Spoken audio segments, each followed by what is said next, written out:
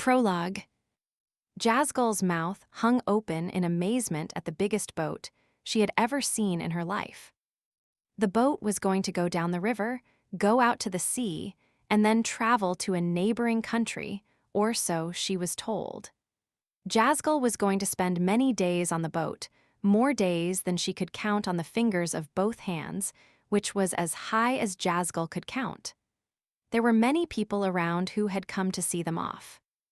The boat was splendid. She had never dreamed she might ever ride on such a vessel. She came from a poor family. Her parents had given her nothing but her name and the most meager of meals each day. Then, finally, they had sold her as a slave. Jazgul couldn't speak. She could hear, but for some reason, she'd had no voice since the day she was born. She could work, albeit perhaps not as hard as many people, but her family had lacked the means to support her. Jazgul had been sure she would become a concubine. She wasn't so bad looking, and if her nose was a little bit low, well, her overall appearance was charming enough to make up for it. Yes, being a concubine would make her happy. It wasn't like being a prostitute. Those had to work all the time, every day. A concubine, she'd heard, had just one man to please. Thus, when she had been brought to the large house, she'd been overjoyed, sure that she was about to become a concubine. "What a pleasure to have you here," was the greeting with which she was received at that house. She'd heard that its owner was a regular old pervert, but nothing could have been further from the truth. Instead, she found herself serving someone very, very lovely. Someone with pure, white hair and who was the slightest bit plump. No one was upset that Jazgul couldn't speak and didn't know how to read or write. Instead, she was given expensive paper and lots of ink and told that if she couldn't write, she should draw pictures instead. She learned her duties diligently so that she might be of use in this place, and while she learned, she was able to eat plenty of food and wear beautiful clothing. She discovered that she served someone very kind and that drawing pictures was great fun. She would draw the scenery outside, or the owner of the house, or the senior servants. And every once in a while, she would draw something she had seen in a dream. Shidi had a dream once about riding on a boat, one just as big as the one in front of her now. When she drew that picture, the owner told her that it was an especially good one. Yes, she had found very good work. She was asked whether she wished to go with her mistress on a boat to a far country, and she decided that she did. She'd been on a boat once after she'd been sold into slavery, but it had been awful. This boat looked much more fun. She hadn't gotten seasick even on the slave boat, so she didn't think there would be any problem with this one. But this person Jazgul served was frail and weak, so Jazgul would have to work extra hard and be extra energetic.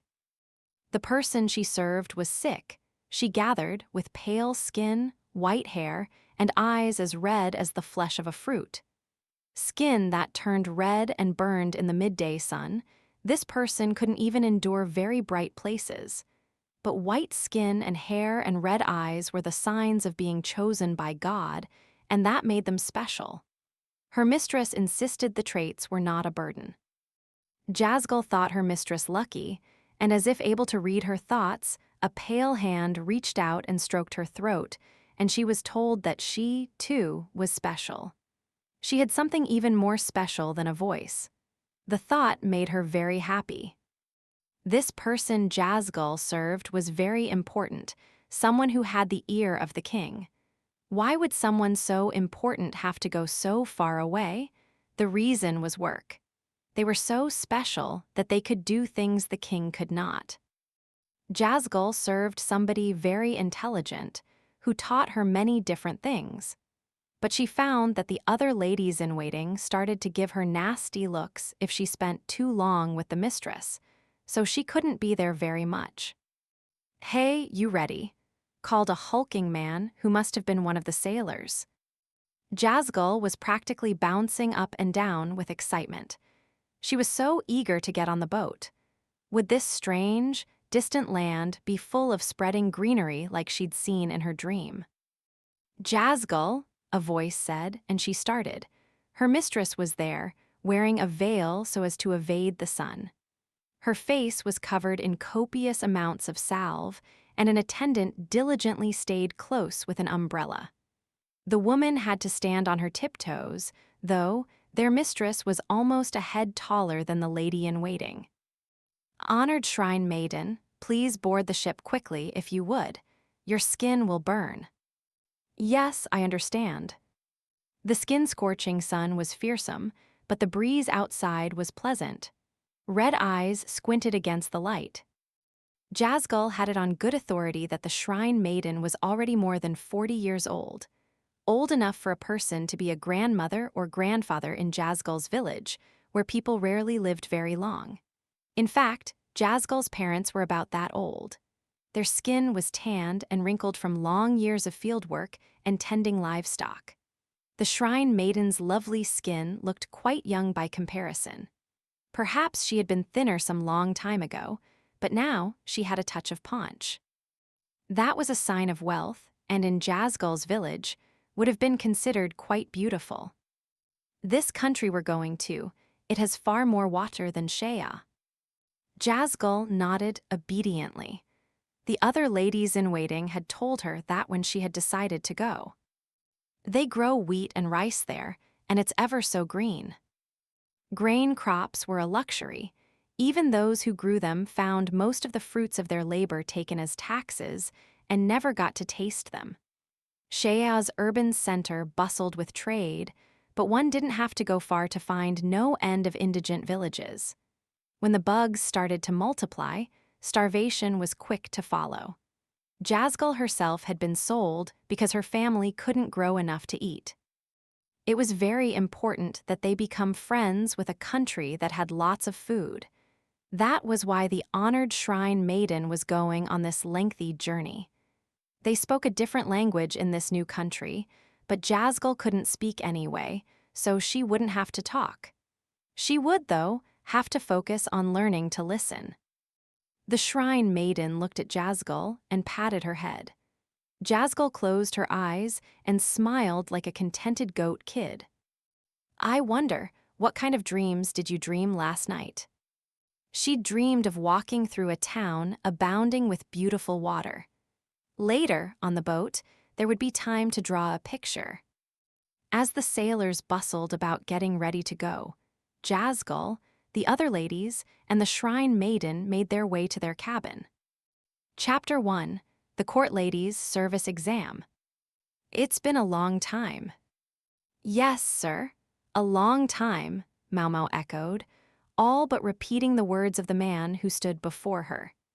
She had been idly making up some medicines at her apothecary's shop in the Pleasure District, when who should appear but the original fuzzy-feeling inducer, Gaia-shun. "If I may ask, sir, what's going on?" To her knowledge, Gaia-shun was no longer Jinshi's attendant, but was serving the emperor himself. She braced herself. Surely His Majesty didn't have some business with her. "It's nothing. My son, curse his foolish hide, was supposed to come, but considering he recently injured himself in the most ridiculous way possible." So Gaia-shun had come in his stead, rejoining Jinshi for a brief stint while the boy healed. "Ah, yes, his injuries were quite severe," Maomao said, recalling the recent events. It had been a real uproar in that corner of the court grounds. She could still picture the battered young man. It had been painful just to look at him. "Yes, he was an absolute wreck," Gaia-shun agreed. "I'm impressed he survived. My son has always been durable, if nothing else." The remark might have sounded cutting, but Gaia-shun's fool son, that is, Basin, had sustained those injuries while performing his proper duty. He had sacrificed his own health and well-being to save consort Lishu, who had thrown herself off a balcony under the influence of the White Lady's drugs. It was a laudable display, but aside from his right hand, every bit of him had either been broken, scratched, or torn up. Maomao was frankly amazed that he'd maintained consciousness. He swore he would go back to work on crutches, so I had to restrain him at home. He's currently recovering under the watchful eyes of his mother and older sister." Maomao nodded with understanding as she opened a drawer. There had to be tea around somewhere. Gaeshun, however, said, "You needn't mind me, Xiaomao." "You're sure, sir? I have some buns from the main street that they say are gone by noon every day." She'd gotten them from the courtesans, who said they had been planning to give them to the apprentices until they realized they didn't have enough and didn't want to start a fight. There was only one of Maomao, so there wouldn't be any jealous scuffling. The buns consisted of steamed dough worked with brown sugar and yam. They were known for their delicate sweetness and rich exterior. "You've convinced me," Gaeshun said. He might have looked like a stern soldier, but he had an insatiable sweet tooth. Maomao prepared tea, taking some she'd made that morning and chilling it with well water. Being able to serve a cold drink to a guest during the hot season was the height of luxury. The madam didn't hesitate to allow Gaeshun to be served with a glass drinking vessel, something usually reserved for only their best customers. Incidentally, basin was served with something a step lower on the luxury scale. Gaeshun started in on the bun, a blissful smile on his face. What could he be there for? He certainly hadn't come just to trade small talk. When he realized Maomao was watching him, Gaeshun shoved the rest of the treat into his mouth and quickly washed it down with some tea. "Ahem, if I may turn to business," he said. Maomao immediately had a bad feeling about this. "I've got another bun here, sir. Please help yourself." She offered him the one she had been planning to eat herself. She liked wine better than sweets anyway. Gaeshun was a thoughtful guy. She knew that one day the bun would come back to her in the form of some decent alcohol. Gaeshun wolfed down the second bun, then cleared his throat. "Xiaomao, do you have any intention of becoming a medical official?" "You know that's not possible. Women could not become court doctors, not under the nation's laws as they stood." "Pardon me, I think I put the question the wrong way. Do you have any intention of reaching a station equivalent to that of a medical official?" This time Maomao wasn't so quick to answer. A station equivalent to a medical official's. In other words, one that would allow her some access to the drugs in the medical office. She tried to keep her lips in a neutral, straight line, but she couldn't prevent a slight tremble. A glint entered Gaeshun's eyes. "You could try out new drugs too. We have people who do that, you know." Still Maomao was silent, but she felt her cheek begin to twitch and the corners of her lips start to edge upward. "No, don't give in, there's a catch. There has to be." The entire idea was too good to be true, and that meant it was a trap. Moreover, it was Gaeshun who had come to her with the suggestion. There would be no free lunches with him, and she knew it. Not to mention, there was this shop to think of. She had an apprentice apothecary, true enough, but he would start squawking if she left him alone again. He was far from ready to stand on his own 2 feet yet. Okay, this is the part where I turn him down. Gaeshun must have known things weren't going his way because he struck first. "You know Shea, of course, in the West. Do you remember the emissary from that country?" "Ah, you mean Aylin. That was her name." Maomao and Lahan had met with her on their recent sojourn to the Western capital. The thought of her gave Maomao pause. This was the woman who had asked them to provide either provisions or political asylum. Even before that meeting in the West, she and a cousin of hers had come to Li. Then again, Gaeshun had spoken only of an emissary. Maybe he meant someone else. Maomao chose the safest way of finding out. "You mean the two who were at the banquet where Master Jinshi worked so hard last year, yes." She could probably have described them as the troublesome pair who were so eager to see the moon's spirit from decades ago without getting in trouble. The pair included Aylin, the woman she'd met in the Western capital, along with another woman, Isla. She was just as twisted as her cousin, and was strongly suspected of having sold the newest sort of firearms to the Shi clan. Both of them were walking trouble, without a doubt.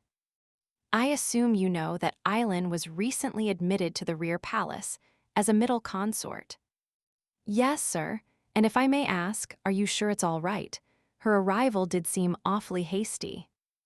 I'm not at all sure. Her being a foreigner, the other consorts and palace women are by no means well-disposed toward her.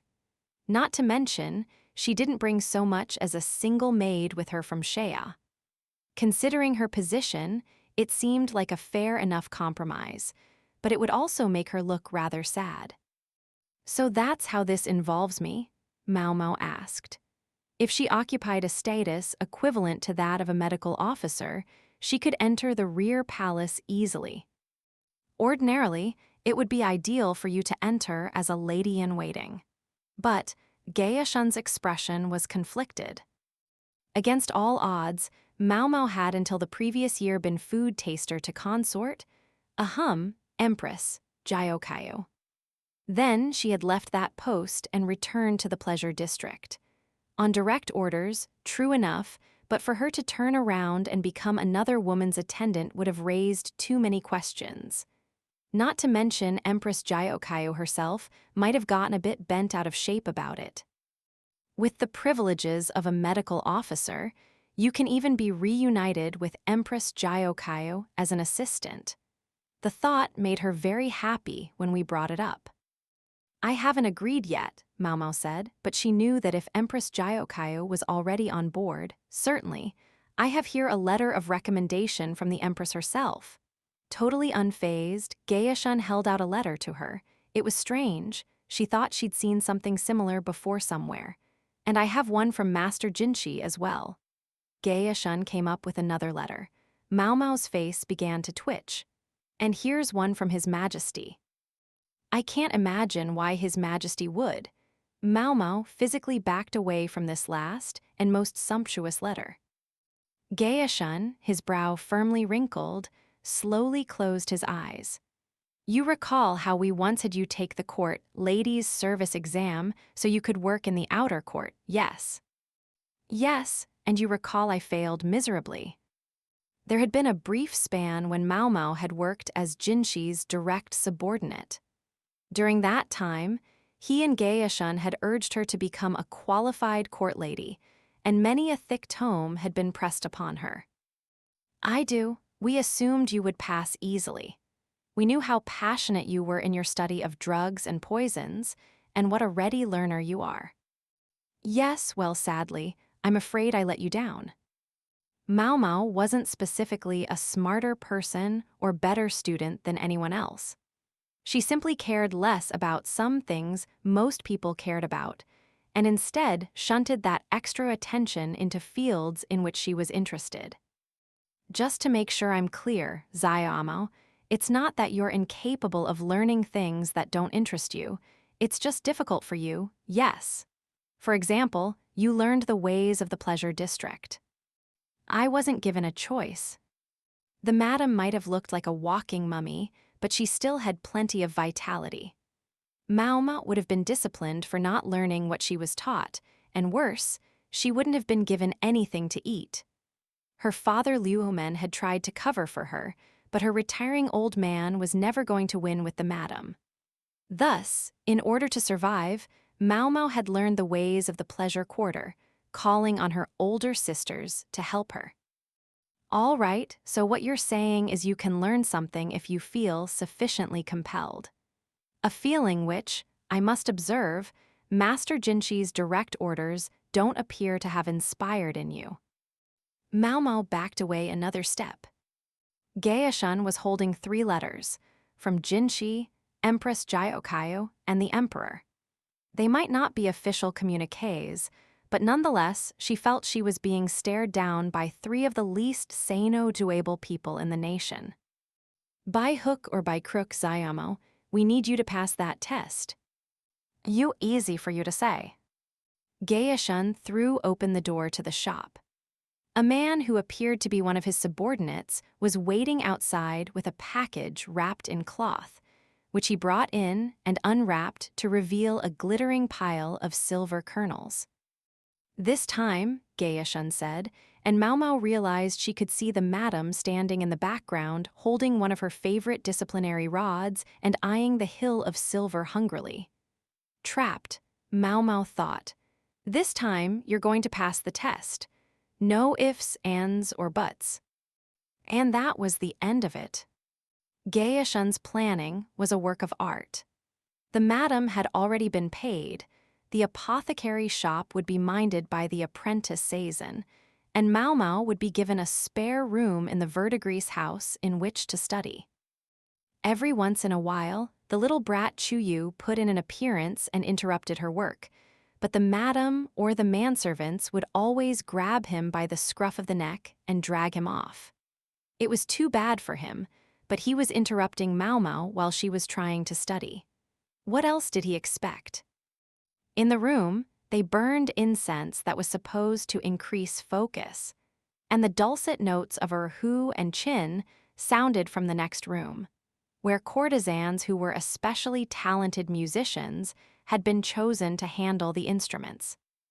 Studying was supposed to make you crave sweet things, but Maomao was instead offered salty rice crackers and cold fruit juice. They'd thought of everything. How much did this cost? She wondered. Cost or no cost, she frequently found herself wishing she could sneak in a little nap, but the madam made regular patrols, which put the kibosh on that idea. She herself, having been quite a high-class courtesan in her younger days, was more educated than the average person. "Can't you recite even one of these poems?" she demanded. "It's a medical exam, why is poetry even on it?" Maomao shot back. Strictly speaking, she wouldn't be taking the medical officer's examination, but rather the exam for court ladies who wished to serve in the medical office. There were a number of qualifications necessary to become a court lady, but the position of a court lady specializing in medicine was something new. In Maomao's opinion, if they were going to go to all the trouble of creating a new specialty, they should have taken the opportunity to get poetry off the test. It's got nothing to do with medicine. "There's history on there too, even sutra copying," she complained. Knowing history changes a person from the inside out, and the better your handwriting is, the easier it'll be to read. Copying sutras is excellent practice. It figured that this was the moment the madam would talk sense. Maomao wished she would just say something like, "Don't bother learning anything that's not going to make money," like she usually did. Maybe it was too much to hope for, given the amount of silver that was involved this time. The characters the old woman wrote for Maomao to copy were lovely. Her hand might be like a withered branch now, but once upon a time, she had boasted shining nails and fingers as nimble as fish sliding through the water. Men liked women with beautiful handwriting. Men liked women with beautiful looks. She spent her life polishing herself for the benefit of men, and now here she was pounding the same lessons into the ladies of the pleasure quarter. If she'd been so beautiful, why hadn't she chosen some other life? Perhaps there hadn't been a choice. Maomao voiced a thought that sometimes crossed her mind. You can write beautiful characters and still say awful things with them. She thought the next thing she felt might be the madam's knuckles crashing down on her head, but nothing happened. "No one knows if you're beautiful or filthy on the inside," the old woman said instead. "So you might as well write pretty." Then she looked at the examples pointedly, as if to say, "Now get to it." The flawless, perfectly balanced characters looked like they could have been an answer sheet for the civil service examination itself. "Yeah, okay," Maomao said, knowing the rod waited for her if she tried to slack off. She rolled up her sleeves and took up her brush. The court lady's test was administered with some regularity. Unlike the civil service examination, this test was taken exclusively by young women who wouldn't serve for as long as the men, so there was frequent employee turnover and a constant need for fresh blood. For the most part, the women who sought to become court ladies were the daughters of officials or rich merchant households. For them, court service was an achievement to boast as a potential bride, or else a way of finding a husband. Very few women applied to the service out of a passion for the work. Maomao had experienced some nastiness at the hands of some of the court ladies during her time as Jinxi's attendant, and it certainly hadn't looked to her like the women had been taking their jobs very seriously. The test took place in a school building in the northern part of the capital. The civil service exam proper was given in another city somewhere to the north of the capital, but for a test held as often as the women's service exam, it was much easier to do things in the capital itself. After 2 weeks of non-stop studying, Maomao arrived at the examination disheartened. There were about 100 people there, not surprising considering that it wasn't only aspiring medical assistants who were present. There isn't much to say about the exam itself. It was over in a couple of hours, and Maomao was promptly on her way home. They had already checked her preliminary paperwork, not that she had ever expected to fail at that stage. She almost started to worry she'd passed because of special treatment. No, if they were going to do that for me, then why would they make me do all that studying? She preferred to think that she could pass by her own merit. She was fairly confident in her work anyway. If anything was going to trip her up, it would be the classical poetry and sutra copying, subjects in which she had no interest. Frankly, if she had made a mistake on anything else, she wished they would let her know about it, because the medical attendant exam had consisted of thoroughly elementary knowledge of drugs and medicine. Maomao could have answered 10 times as many questions as they'd asked in the time given for the test. After dashing off the answers, Maomao had had nothing in particular to do, so she'd figured she would start walking home. And she would have, if only she hadn't heard the moronic voice. What do you mean I can't take the test? There was some sort of argument happening in front of the testing center involving the official in charge of the examination and someone who looked like a test taker. But there was something strange about this particular examinee. They were dressed in women's clothing, but they were physically pretty large. Sure, there were tall women around, but this person also had a low voice, one Maomao recognized. I feel like this isn't the first time I've seen something like this, she thought. She wished she could ignore the bad feeling she had, but she was unable to dismiss the bizarre scene. Why, sir, why won't you let me in? The woman asked, taking care to speak with impeccable politeness. Her face was hidden with a cloth, and at that point Maomao's suspicions turned to certainty. True enough, the person looked something like a woman if you only looked at their face. They had attractive, balanced, and delicate facial features, to say nothing of a perfectly good makeup job. But the person was clearly speaking in falsetto, and the way they squirmed was particularly unappealing. "What are you doing?" Maomao asked. She could have ignored the entire situation, but she felt bad for the official caught in the middle.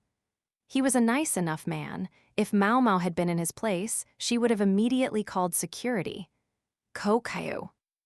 The woman was actually a man Maomao had first met on a ship coming back from the western capital. He had smallpox scars over half his face, which was what the cloth was covering. He was a doctor, but sadly, the scars kept him from being able to get much in the way of decent work. On the other hand, his idiotic personality couldn't be chalked up to misfortune. "Oh, Maomao, haven't seen you for a while. Listen, you won't believe this. This mean man won't let me take the exam." He winked at her with his one visible eye as if to say play along. She wished he wouldn't do that. It was creepy. "Doesn't matter if I did want to play along with him. The test is over already." "What? You're kidding?" he screeched, putting his hands to his cheeks theatrically. Very helpful. "The poor guy is just doing his job." "Come on," Maomao said, and dragged Congee away from the testing center.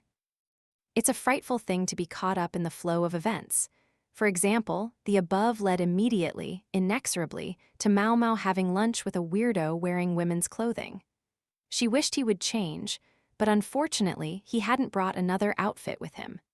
He informed Maomao, borrowed the costume from the wife of the chief of the village where he was living, which caused Maomao to have doubts about her as well. And here I finally thought I'd found my new job. So the next exam isn't for 2 months, huh? It doesn't matter. You can't take it. You're not qualified. Although if you're looking to get castrated, I'd be happy to help. Oh, please don't do that, Congee said, shrinking back and squirming again. So creepy. So I thought you were helping the old guy anyway. What happened to that? Last Maomao knew, Congee had been assisting an old doctor in a neighboring village. They seemed to get along well, even if the old guy was a bit of a weirdo. Gramps hasn't been feeling too well lately. He said he thinks he's gonna retire from medical work pretty soon, and that I should find somewhere new while the finding's good. Maomao's expression was conflicted, for she had an inkling of why the old physician might be feeling so weak. That was when I heard about this brand new opportunity to be an assistant in the medical office. Well, check the requirements next time. Actually, he probably had. That was why he'd shown up in women's clothing. She still wished he would do something about that.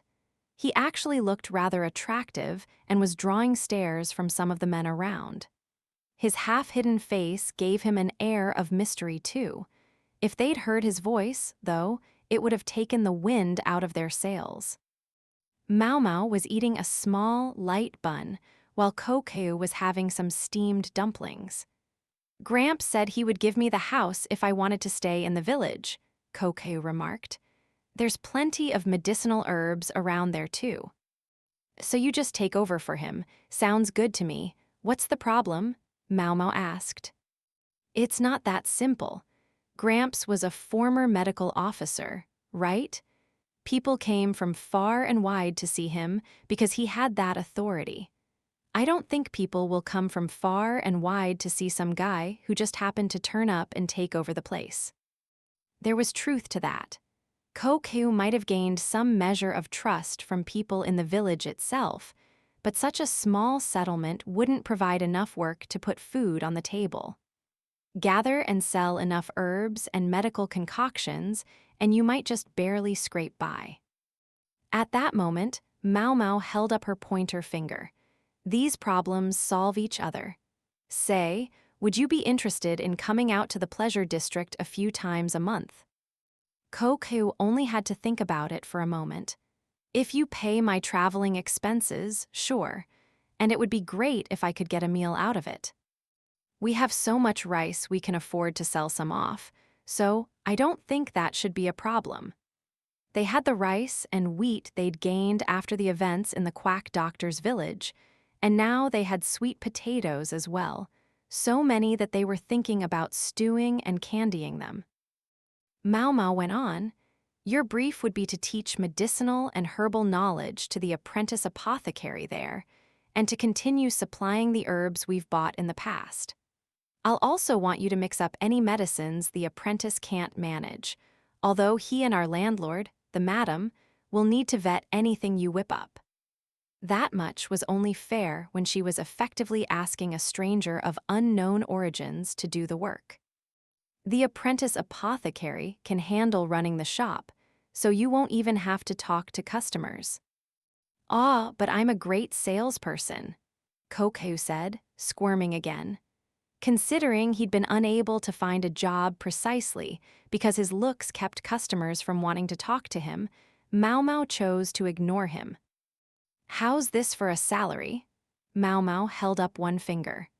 Combined with his work at the village, it would be enough to eat, even if it was on the low side for an apothecary's compensation. How's this? Congee said, pulling up a couple more of Maomao's fingers. Then they both burst out laughing. Maomao, though, also shot him a glare. For someone who acted like such an idiot, he sure had a keen sense of the market. So much for going by finger count. She ended up debating every nicety of the budget with him. At least she got to munch on a bun while she did it. Chapter 2: Harassment. Seizhen looked intensely relieved when Maomao told him she'd found another apothecary. "I'm so glad I won't have to tend the shop all by myself again," he said. Frankly, Maomao would have preferred to hear an indignant, "I can handle this on my own," but very well. The days after the exam were an all too brief interlude of peace. She'd done what she'd been told to do, but the 2 solid weeks of being allowed nothing but studying had brought her only pain. She was very pleased to be able to get back to working in the field and making some medicine. A few days later, a letter arrived, her acceptance, she presumed, and as it happened, she was right. It would be a wonder if anybody failed that test, the madam had said when Maomao had told her about the contents of the exam. To get a perfect score was a real challenge, but a passing grade was only 60%. Even Maomao, who had relied mostly on cramming, figured she had gotten at least an 80, and the women who had studied properly for the examination could hardly have done worse than her. Even when it came to the actual medical knowledge portion, there were few specialized questions. Most of the items would be easy enough to answer if you took your time and thought them through. Only a really smart person could think that. "Low grams, Maomao?" Perrin slid into the room, looking particularly slovenly. This princess of the verdigris house, one of 3, must have had a customer the night before, for her skin was glowing. The customer, for his part, had probably been sucked so dry of his essence that he'd gone home looking like a withered fruit. Some people claimed that it was mastery of Fang Zhongshu, the arts of the bedchamber, that left Perrin's beauty undiminished despite the fact that, at well past 30, she was the oldest courtesan at the establishment. "Just thinking about that stuff makes my head hurt. I tried to learn it, but it just won't go in my brain," she said. Well, everyone had different strengths. By and large, you could achieve most things more or less if you worked hard enough, but there were some things that effort alone couldn't help with. Maomao's older sister, Perrin, couldn't write very well. When she tried, the characters often came out backwards, as if in a mirror. The old lady had made several attempts to improve Perrin's handwriting, but the quirk remained, and she always had to have someone check her writing or simply write for her. However, almost as if to compensate, she was an unparalleled dancer. There was none better in the whole pleasure district. "That's great that you passed and all, but so what? Do you even own clothes you can go to work in?" "I assume that's their problem," said Maomao, perfectly happy to let someone else do the work, and not feeling the least bit obliged to make any special preparations herself. Even the day before the test, a messenger had arrived from Gaeshun bearing clothing and writing utensils. She got the impression the messenger had also been intended to accompany her to and from the testing center, but having a babysitter that had sounded like a headache, so she'd ignored him. For better or for worse, it had left her free to end up having lunch with the cross-dressing Kokeu. The acceptance letter said that everyone who had passed the test was to assemble at court the day after next before each heading to their assigned departments. It was accompanied by a wooden token scorched with a symbol of a flower. Her ticket into the palace grounds, she figured.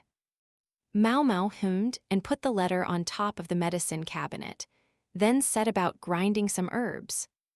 Come the day after next, Maomao went to the place indicated by the letter. It was near a building bustling with civil officials, and not far from the medical office.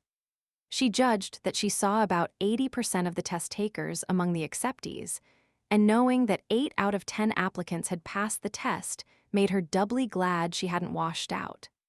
On the other hand, she also found herself with a little more sympathy for how exasperated Jinshi and Gaeshun had seemed when she'd failed the last time. The ages of the assembled women ranged from 14 or 15 to about 20 years old. A handful were older than that, but Maomao couldn't shake the sense that she detected a gleam in their eyes. She preferred not to think too hard about the reason, namely that they were probably joining the palace service in hopes of finding a husband.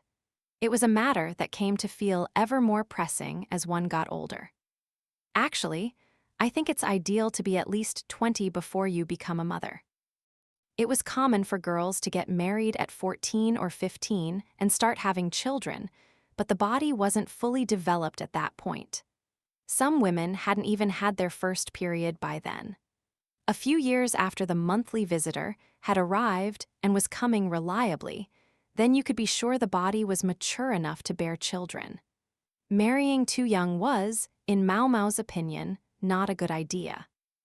The pelvis has to be firm or it's tough to deliver the child, she thought, her hand brushing her hip. She didn't expect her own body to do much more growing, but if she ever somehow found herself pregnant, it wouldn't hurt to have a little more meat on her bones. Birth was considered kissing cousins with death. Maomao was keen to try giving birth at least once, but that wasn't something you could just go around saying. People might think you were simply being crass if you claimed you wanted to give birth as an experiment. Besides, if they knew the other thing Maomao thought on the subject, they would probably get upset. Namely, I wouldn't be able to get a decent placenta out of it. When a child was born, the placenta was expelled. There were certain regions where the mother would then eat the discarded placenta as a way of strengthening herself. It was said to be quite tasty, like liver sashimi. Of course, animal liver might have parasites in it if you tried to eat it raw, but a placenta should be safe. It would have been part of her own body, after all. Maomao's father had always sternly warned her not to use any part of a human as an ingredient in her medicines, and likewise not to have any contact with dead bodies, lest terrible curiosity boil up within her. But her own placenta, what about that? It wasn't a dead body, and it wouldn't be like she was using someone else for her ingredients. It was a part of herself. What would be wrong with taking it back in?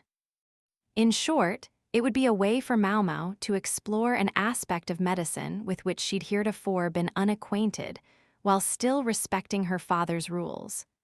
Of course she wanted to do it. "Everyone, over here please," an older court lady said. Her gaze was sharp. They'd all been given a standard uniform to wear, but some people had embellished theirs with special modifications. Among peacocks, males had the ostentatious plumage, but with humans, the females of the species were the more lavishly attired. Maomao had simply worn the uniform as it was given to her. She didn't think she should be at all conspicuous, so why did she feel like people were stealing little glances at her? Am I wearing it wrong? She wondered. It was the same plain, sleeved dress everyone else was wearing. For her, the top was a light pink, the bottom red, but the colors varied by each person's assigned department. There couldn't have been 5 people wearing the same colors as Maomao. Assistant to the medical office was still a new post, so maybe there just weren't very many of them yet. If there was anything that really stood out, maybe it was the band in Maomao's hair. She felt like hers was a slightly darker color than everyone else. Deciding there was no need to give it too much thought, she went over to where the older court lady had indicated and stood in line with some other women when she bumped into something. No, that wasn't what had happened. Before she could even stick her hands out, she was on the ground. Perhaps she was lucky her nose didn't stick out too far, for she went face first and ended up covered in dirt from forehead to chin.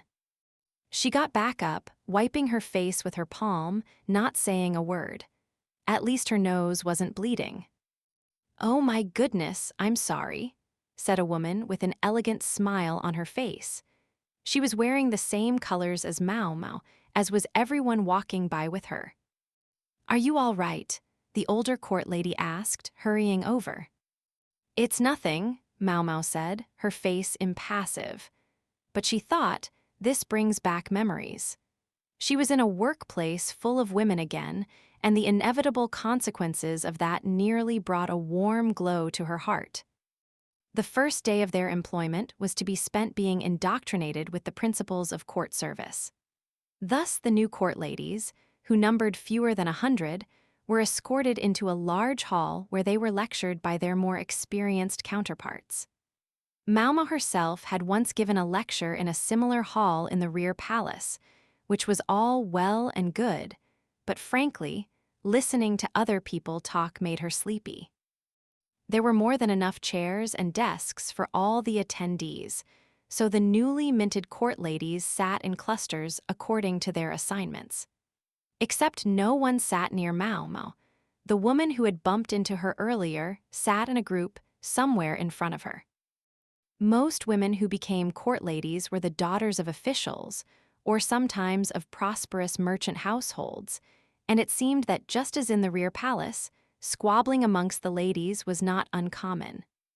In the rear palace, however, there had been a certain hunger in the air, a sense that the low could overcome the high.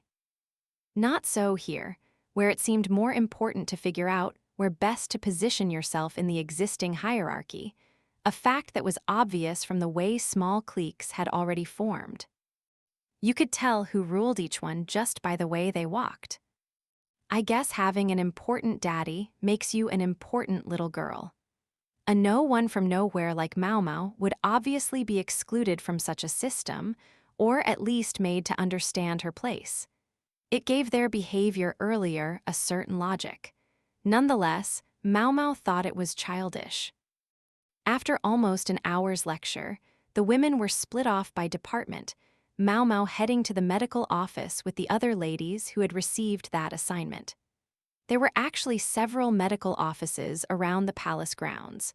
For example, the one Maomao had often gone to while working for Jinshi was in the western quarter.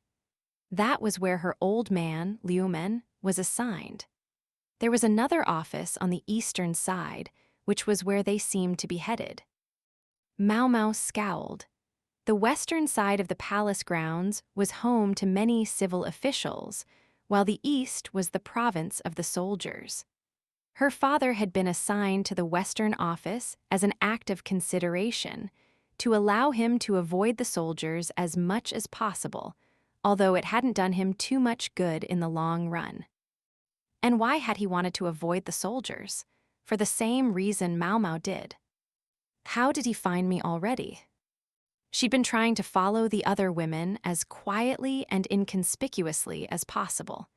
Their group garnered glances from the brawny military men as they went by. Maomao accepted, the new court ladies were all young and lovely. Of course the men would want a quick look.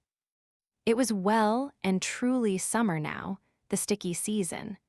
Just walking around was enough to make you start to smell of sweat. The men were working out with their shirts off, drawing interested gazes from the court ladies as they went by. And somewhere in the middle of it all was a most unsettling shadow, following the group from behind. Maomao tried to ignore it, but she kept seeing it out of the corner of her eye. Maybe the person thought they were being sneaky, but they were terrible at it. Who was this strange figure? He had no facial hair, eyes like a fox, and a pointless monocle. Maybe he thought it made him look fashionable. By now you ought to know who we're talking about. One wouldn't wish to say his name. "Who's that?" some of the ladies began to whisper. "He's more important than you might think around here. There were higher-ranking military officials out there, but most of them were to be found at desks in the central part of the palace complex. This man had the title to make him important, but seemed to have a lot of free time to waste hanging around. When they realized the eccentric strategist was on the scene, the other soldiers stopped trying to steal glances at the passing ladies and became hilariously serious about their exercise. There was an ironclad rule among the soldiery: don't get involved with him. He always meant trouble, and lots of it. Obnoxious, Maomao thought. She wanted to hurry up and get out of there, but the older court lady went ever so slowly, and there was nothing she could do. Although the woman's skirt hid her feet, Maomao suspected from the movement of her hips that they were bound. Can't be easy to walk like that.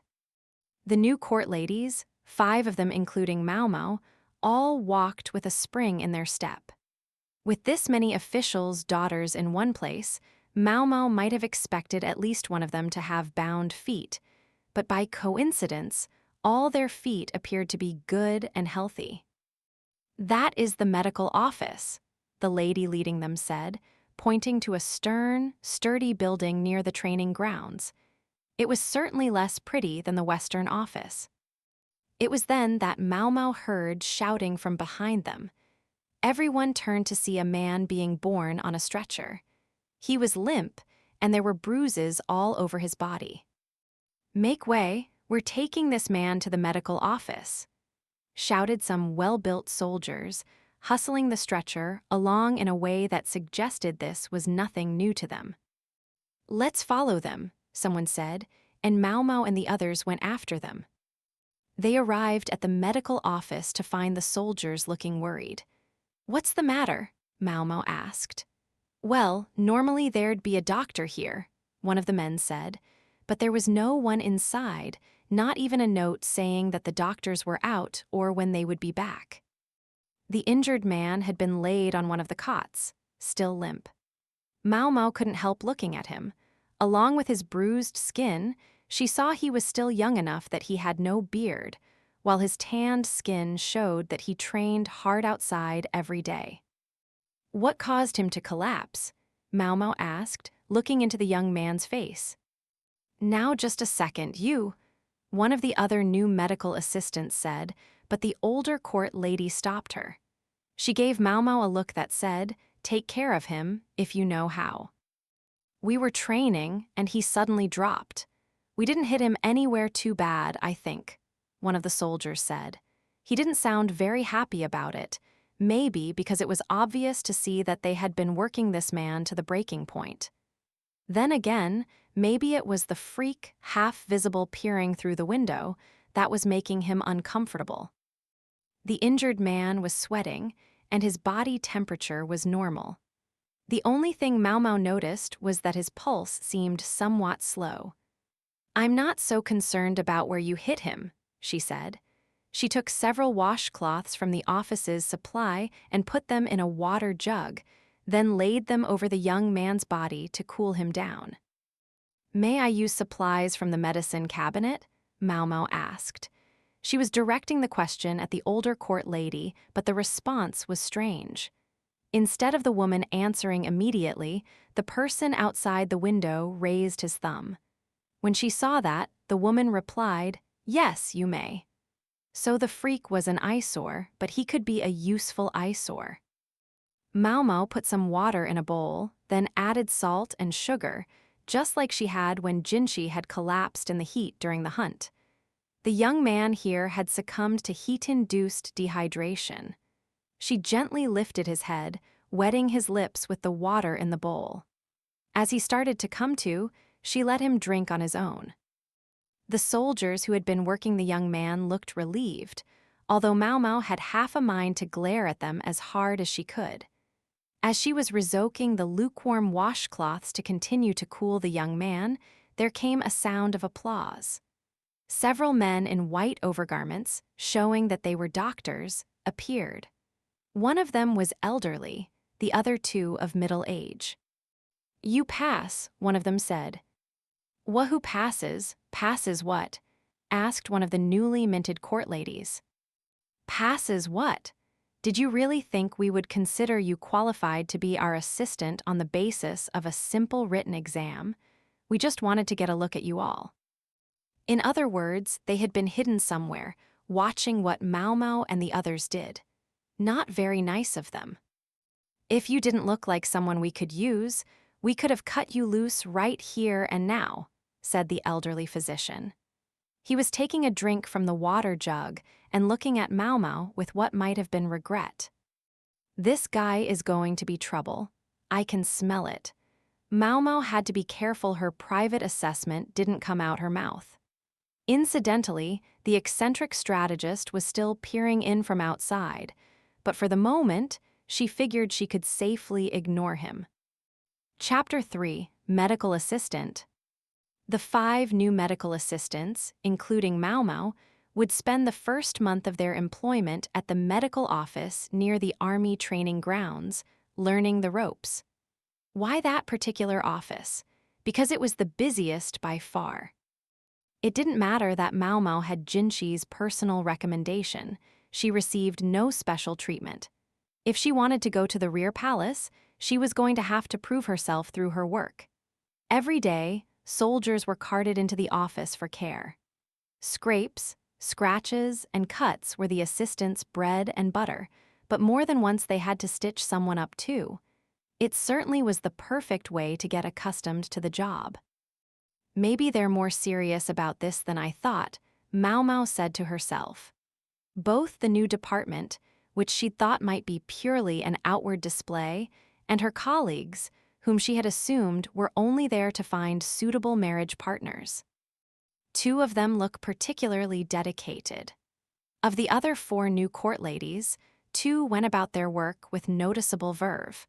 One whom Maomao had taken to be a leader of the gaggle of women, and another who seemed inward and quiet. As for the remaining, less enthusiastic 2 women, they fainted at their first sight of blood.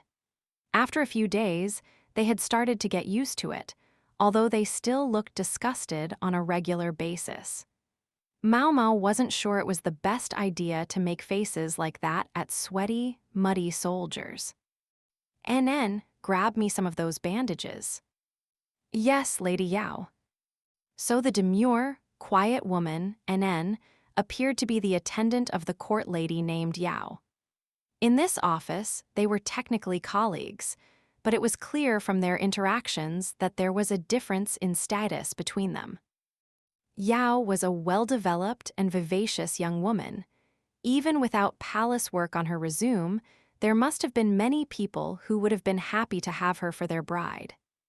NN was less outgoing and didn't show much expression, but she had a pretty enough face, and she exuded an unmistakable competence. Maomao was washing bandages as fast as she could. They were going to be wrapped around open wounds, so they had to be as clean as possible at all times. After washing, they were boiled to disinfect them and then dried. Maomao's colleagues continued to give her a hard time. They spared her only the bare minimum of conversation, although since Maomao tended not to initiate talk either, it was a little hard to say who was at fault there. The doctors intended to make full use of the ladies, and since Maomao already knew how to do the work, she rarely had to ask for help. She just did things. The result was that she finished jobs without being particularly friendly with anyone. She was just putting the boiled bandages out to dry when one of the physicians said, "Might I ask you something?" "Yes, sir." "Are you finding anything difficult about this work?" The doctor looked familiar. After a second, she realized he was the medical officer she'd become acquainted with while working for Jinxi. "Nothing specific, sir. And I notice you eating by yourself at mealtimes. The food here is delicious, if I may say so. For one thing, it actually tasted like something. The medical office was probably served the same stuff as the soldiers, and unlike at the rear palace, you could get seconds." "That's not what I'm getting at. Doesn't it hurt that the others are obviously ignoring you?" "Things might be easier for them if they would ask questions of me, sir, but the reverse isn't really true. If anyone was disadvantaged by the silent treatment Maomao was getting, it was the ones giving it." Okay, so sometimes she missed important messages because no one told her about them. But every time one of the doctors tried to give her a dressing down, he found a freak glaring at him through the window, and eventually the scolding stopped. The freak's appearances continued, however, such that he had to be dragged away by his subordinates several times each day. In fact, it must have been the physicians, trying to teach, who were put in the hardest position by the rift among the ladies. Maomao did feel a little bad for them. "I'm afraid I'm not really sure how to make friends with them, but I might know a little something about how to handle that freak." "There was a beat. Please tell me." The trick was simple: invoke Liu Omen's name. She felt bad for her old man, but it really sucked having the freak constantly lurking around. Another tactic you could use was to give him a record of a game of Go. He would be a good boy for as long as it took him to read it. The risk was that if he saw any particularly bad moves, he might go into teaching mode. "May I ask you something else?" the doctor said, keenly aware of the monocled old dude peering at them from the shadows of the trees. When had he gotten back? His gaze was focused, sharp as a knife, on the physician talking to Maomao. "What exactly is your relationship to the honored strategist?" "He's a stranger to me," Maomao said. But surely." "A total stranger," she said firmly, and went back about her work. When she started working in the medical office, Maomao took up residence in a nearby dormitory on the palace grounds.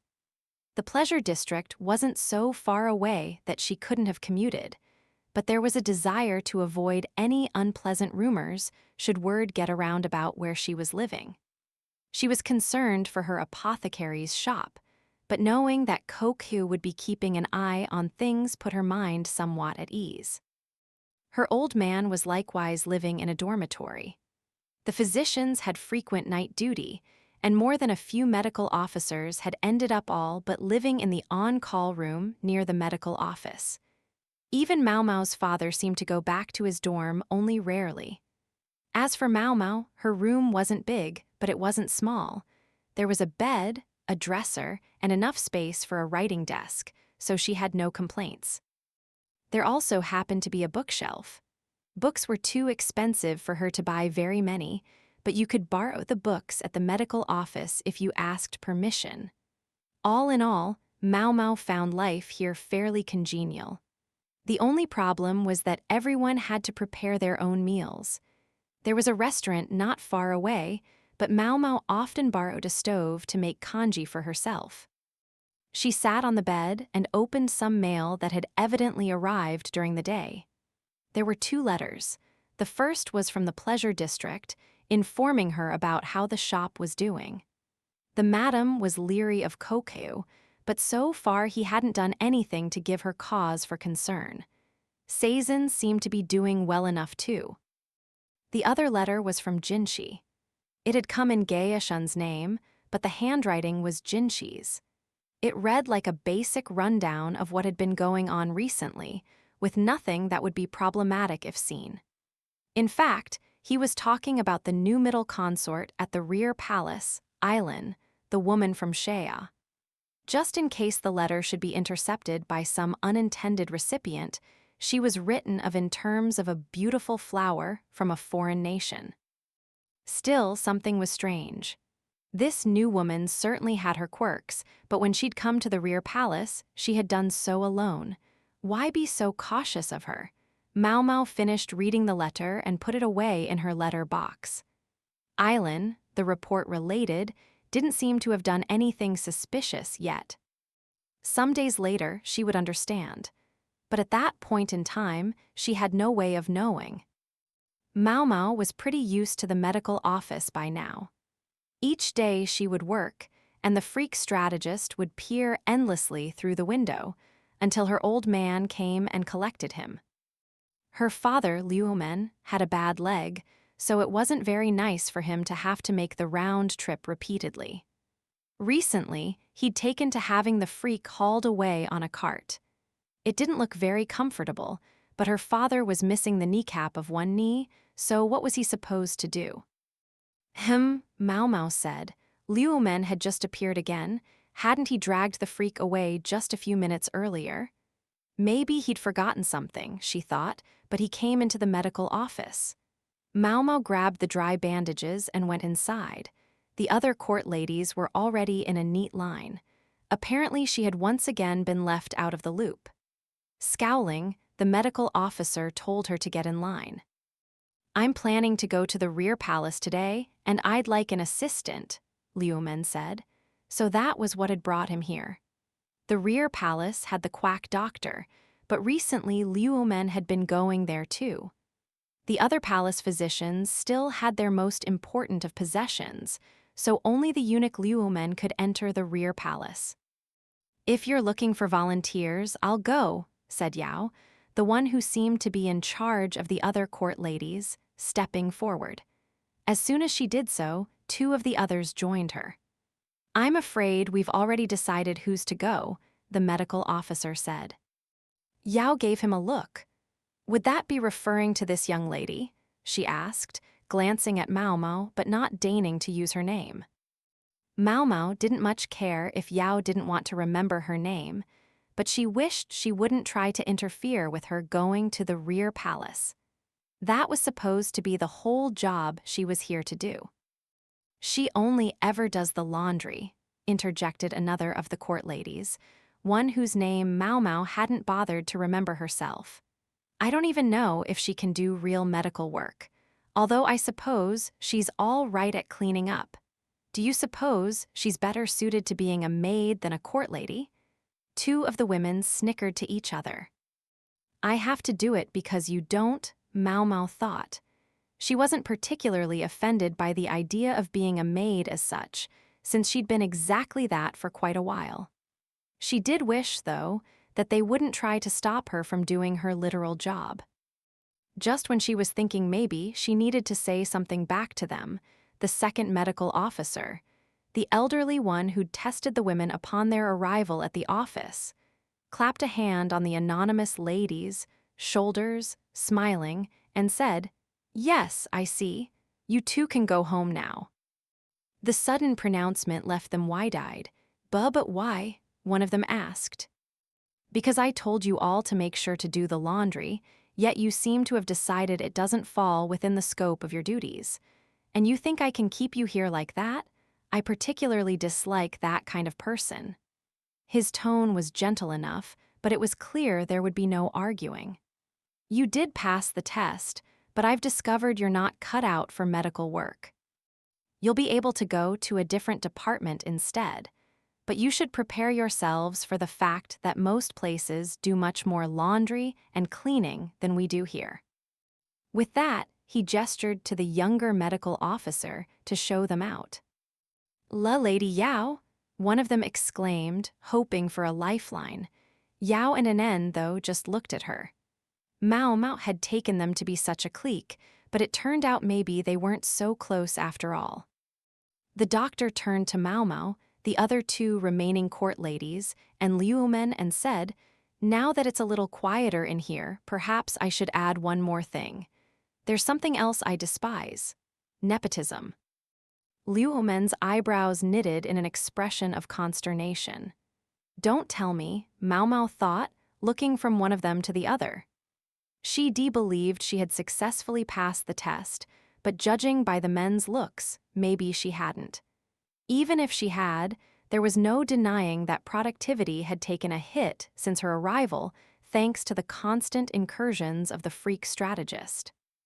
Those who are not here because of family connections are invited to demonstrate it through the excellence of their work. That's all I have to say. Now, hurry off to the rear palace or wherever it is you're going." Maomao's old man, still looking concerned, gave a dip of his head. He ended up taking all three of them with him to the rear palace. Chapter 4: The Rear Palace. Be they a palace woman or a eunuch, all those entering the rear palace were subject to a physical inspection. Maomao and her old man were used to it, but Yao and Anen seemed to find it pretty embarrassing. They recoiled at the idea of being touched by a eunuch. The looks on their faces all but screamed, "Don't touch us." Liumen finally gave up and summoned one of the rear palace women. "This is the only time," he advised them. "Yes, sir," they said. At least it looked like they weren't going to argue with him. Still, Maomao couldn't shake the sense that their attitudes toward him had taken a turn for the worse since they'd found out that he was a eunuch. That's hardly unusual. Eunuchs were widely dismissed and looked down on. Liumen himself was all too used to this, and it seemed to roll off his back, but it still made Maomao angry. It felt so familiar to be back in the rear palace. In this garden of women, the only men around were eunuchs. It was a strange situation, and yet here it was also perfectly ordinary. The combination created some real characters. People kept sneaking glances at Maomao and the others. When you couldn't come or go freely, you developed a sensitivity to anyone from the outside world. Eyes shone as they fixed on the newcomers, wondering if they might have any interesting gossip to share. Maomao even recognized a few of the faces they saw. It was no one she was especially close to, just maids who had been around sometimes when everyone was chatting at the laundry area. They were openly perplexed by the way that every time Maomao got out of the rear palace, she seemed to wind up coming back. To begin with, Liu Humen headed straight for the medical office. The two other court ladies looked around in fascination as they went, but Maomao and her old man betrayed no special interest in the place as they walked along. That must have bothered Yao, because for once, she spoke to Maomao. "Why do you look so used to this?" she asked. "Because I worked here for 2 years. Not quite consecutively, but she'd been there until the past autumn. That's the term of service for ladies in the rear palace." Telling the whole tale would have been a pain, so she left it at that and hoped Yao would too. That put an end to the conversation, and they were silent until they arrived at the medical office, where they found a familiar loach-mustached man fast asleep. "Hello," Liu Humen said apologetically, catching the man right in the middle of a snore, which turned into a snuffle, then a grunt, and then the quack doctor sat bolt upright. Oh, Liu Humen, it's you," he said. "And the young lady, it's been quite a while." He walked over to them, his hands clasped around his large belly.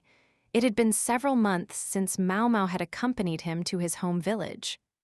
Speaking of nepotism, she thought, remembering what the medical officer over by the military camp had said.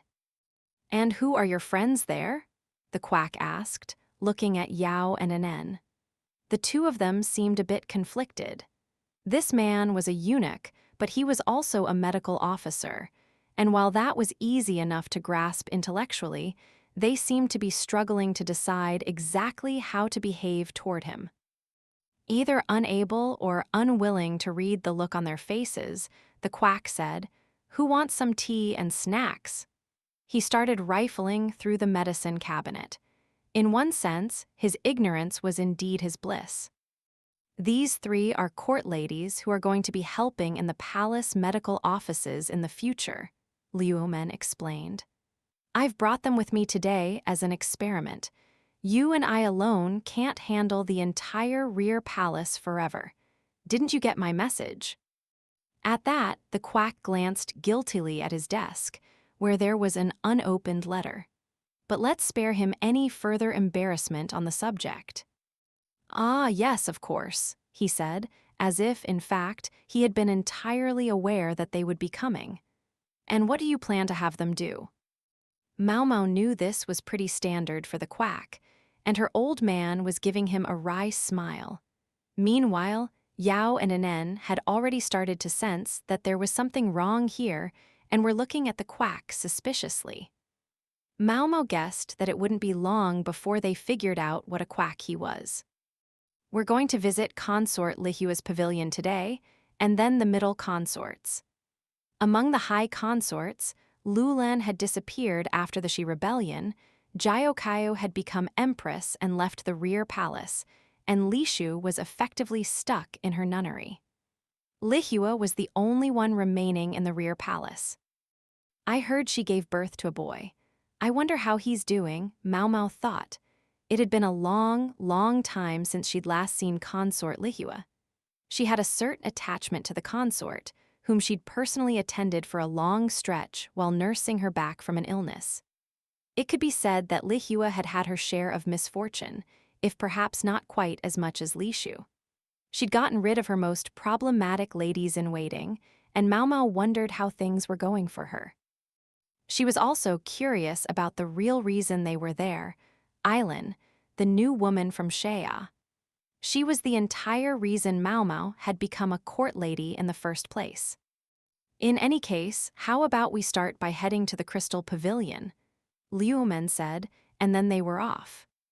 Since they were visiting a high consort, they were accompanied not just by the doctor, but by other eunuchs who acted as bodyguards. Partly they were there for the safety of the medical officer, but they would also keep a close eye that no harm was done to the consort.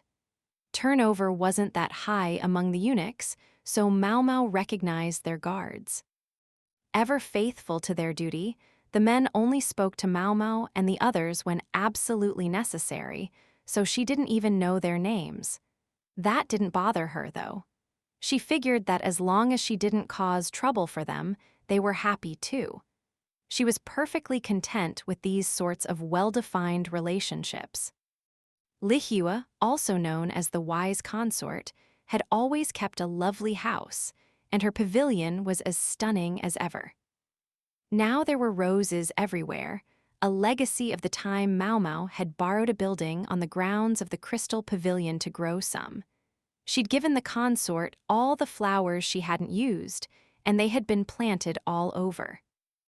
Maomao had grown only white roses, but the groundskeeper must have considered the colorless flowers a bit sad, for now there were red and yellow roses, and even a vibrant green variant.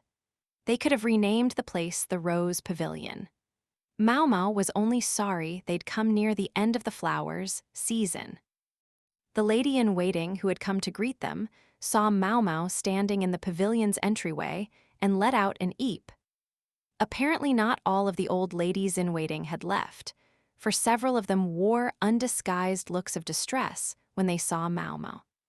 They never did cease to treat her like some kind of monster, and Maomao got the feeling that it was earning her renewed suspicion from Yao and Anen. For that matter, even her old man was looking at her, his anxious eyes asking, "Did you cause some kind of trouble even here?" They were shown into the inner chamber, not the bedroom but the reception room. A few minutes later, there was a rustle of cloth, and a consort who looked like a gigantic rose herself appeared. She carried a plump young baby in her arms, its mouth working open and closed gently. There was a faint aroma of milk in the air, suggesting she had been feeding the child until a moment before. Consort Lihua wore only a touch of rouge on her lips and no whitening powder on her face. She had such lovely skin that she hardly needed it to make her look more pale. Maomao and the others followed the example of Liumen and the quack in how to greet the consort. Maomao was pleased to find her looking so healthy. The child in her arms had a fine pallor as well, and was now well past the age at which the former crown prince had died. Remembering that there really should have been another rambunctious young boy running around brought a pang of sorrow to the heart. Empress Jiaokaiu's son was now the presumed heir apparent, but the little boy in Consort Lihua's arms would be the next in line. Unless they're still treating Jinshi as the heir apparent. The thought of the succession disputes that could arise gave Maomao pause, but at the moment, she was just happy that the child seemed to be doing well. "There's no need to spend too long on greetings. Could we go straight to my checkup?" Lihua said, passing the baby gently to Maomao. She was a little taken aback to suddenly find an infant in her arms, but the boy, unbothered to be held by a stranger, stuck his thumb in his mouth and smiled. "Babysitting isn't really one of my talents. Maybe Lihua wanted Maomao to see the child. To know that the consort, who had been like an empty shell after the death of her first son, had given birth to this beautiful, healthy boy. Knowing that, who could fail to cherish him? The new ladies-in-waiting who'd been brought into the Crystal Pavilion proved quite good at their jobs. A chair was brought so that Maomao could hold the child securely, and a cup with a piece of absorbent cotton in it was prepared. If the child wanted some water, Maomao could put it to his mouth. Meanwhile, Liumen began Consort Lihua's exam, taking her pulse. The quack stood by smiling, not doing anything in particular. In his place, Nen passed Liumen any tools he needed. Maomao took a good look at the child. There was a bit of sweat around his neck, maybe because it had gotten rather warm. Other than that, she saw nothing out of the ordinary. He was the picture of health. She whispered as much to the grinning quack, who passed the message on to her father. Liumen seemed not the least bit surprised. He told the quack to get some medicine for sweat out of the medicine cabinet. The most important thing was that the child was growing up healthy. But Maomao couldn't shake the sense that Yao was glaring at her the entire time she held the baby. After Consort Lihua, they went to see the new middle consort from Shea. There were 3 spare high consort pavilions available, but Aylin didn't live in any of them. Like the other middle consorts, she'd been given a more modest building to herself, so she wasn't getting any special treatment. It was located slightly east of the center of the rear palace and looked like it hadn't been used for a while. The scenery around it was a bit desolate. The ladies-in-waiting who came out to greet them smiled broadly at Maomao and the others and showed them inside. There were 5 of them, a pretty average number for a middle consort. Hello, they were greeted by the new consort, a woman with golden hair wearing a wide-sleeved robe, probably an unfamiliar outfit for her. She was voluptuous and tall, her skin so pale it seemed almost translucent, and her eyes the color of the sky. Certainly an appearance that made her stand out from the crowd. You can understand why they thought they would make it in here on their looks alone, Maomao thought, even if Jinshi had shown them up when he put on women's clothing. Anyway, it hardly mattered. Aylin had finally achieved what had then been her objective, to enter the rear palace. When she had arrived, she had not spoken well of the other former emissary, Ayla. Had they had a falling out sometime during the last year?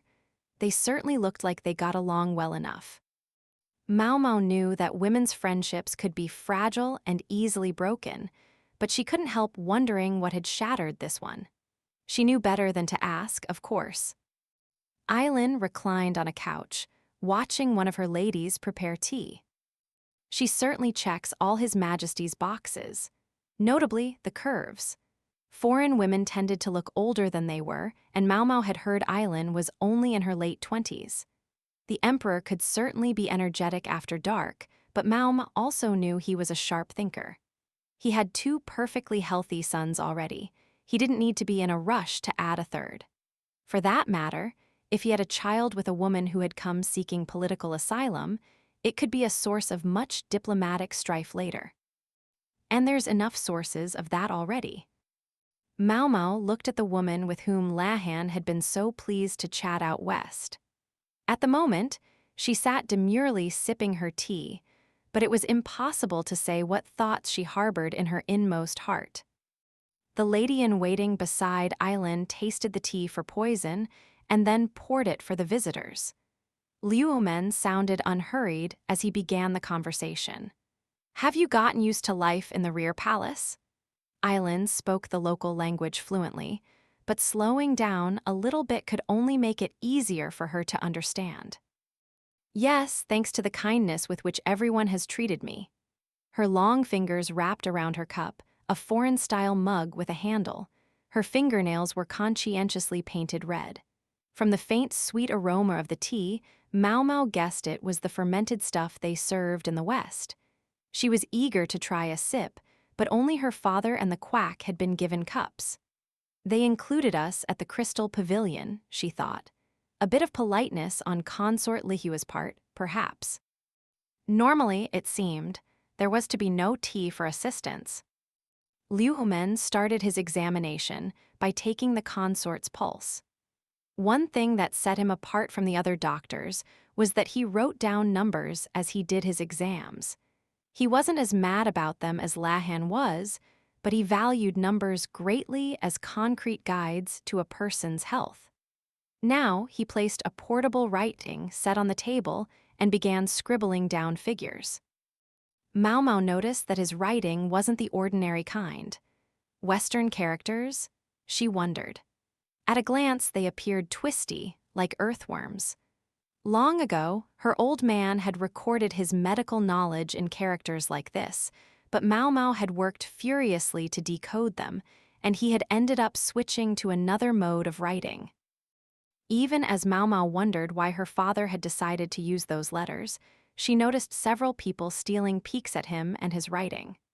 The quack clearly didn't have the slightest idea what any of it said and simply handed Liumen his tools as he asked for them. One of the ladies-in-waiting was brewing some more tea, but also sneaking little glances at the physician's notes. And there was someone else, too. NN was taking it in with a subdued expression. The notes didn't say anything particularly interesting. Even Maomao could read them. Pulse normal, health good, short, simple words like that. "I don't see anything unusual," Liumen said at length. "Indeed, sir." Aylin's otherwise fluent speech still had an occasional lilt. Maybe it had something to do with the pronunciation of her native language. She kept taking little looks at Maomao. Did she remember her? With nothing out of the ordinary to report and their job completed, they were just about to leave when Aylin stopped them. "Since you've come all this way, perhaps you'd take some treats with you," she said. She held out bundles of baked goods wrapped in lovely cloth. They seemed to be cookies in an unusual shape. The aroma of butter rolled off them. Only the court ladies were given snacks. The quack doctor was left to gaze enviously at the unique treats. Maomao would have to share a bit of her bounty with him when they got back to the medical office. NN's cloth and hers alone boasted a pattern rather than a solid color. Maybe Aylin hadn't been able to find 3 pieces of the same color cloth. "So no tea, but we get snacks." It seemed strange, but they couldn't refuse a gift. Maomao tucked the cookies in the folds of her robe, and then her father led them off to the next consort. The sky was turning red by the time they had visited the remaining middle consorts and headed back toward the medical office.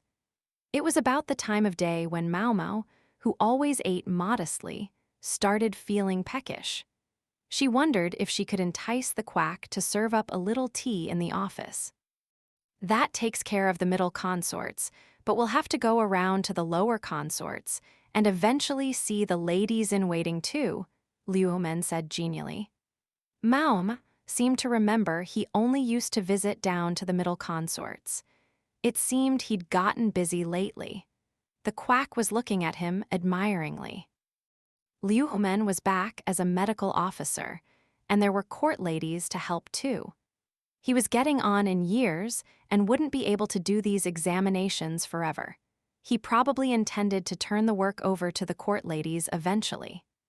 Chances were he was also taking into account the fact that the population of the rear palace would be shrinking, which would make things easier in the long run. Liumen didn't lead them to the medical office, but made for the gate they'd come in by. "I think we'd best be on our way home," he said.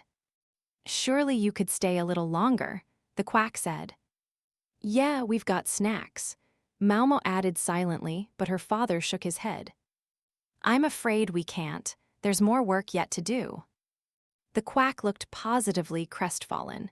He didn't have many friends to share tea and a bite with, just the eunuchs who came by occasionally. Even Maomao's friend Aylin was gone, since her term of service had ended the year before. "I wonder how she's doing anyway," Maomao thought. Aylin was a sweet girl and had found herself work in a good part of town. Maomao thought maybe she should send her a letter soon. The quack doctor was still looking sadly at their treats, so Maomao took hers out, intending to share some. She stopped when she noticed something odd. The cookies were essentially cylindrical in shape, and there seemed to be something inside them. She grabbed at one, managing to extract a small piece of paper. There was one in each of the cookies. "What's this?" She slipped the snack back into her robe and left the rear palace. As for the distinctly disappointed doctor, she decided to pretend she hadn't seen him. Chapter 5, Fortune Cookies.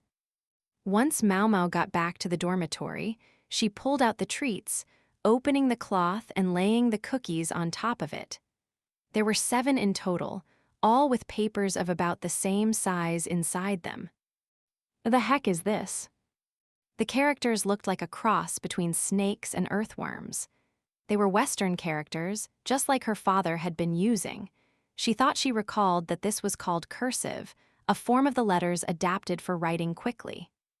The papers were covered with little clumps of 2 or 3 letters, but they weren't words. Unlike the language of Lei, in the West you had to put several characters together or they wouldn't mean anything. So she couldn't read the isolated, individual letters. Were they supposed to mean something? She's testing us, Maomao thought. This consort certainly had her quirks. She was, after all, gutsy enough to enter the rear palace almost completely alone. Realizing that she was being put to the test angered Maomao. But even more, it made her want to solve the riddle. She looked from the cookies to the papers and back. Each of the papers had either 2 or 3 letters on it, and the papers themselves didn't have neat corners, but rather ragged edges, some of them on a bit of an angle. Maybe they'd been torn. The paper was stained with grease from the cookies, but thanks to the high quality of the material, it hadn't come apart. This is awfully involved for a practical joke. What was the woman after? Maomao looked through the paper, but she didn't see anything. She was still puzzling over it when there was a knock at the door.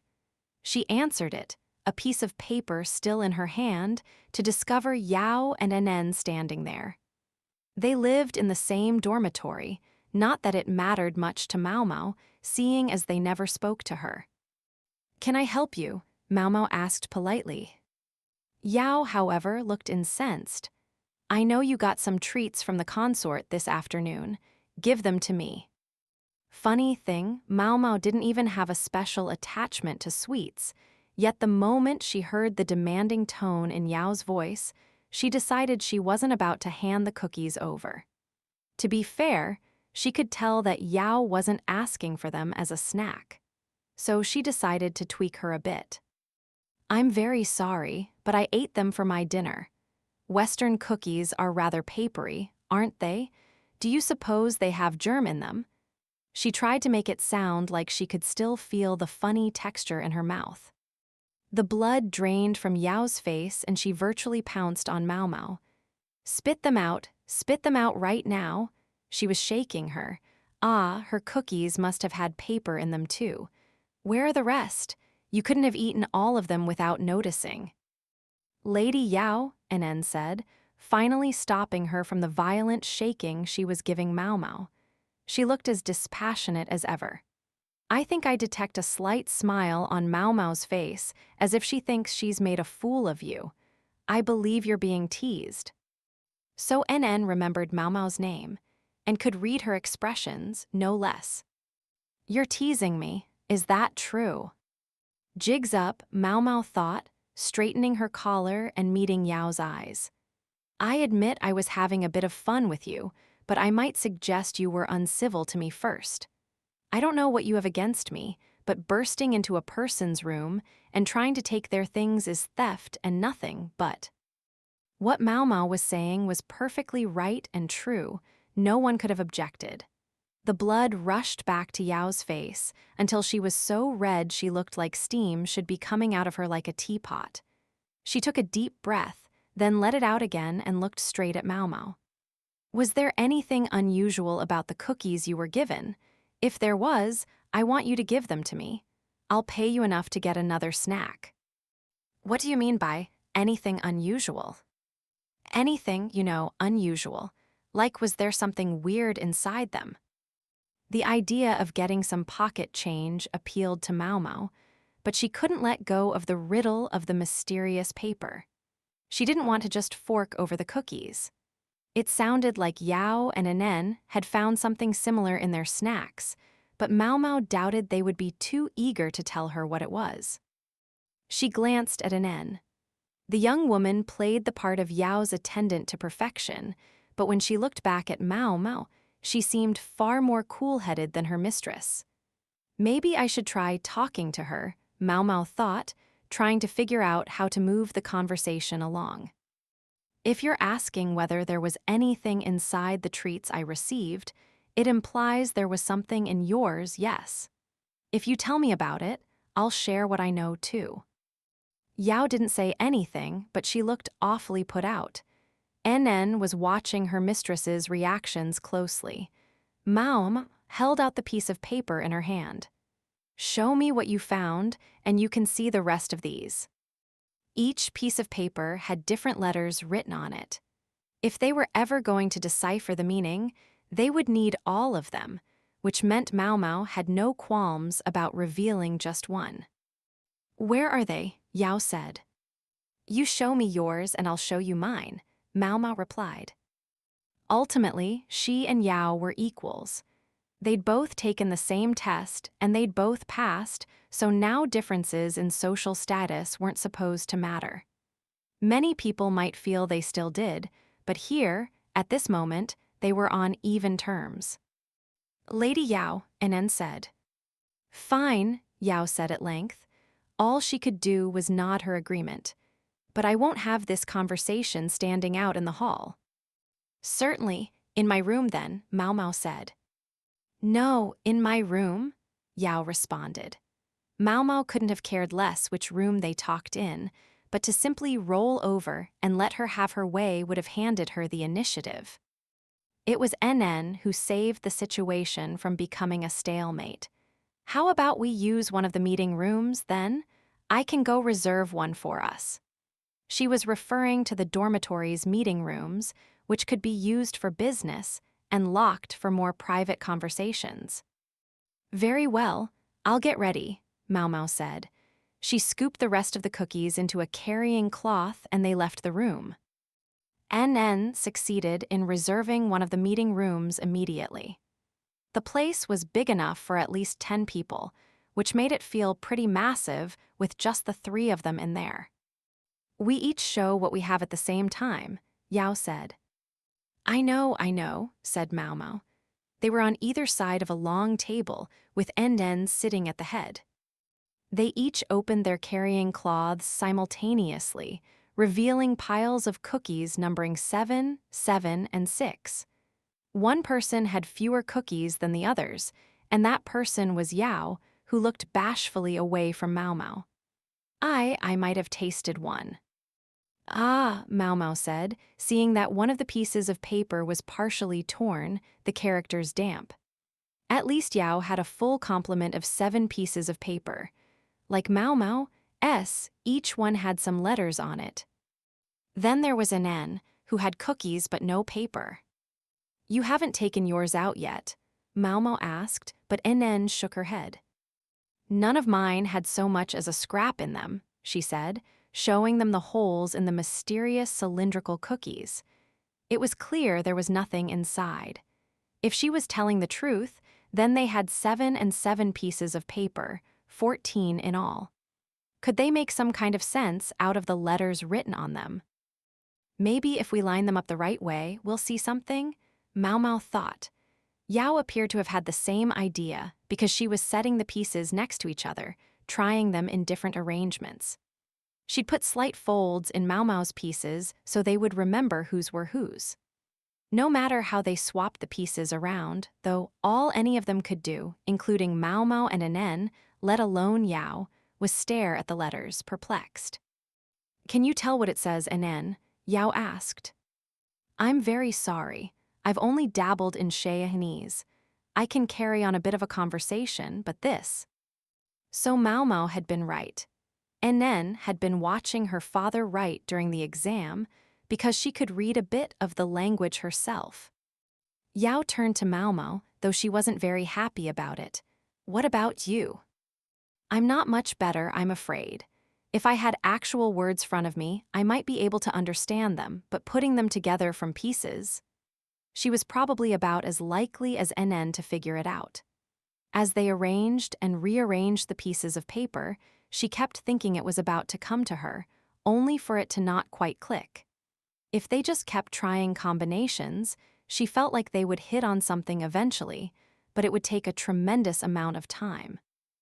Not to mention that, unfortunately, the letters on one of the paper pieces had been obscured by teeth marks and spit and weren't legible anymore. Perhaps remorseful for what she'd done, Yao was a little less imperious now. "I wonder if there's anything else that might serve as a clue here," Maomao said, looking at the cookies. All of the treats were the same shape. Well, not identical, of course, but you couldn't have told them apart with the naked eye. "How do they taste?" Maomao wondered next, giving the cookies an experimental sniff. All of them smelled the same, and when she tried a few pieces, they tasted the same too. They made her tongue tingle slightly. There must have been ginger in the recipe, for flavor. At this point, there was no way of knowing which piece of paper had come from which cookie anyway. "Do you think it's possible there just isn't any meaning?" NN asked. "You know, I remember hearing about some temple where they baked fortunes into their treats," Yao said. Fortunes? Might the letters on the paper strips refer to good or bad fortune? It didn't look like it to Maomao. But if these are supposed to be fortunes, why did one of us get cookies with nothing in them? Maomao said. The other two nodded. The consort hadn't looked like she was making a deliberate decision about whom to give which cookies when she passed them out. But if they weren't just snacks, then what could it be? Maomao said. She looked at the cloth the cookies had been wrapped in. Hers and Yao's were solid colors, but NN's had a pattern on it. She studied the pattern. There were angles everywhere. The cloth appeared to have been dyed only after the pattern had been applied. She could see something, ever so faint, were those brushstrokes. "Look at this," she said, spreading the cloth open on the table. She looked from the pieces of paper to the pattern and back again, then began to line up the papers with the angles in the pattern. Before long, she found that she had neatly filled all the gaps. I knew it. The letters formed 2 rows composed of several words each. A message. What's it say?"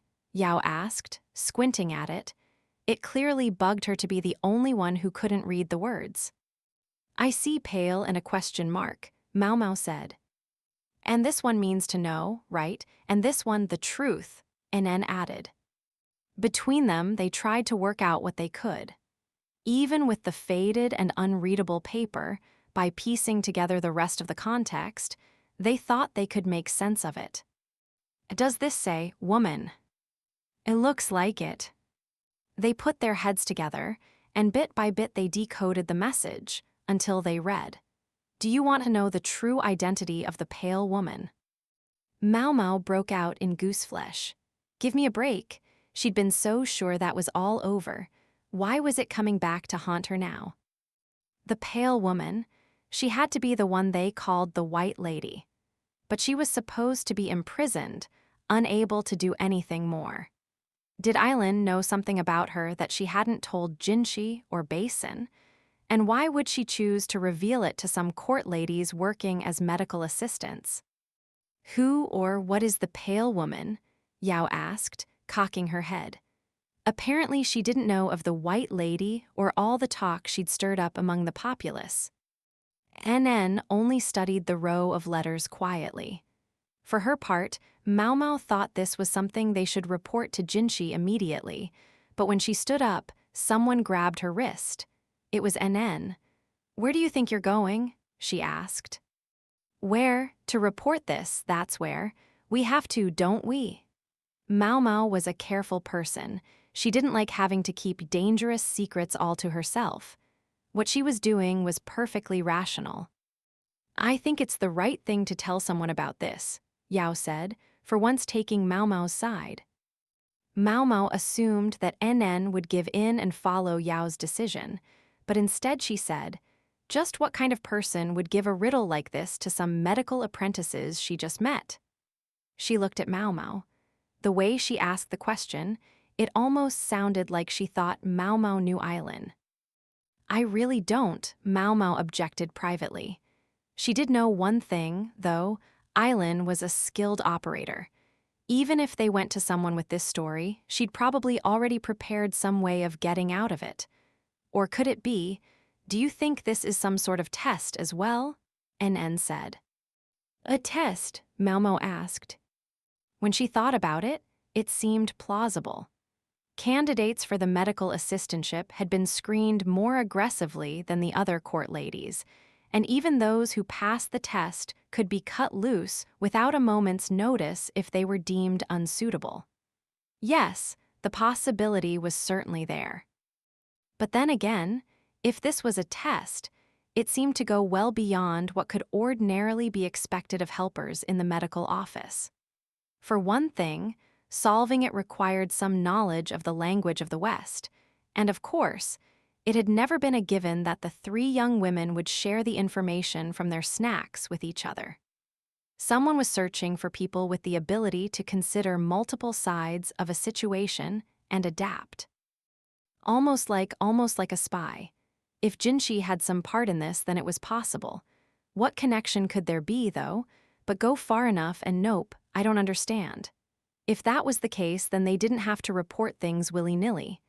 They could try to talk to Aylin, play it by ear. Yes, they could, but I'm reporting it, Maomao said.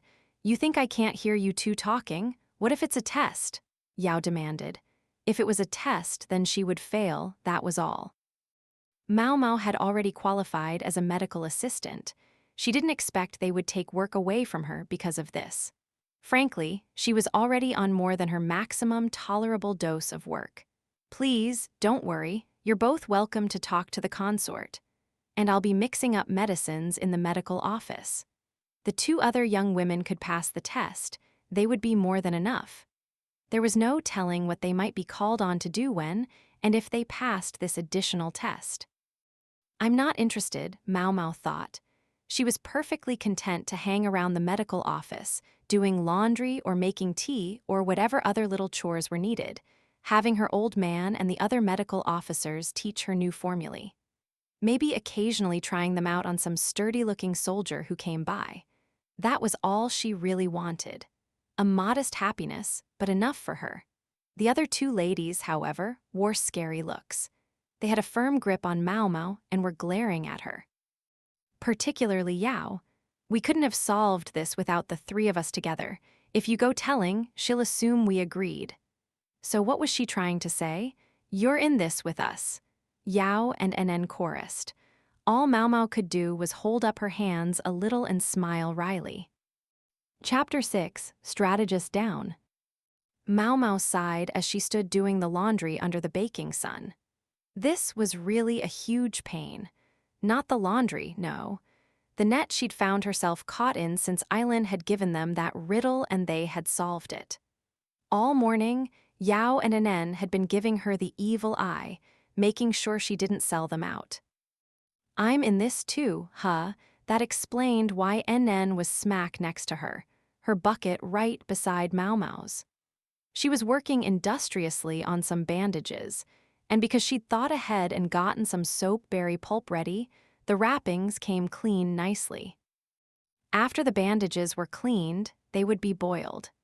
Blood could have toxins in it, and getting other people's blood on you or ingesting it could spread infection. Then there were sexually transmitted diseases, whose ravages Maomao was all too familiar with. Yao was out with the medical officers. They were going to teach her how to shop for medicines. I wanted to go on that trip, Maomao thought, but she had been left behind, along with NN, who had felt Maomao shouldn't be left alone. It was terrifically boring. So boring that before long, she found herself wanting to take it out on her companion. Here I thought laundry was maid's work, she said. I never once said such a thing, NN replied, and it was true. It was the now-dismissed court ladies who had said it.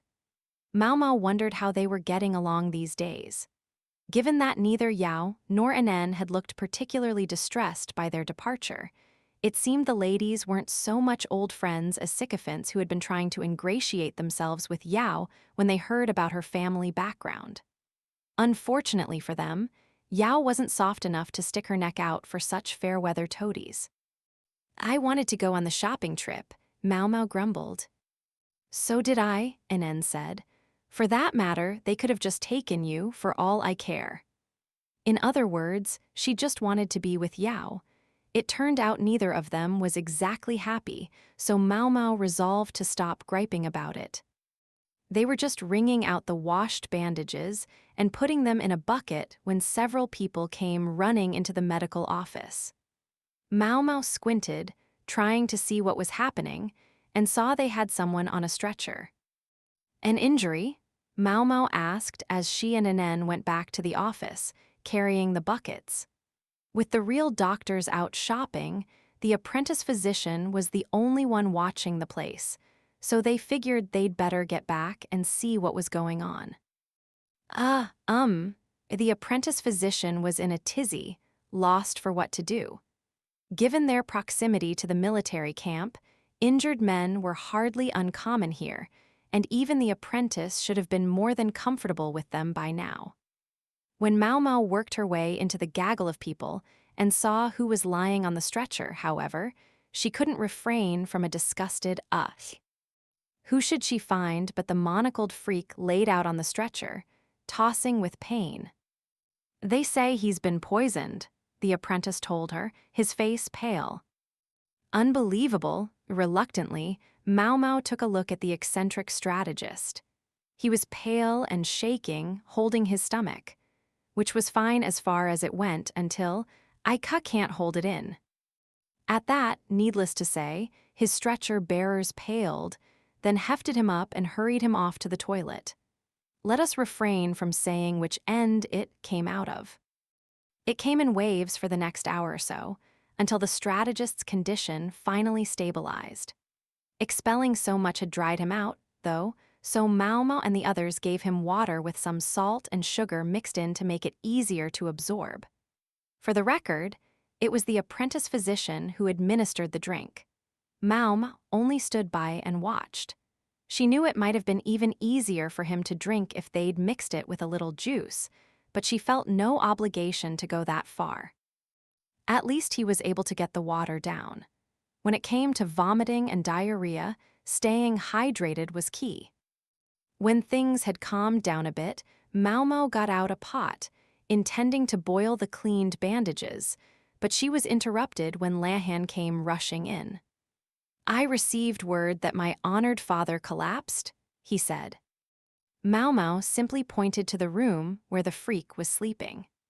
The crowd of his subordinates had dwindled to just one, left behind to keep an eye on him, and the apprentice had gone to call the doctors back. Maomao didn't blame the guy for being a little disturbed, but she suspected it wasn't a great idea to leave oversight of the all-important medical office to two court ladies. Nen gave Maomao a funny look as she poured water into the pot. "Do you know him?" "Unfortunately." "You seem to have some kind of connection to Grand Commandant Can too. May I ask?" "No relation." Maomao pointedly began preparing the fire. "If you don't want to talk about it, that's all right," Nen said, but there was something in her voice. She was asking, but she'd probably already looked into it herself. It's all that old bastard's fault, Maomao thought. It would be a lot easier to play dumb about him if he wasn't constantly lurking around their place of work. Lahan returned from the sick room when the bandages were boiling nicely. "I don't see my granduncle," he said. "He's shopping today. He probably won't be back for another couple hours. And I think the rest of the doctors are at one of the other medical offices." Freak though the strategist might be, he was also a rather important person, and it might be best to keep his indisposition quiet. Notwithstanding his injuries, however, they'd probably brought him to the medical office in hopes of summoning Maomao's old man, Liumen. "They said something about him having been poisoned," Nen ventured as Lahan stood with his arms crossed. Maomao realized how unusual it felt to see Nen taking the initiative like that. "Yes, that's right," Lahan said, "but my honored father isn't just anyone. Who could have managed to poison him?" "Surely there are more than a few people with grudges against him," Maomao said, her tone relatively polite. She could have gotten away with speaking less formally to Lahan, but with NN standing right there, she decided to mind her words.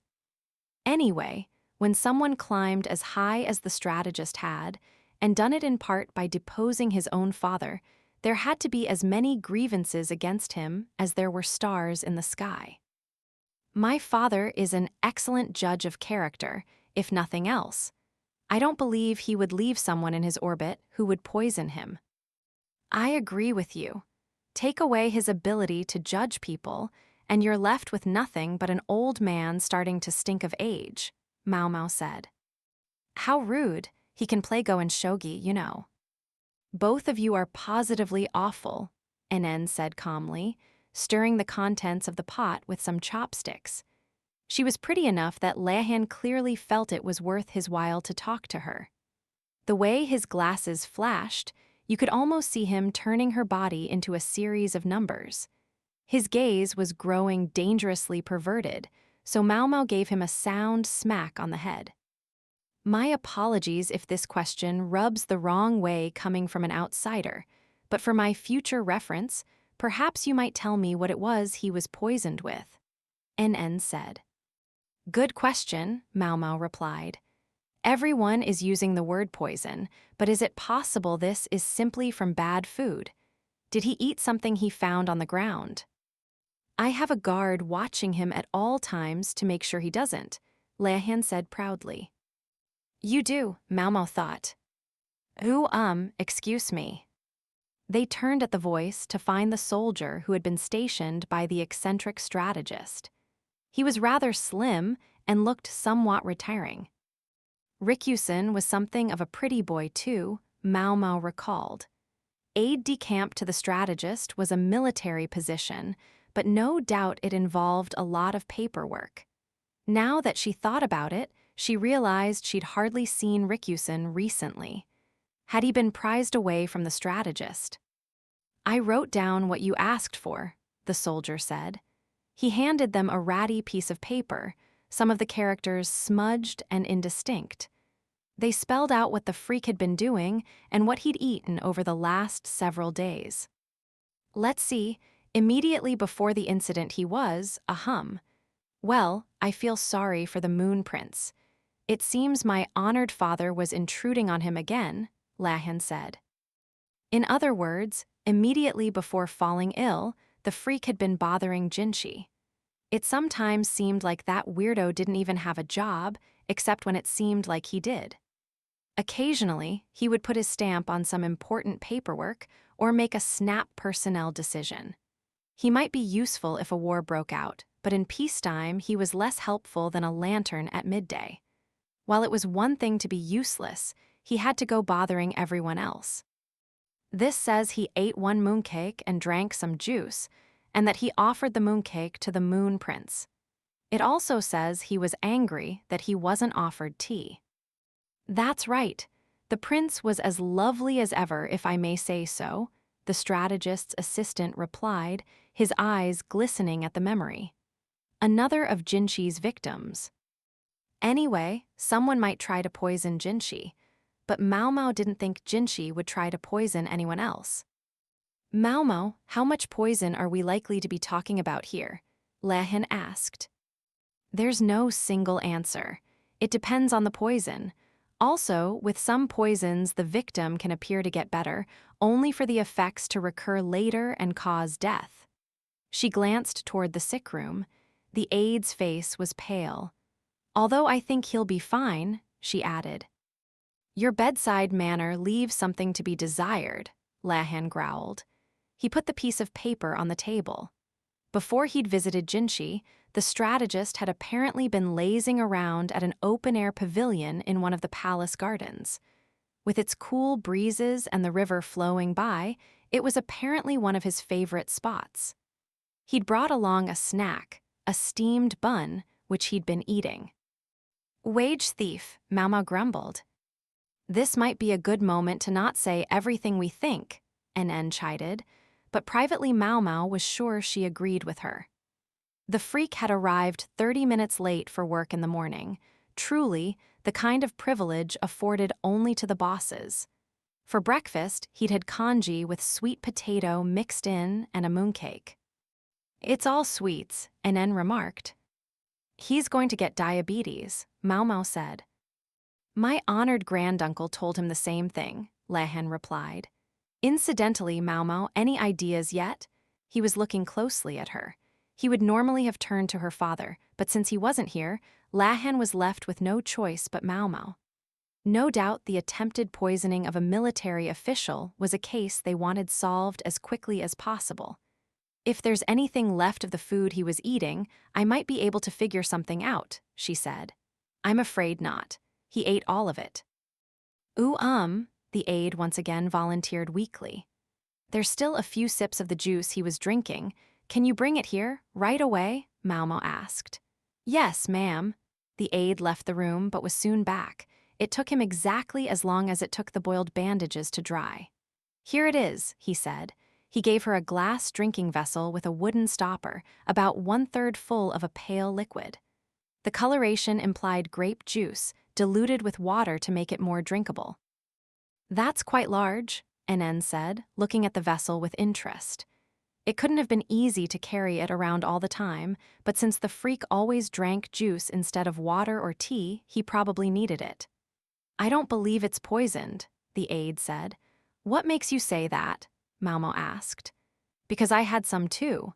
Anyway, I should think it would be extremely difficult to slip poison into a container that never leaves his side. Then I guess we can ignore this, Aylin said, taking the bottle and placing it on the table. It's beautiful, isn't it? Aylin said. Not as beautiful as you, Aylin replied smoothly. Stupid abacus face. He was no looker himself, but he never failed to chat up a pretty girl. Aylin only said thank you and smiled courteously, purely businesslike. It was patently obvious that she had no interest whatsoever in the tousle-haired man. Maomao, meanwhile, studied the glass bottle, observing the liquid inside. She cocked her head. This really is quite an impressive piece. I agree, ma'am. I believe Master Rikusen gave it to him. He's quite fond of it. Speaking of Master Rikusen, I haven't seen him lately. Whatever happened to him? The perfect chance to ask the question that had been on her mind. He went to the Western capital. This bottle was his parting gift to the strategist.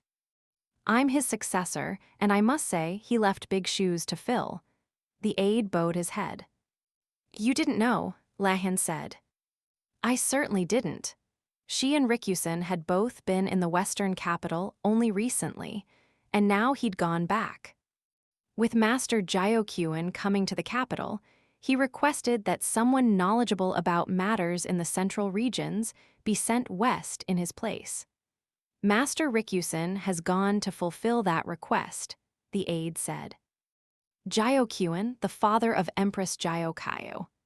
As father of the Empress, he might well be expected to come to the national center. Maomao thought it seemed a bit sudden, but then she'd heard that Empress Gyokyu's son, which was to say, Gyokuen's grandson, and if things remained as they were, the future emperor, would be formally presented soon.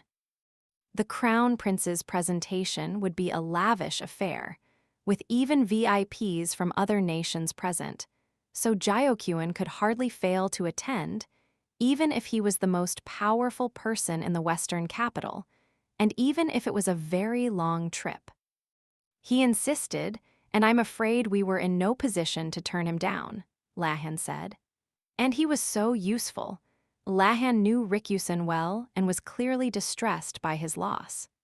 The strategist's erstwhile aide was able to remember any face he saw even once, which certainly made him an excellent counterpart to the freak himself, who couldn't even tell one face from another. Aylin probably couldn't follow even half of the conversation, but she was listening without too much interest anyway. She seemed like she could be an excellent lady-in-waiting, for she knew how to keep to herself at the right moments. But then again, it was intimidating when you couldn't be sure how much of the conversation she actually understood. All right, let's get back on topic. As far as who poisoned the strategist, Aylin said. Oh, I've already figured that out, Maomao said offhandedly, her gaze still on the bottle. What? Exclaimed all three of the others at once. Well, who in the world was it? Lahan demanded, adjusting his glasses on his face. The freak himself, Maomao replied. She flicked the bottle with the tip of her finger. It produced a delicate ring, and the juice inside rippled. You're out of your mind. I think I can say for a fact that my honored father would never attempt suicide, even if he might drive others to it. Awful, Enen interjected. Nonetheless, he put it here himself, right in this juice, Maomao said. Hold on a second. It didn't look like there was anything in it. Did he put something in there when I wasn't looking? The aide said. Oh, he put something in it, all right, and he did it right in front of your eyes. Maomao pointed to the mouth of the bottle, which was closed with the wooden stopper. Question: I know he always keeps his juice with him, but does he usually have a cup as well? No, he just drinks straight from the bottle. Did you do the same, drinking directly from it? Absolutely not. When I escorted him back to his mansion last night, we bought the juice on the way home. That's when he gave me some. People frequently purchase drinks using their own containers. The strategist had probably washed an empty bottle, then had it filled with juice. So you bought this yesterday, correct? Yes, that's right. Now she was certain. The strategist had poisoned himself. So, what kind of poison did he use? If this is your idea of a joke, then let your dear big brother inform you that it's gone too far, Lahan said. Who's my big brother? Maomao growled, temporarily forgetting to be polite. She stole a look at Enen, who was making an I knew it face. She really must have checked Maomao out. Maomao cleared her throat and regained her composure. It's the same poison we all carry with us. Right here, she said, and pointed at her mouth. Or more specifically, at what was inside it. Saliva. Saliva. If the strategist wasn't drinking from a cup, then he was drinking directly from the bottle, and some of his saliva would get mixed back into the juice. What could possibly be poisonous about saliva? Lahan said. You know how if a dog bites your hand and you let it go untreated, your hand will swell up. It's the same thing. Canine and human saliva aren't quite identical, but both can be poisonous. And if the poison had nutrients to feed on, it would multiply. If he's lounging around an open-air pavilion on a warm night, carrying that juice everywhere without ever cooling it down, then the poison inside is going to grow until it gets bad enough to be harmful. The glass bottle seemed likely to be especially good at retaining heat. Maomao had once used a goldfish bowl to focus the light of the sun, and she suspected this bottle could do something very similar. People know that fish will rot if you leave it out, but for some reason they never imagine that a drink might go bad in as little as half a day. But it does. And then you get, she gestured in the direction of the indisposed strategist, a lot of trouble. Trouble, yes. Lahan crossed his arms, wondering how he was going to explain this one. Should we simply say he ate something he found lying around? It seems easier to believe, the aide said, sounding reluctant, for his suggestion would certainly not help the strategist's authority.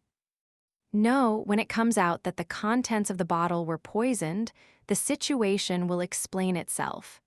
Maomao, taste the juice for poison. I know that's your specialty, Lahan said. Absolutely not. Why not? Normally, you can hardly stop yourself from sampling a poison. Because I'm not drinking from something that old fart put his mouth on. Do you want to try it? Lahan didn't say anything for a moment, but his expression was one of utter comprehension. At length he said, couldn't you be just a little kinder to him? He is still grieving, you know. I wouldn't want it to go to his head, Maomao said flatly. The entire incident had been an Allah around pain in the neck. Not long after, the medical officers got back. My goodness, really? Maomao's old man asked in exasperation when he heard the story. Nen, meanwhile, looked dejected. Yao was filling out paperwork regarding their purchases and wouldn't be back for a while yet.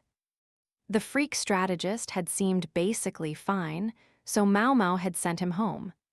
Specifically, she'd had him carted away while he was still asleep, lest he wake up and cause even more headaches. At least the medical officers were back, but now she found herself tasked with sorting and organizing the medicine they'd bought. Maomao enjoyed the work, but after the day's events, she was awfully tired. "Talk about exhausting," Enen said to her. "Yeah," Maomao replied. Enen had seemed unusually willing to talk to her that day, maybe thanks to Yao's absence. She was fundamentally reticent and not very expressive, so she'd never actually come after Maomao herself, who realized now that Enen didn't necessarily dislike her. It was just that with Yao around, she probably didn't talk much for the same reason Maomao didn't. Because talking is a lot of trouble. She was probably a lot like Maomao, actually. "I think I should apologize for some of what's happened so far," Enen said as she organized some medicine in a drawer. "What do you mean?" Maomao said. "The way I've been acting, I know I haven't been terribly nice to you. As for Lady Yao, well, I can only ask you to be generous with her. She was so sure she would enter this job as the top student, but here you are." "A top student? Hadn't you heard? The person who gets the best grade on the test is given a slightly different color of hairband." Ah, Maomao remembered how her hairband alone had been a darker color.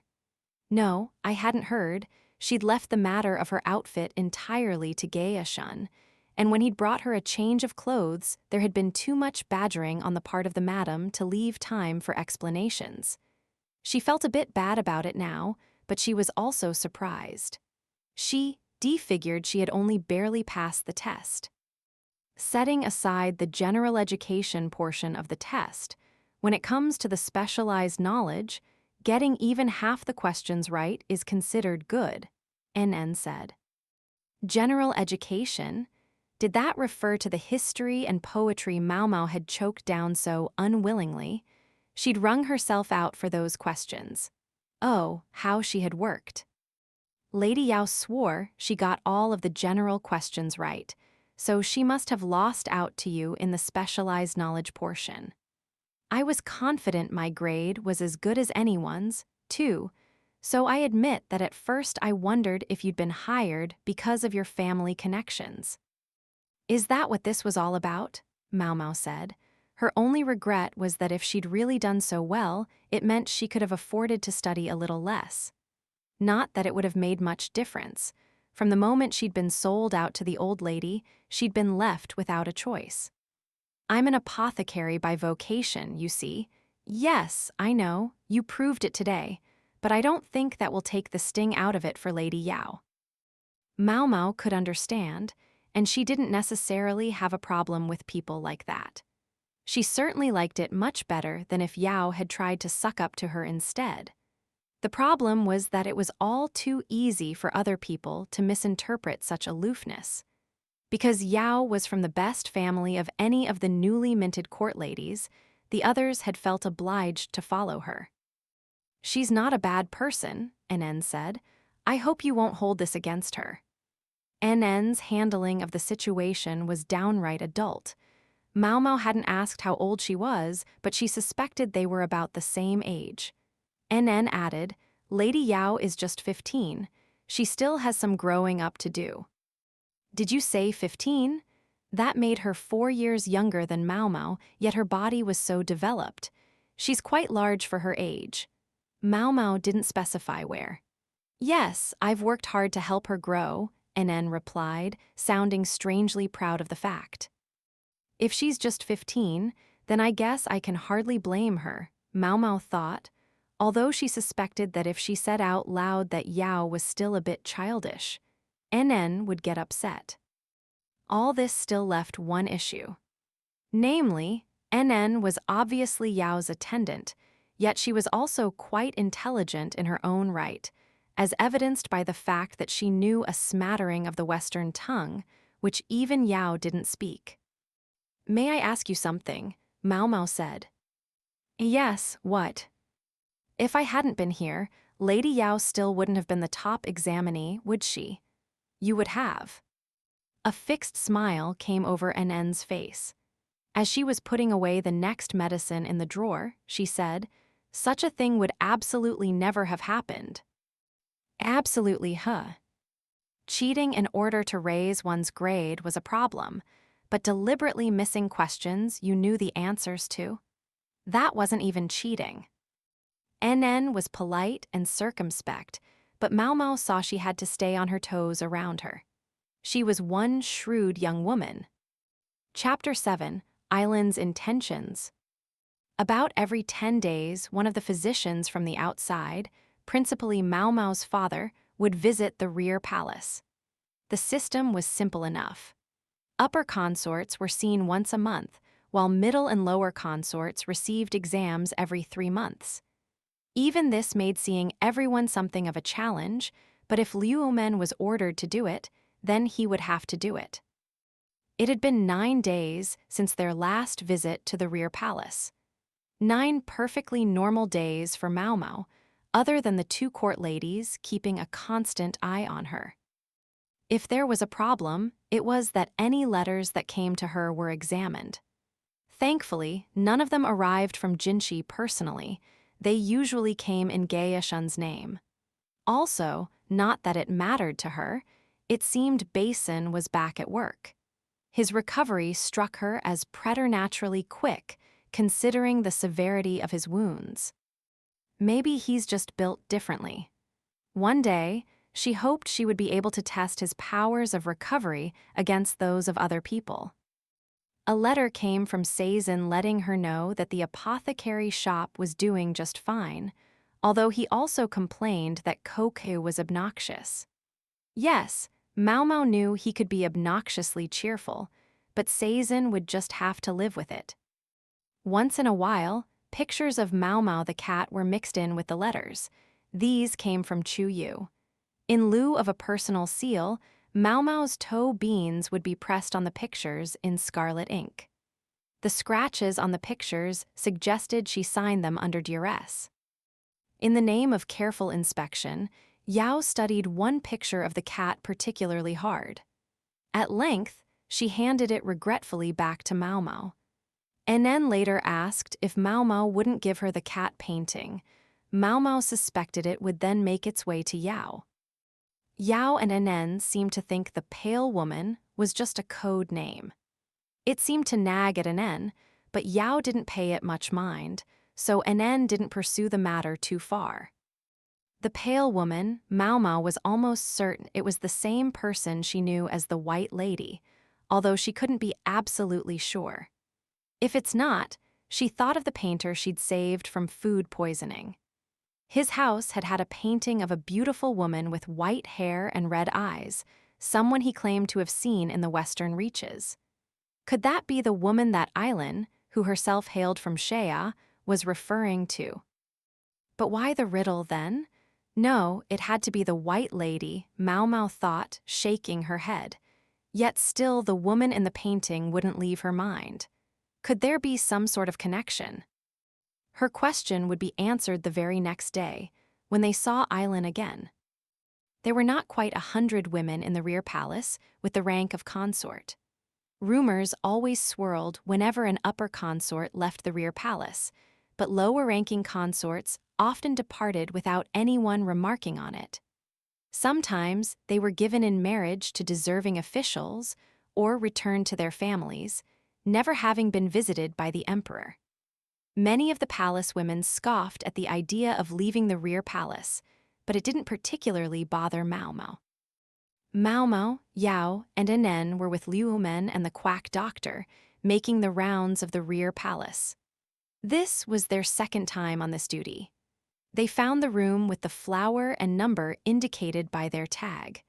It belonged to a lower consort, but the door had a black cloth over it, a sign of loss indicating that the owner of the chamber had died.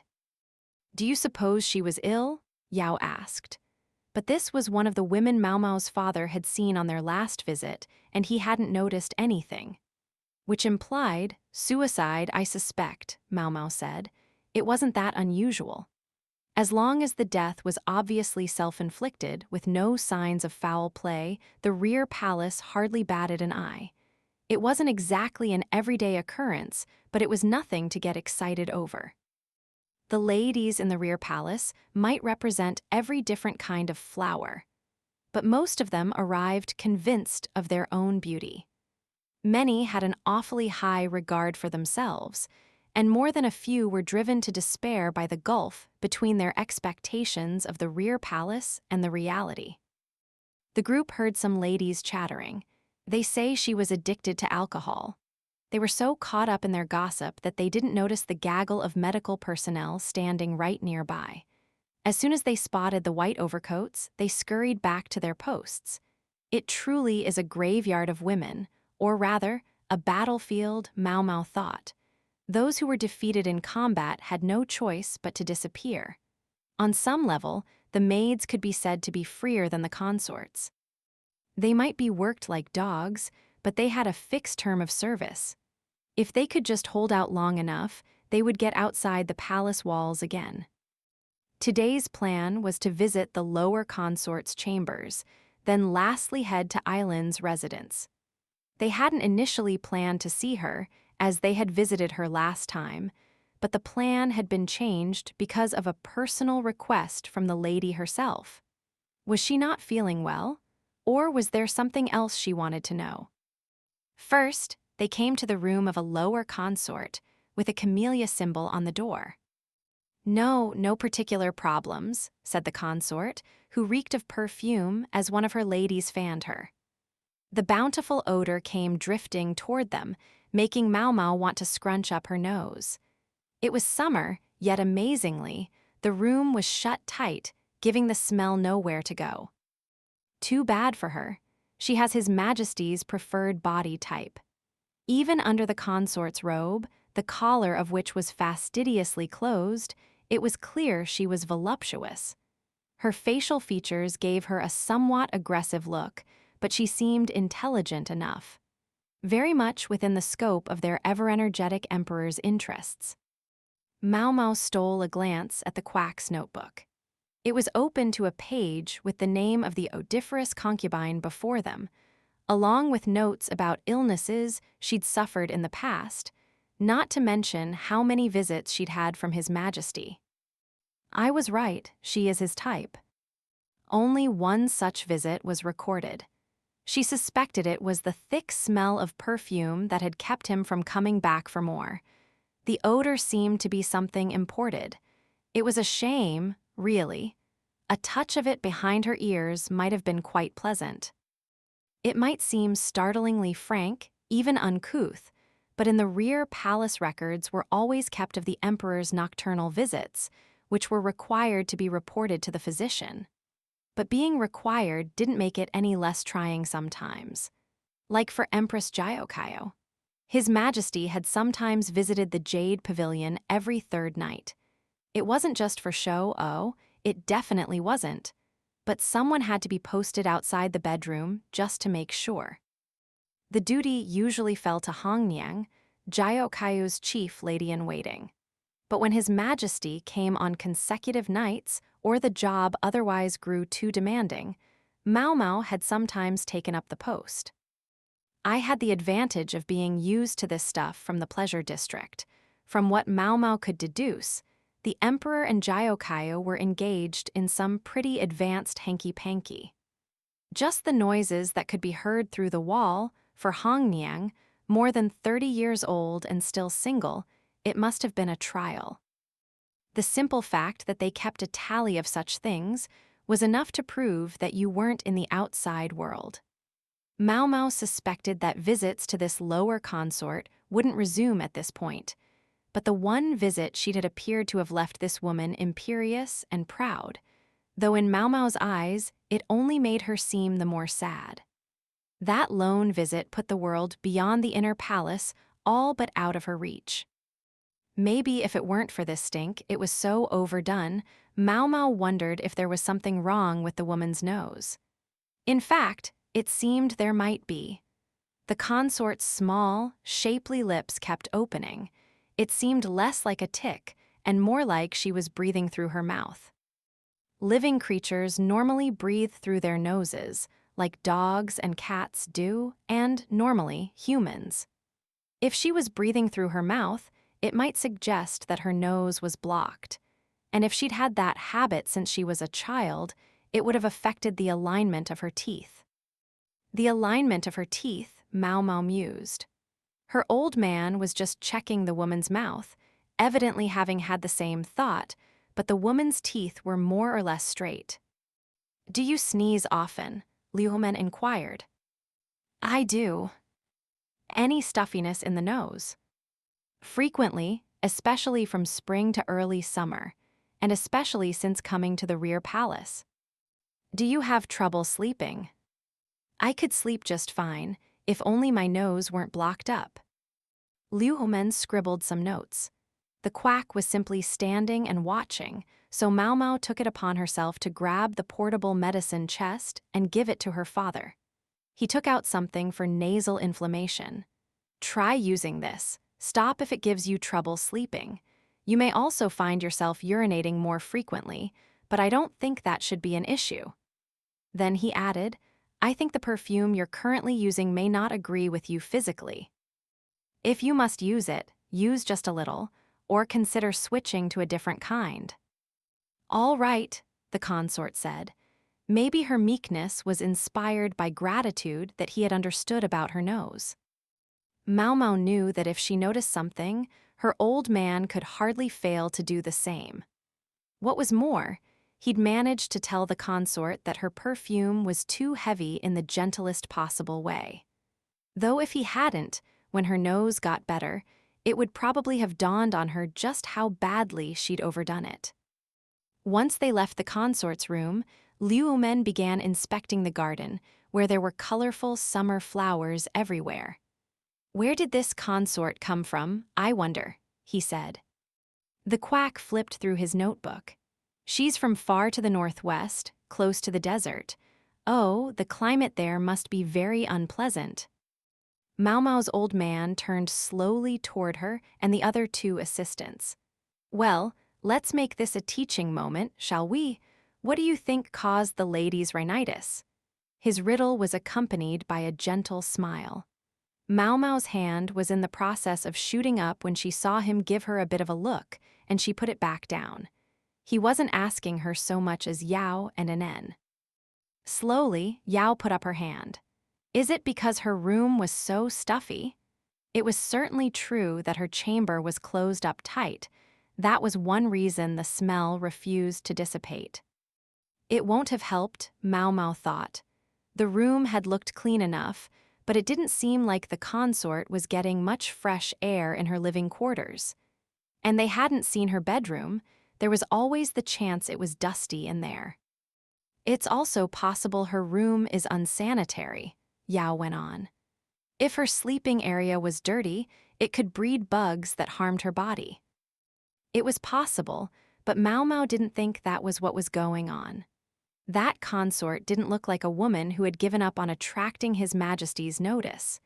If she was hoping for an imperial visit, she wouldn't fail to keep the bedchamber clean and ready. Even her overdone perfume was, as far as it went, an attempt to doll herself up. She just hadn't known when to stop thanks to her stuffy nose. Maomao observed the grasses and trees growing in the garden. She said the inflammation was worst from spring into early summer. She crouched down, plucking some grass growing by the edge of the path. Mugwort. Maomao knew it well. She often used it in moxibustion treatments. It was a perfectly ordinary plant around here, but not, she suspected, where the consort had come from. As Maomao crouched there looking nonplussed, her father took the mugwort from her like she was being a little brat. He said, "I'm sure the consort's bedroom is in good order. No doubt she keeps it that way so it will be ready any time His Majesty might see fit to visit her, particularly given that she has in fact had one such visit." Yao looked put out to be told, if not in so many words, that she'd given the wrong answer. Liu Homen, however, knew how to soothe a wounded ego. You were focusing on the right things.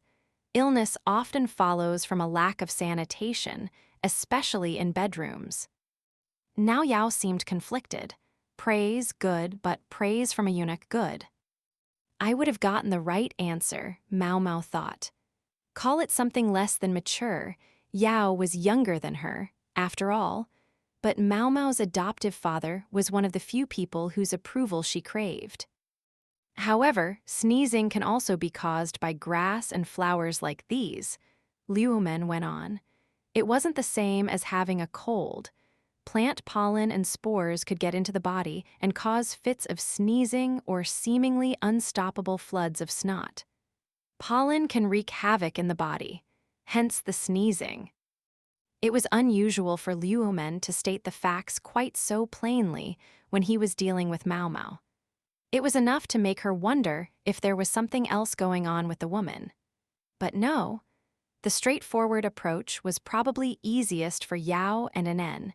Even the quack was looking at Liu Homen with undisguised admiration. You're supposed to be one of the teachers, Maomao thought at him. Yao's hand slowly went up again. If pollen wreaks havoc on the body, why aren't we all sneezing? She asked. Liu Homen smiled. A good question.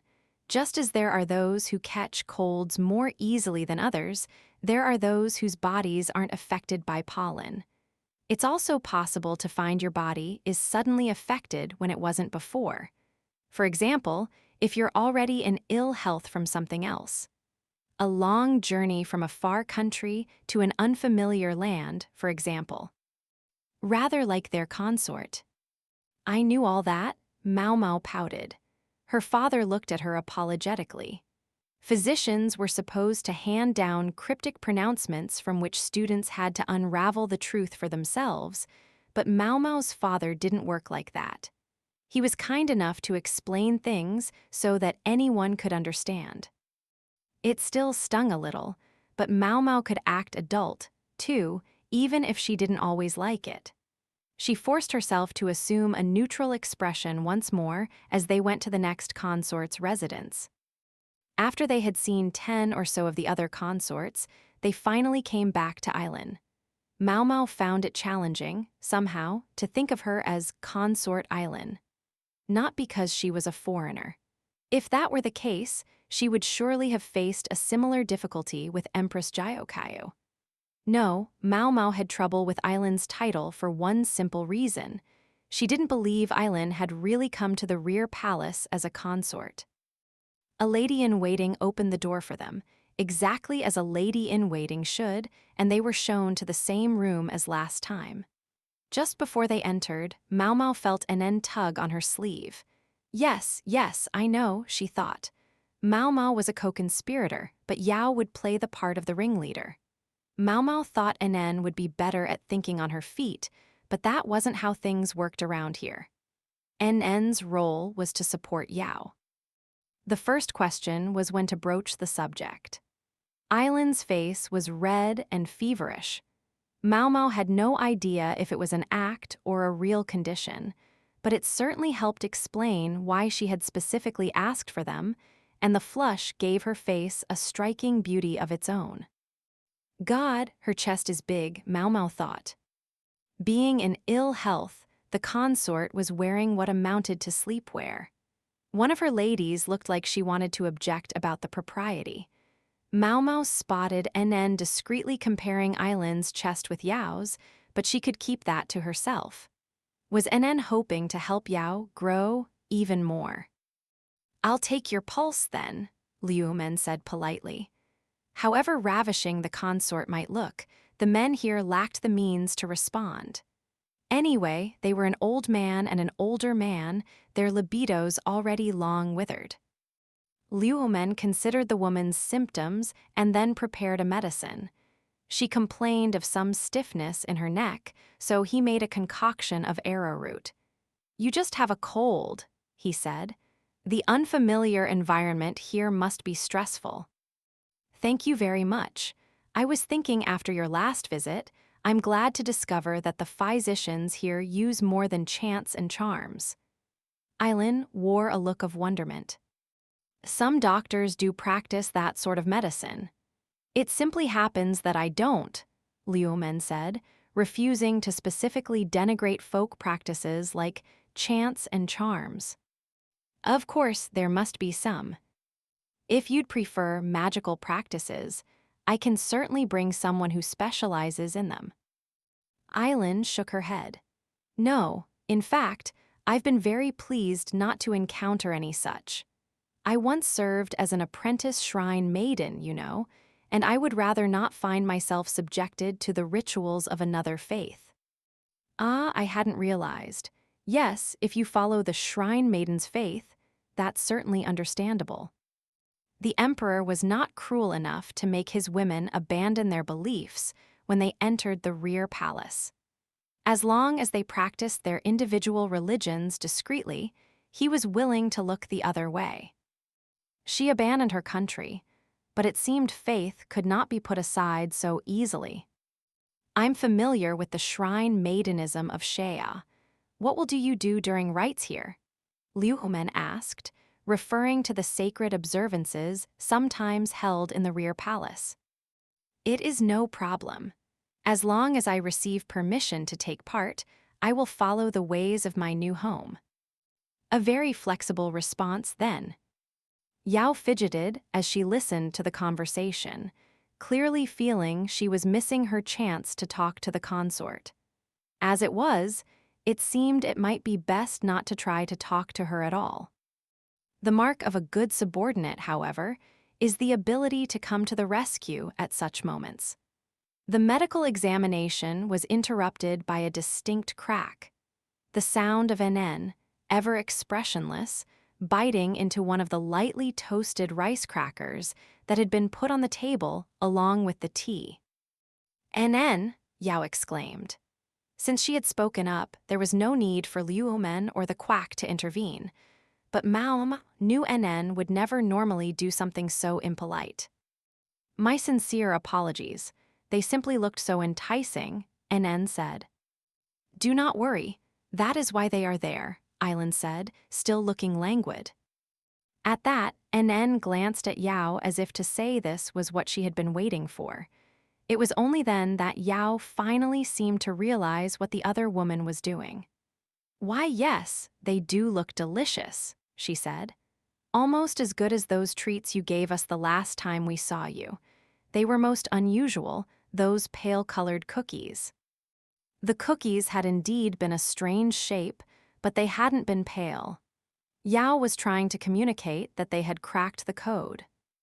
Aylin's expression didn't change, although some of the ladies-in-waiting looked perplexed. Perhaps they hadn't known about the papers and the cookies, or perhaps they'd been told they were simple fortunes. I'm so glad you enjoyed them.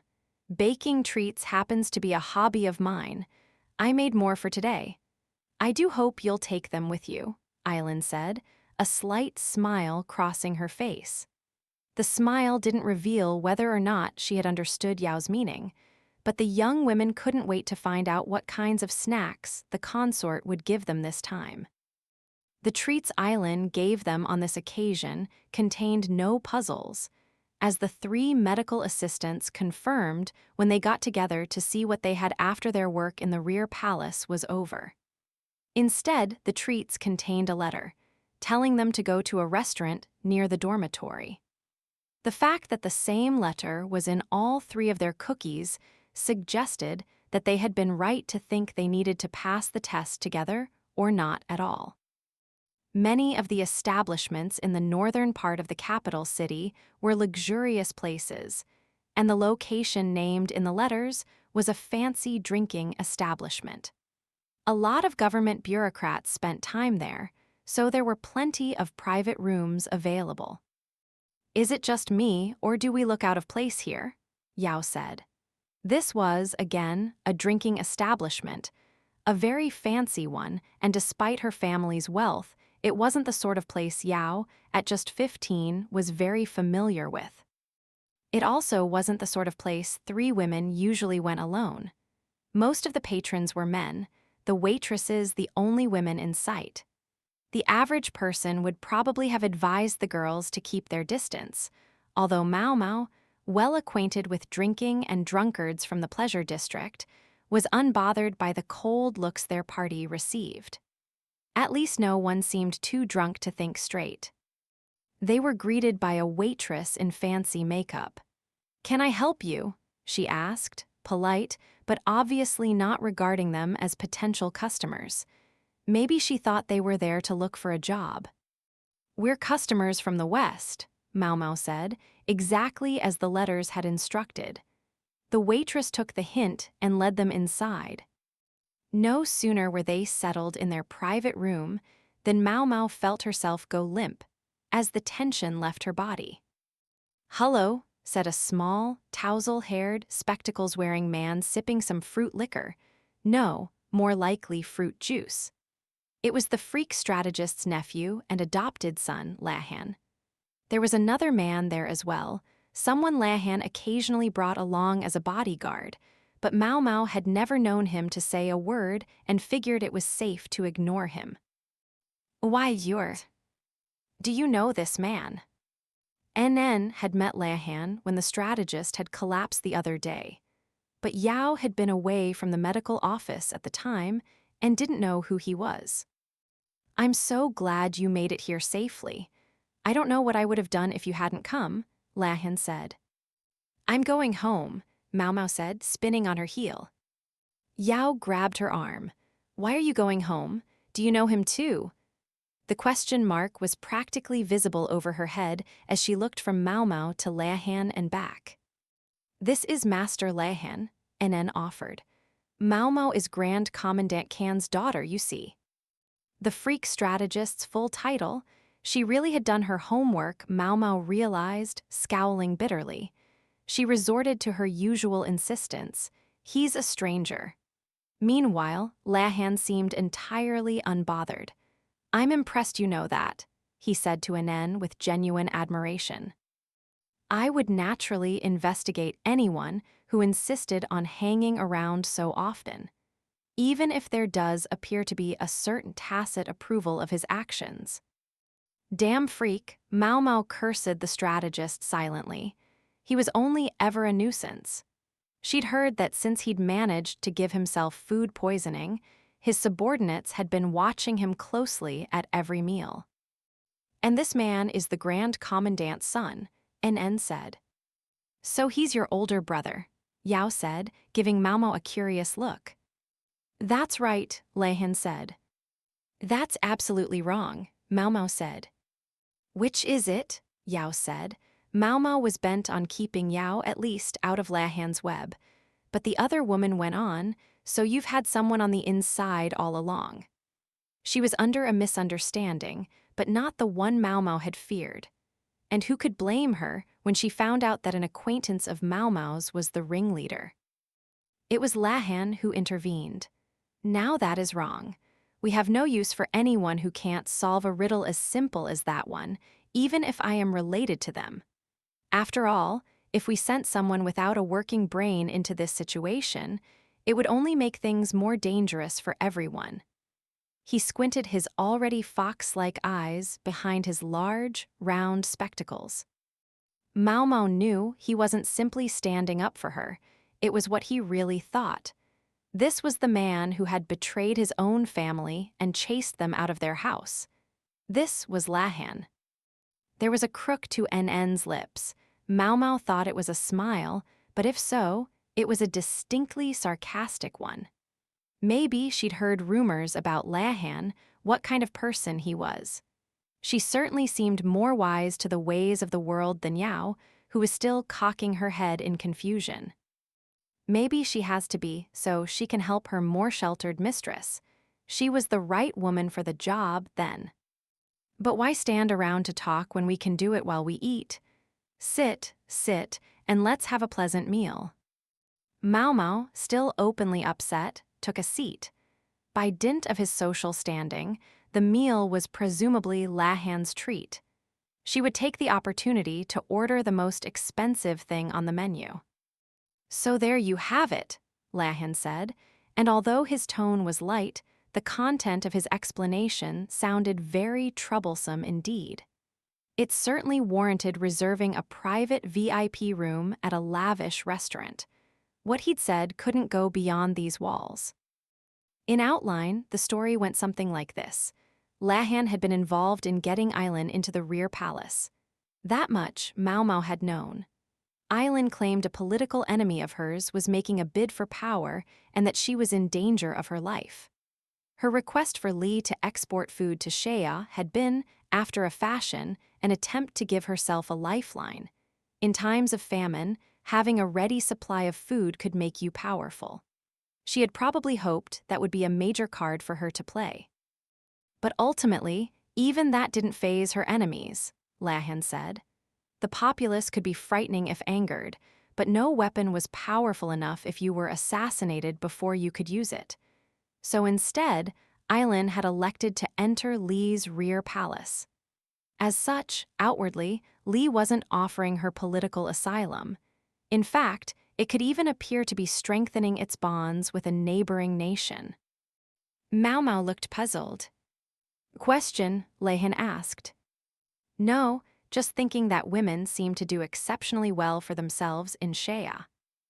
A situation like Aylin's would be almost unthinkable in Li, simply because outside the rear palace itself, a woman couldn't hope to rise higher in the hierarchy than a man. Even serving as a court lady was, in most cases, ultimately undertaken in order to make oneself a more attractive bride. Women might be important tools for their use in political marriages, true enough, but rarely would they have the influence that Aylin seemed to."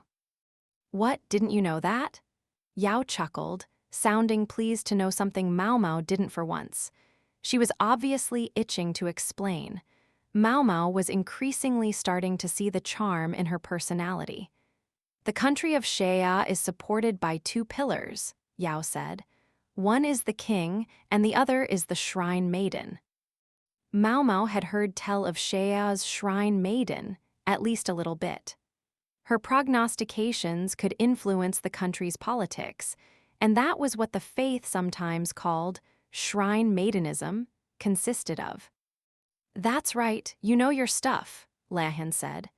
Yao and Anen were both pretty young ladies, and he was no doubt happy to be talking to them. "Traditionally, the king has the final word in political matters, because the shrine maiden has always been a young woman, mostly an image or symbol. But in recent years that's changed," Yao said. "In the past, shrine maidens had rarely served more than a few years, maybe a decade at most, for by definition, only a girl who hadn't begun to menstruate could serve as shrine maiden. The current shrine maiden, however, is in her 40s now, older than the king, which means she can stick her nose where a shrine maiden wouldn't have dared before. In fact, it's made women all over Shea more politically influential." "I see," Maomao said. Again, she'd already known parts of this story, but this put everything in a new light. 40 years old and still her monarchy hasn't begun? That definitely got Maomao's attention. It was very unusual, but not unheard of. It could be caused by a number of things. Maomao didn't know how the shrine maiden felt about the situation, but as for her, she was intensely interested. "Has that ever happened before?" she asked. "The answer to that question bears directly on why we're here, so let me pick up the story there," Lahan said, munching on a thin-sliced pig's ear. "There have been cases in the past. When their visitor fails to arrive, however, the next shrine maiden has always been appointed after the current one turns 20. That made sense from both a political and a symbolic perspective. So how has the current shrine maiden managed to stay in office so long?" Maomao asked. "She's special." Lahan took a piece of paper from the folds of his robe. It looked like a classical painting of a beautiful woman, except that the hair seemed to be only sketched in. It resembled the picture the artist had drawn of the woman with white hair and red eyes. "The current shrine maiden is albino. There are several conditions governing which children might be chosen to be shrine maidens, but the most revered candidates of all are pale children. An albino, rare even among shrine maidens, so venerated that she could still occupy her position in spite of all precedent. Maomao didn't say anything, but the dots finally connected for her. Do you want to know the truth of the pale woman? She thought of the painting of the pale beauty the artist had encountered in the West. Could she have been this shrine maiden? She would have been just the right age at the time. Albino people were said to lack whatever it was that would ordinarily have given their skin color. Sometimes, pale, children were born through sheer chance, but some bloodlines were more prone to producing them than others, although they were supposed to be as rare in Shea as they were in Li. The shrine maiden is currently indisposed with an illness, Lahan said. She's come to our country for medical treatment, but no man, not even a eunuch, is allowed to lay hands on her. Hence court ladies serving as medical assistants. Hence court ladies, yes. The shrine maiden coming from where she does, there's a long trip involved, not to mention the distinct possibility of causing an international incident if anything goes awry. We needed people who know how to improvise. That explained why the test had taken such an odd form. What if none of us had passed the test? NN said. Then we would simply have had to ask someone else to go. A last resort, of course. Maomao was pondering who they might have sent when she thought of a lovely person who looked quite good in men's clothes. With the exception of her parentage, Sawyeri was the most suitable person in every respect. She was probably considered a last resort because she was, in the end, a prisoner. If I may say so, Consort Aylin seemed rather worried about the shrine maiden and her illness. Would that be because the maiden is a check on her political enemies? NN said. You've got the general idea, Lahan replied. Well, that was ambiguous. It was true that there was nothing specifically self-contradictory about what Lahan had said, but nonetheless something nagged at Maomao. The most successful lies were wrapped around a kernel of truth. She suspected that, while Lahan wasn't lying to them, he wasn't telling the whole truth either. Should I try to press the point? Maomao thought. But no, if she wasn't careful, NN or even Yao might catch on. Instead, she decided to stay silent for the moment. Chapter 8, The Thought Behind the Thought. On their first day off in a long time, Maomao's suspicion that there was something going on turned to certainty. She wanted to know how things were going in the pleasure district, so she slipped out of the dormitory and headed for the verdigris house.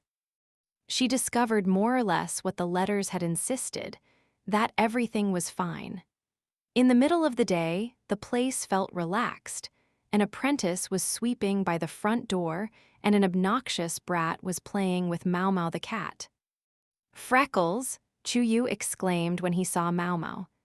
He came charging over to her, still holding the cat, who fought and struggled and kicked Chuyu in the stomach until she managed to slip away from him, then sought shelter behind Maomao, the person. So at least she still remembered her. Maomao plucked the creature up and ushered her over the fence, where she ran off. That was one fickle furball. Maomao hoped the cat would bring her some rare herbs as a thank you. Why don't you ever come home? Chuyu demanded.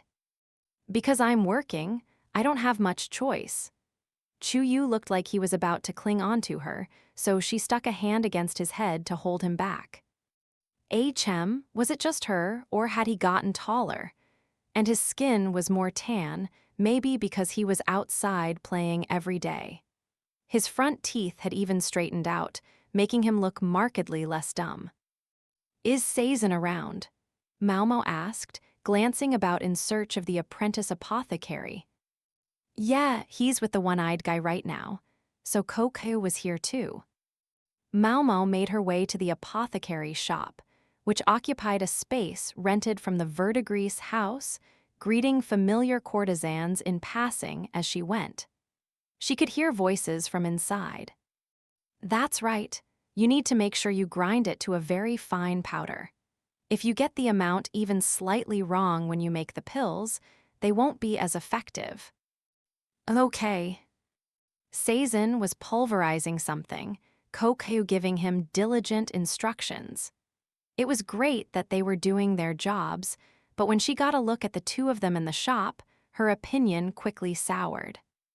It was hot, which explained why all the doors and windows were open, but that caused problems of its own. Several courtesans grinned as they watched the two men hard at work in these close quarters.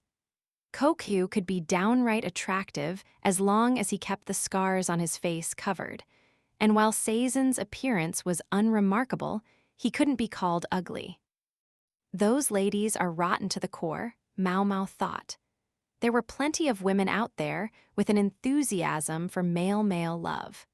The Verdigris house didn't trade in male-male prostitution, so Maomao was sure the women were enjoying this. She marched up to the two men, who seemed to have no idea that they were the source of such entertainment. "Looks like everything is going well here," she said. "Aw, yeah, we're doing great," Congee replied, sounding every bit the dumbass he usually was. I think it's been pretty tough," Sazin said. He could barely keep the resentment off his face. "I'm so glad you're not having any problems." "Hey, aren't you listening to me?" Sazin wailed. Well, wasn't he the one who'd written to her that everything was fine? Or had the old lady forced him to say that? Maomao knew that asking him about it would only get him started on a litany of complaints, so she decided to ignore him. Sazin could be so stubborn. Maomao looked around the shop to make sure everything was in order, taking a quick survey to see if anything was out of stock, or if there was anything there that shouldn't have been. "What are these?" she asked. There was something resting on the medicine cabinet, and they weren't medicine. In fact, she had never seen anything quite like them. They looked a bit like thin rice crackers, some sort of snack maybe. "Oh, that's my latest experiment," Congee said, taking one of the crackers and sprinkling some crushed medicine over it. "People can take their medicine by sprinkling it on one of these and eating it, or they can soften it up in water and then put it inside." Huh, that's novel. Maomao was legitimately impressed. An old saw had it that the best medicine for the body was the worst on the tongue, and one reason some people avoided medications was sheer bad flavor. Maomao sometimes got people to take their medicine by advising them to mix it with honey, but honey itself was a luxury item. If there was a way for people to take medicine without it ever touching their tongue, no one would have to worry about the taste. Aren't these a little large to swallow, though? Yes, they are. Can't recommend them for children or the elderly.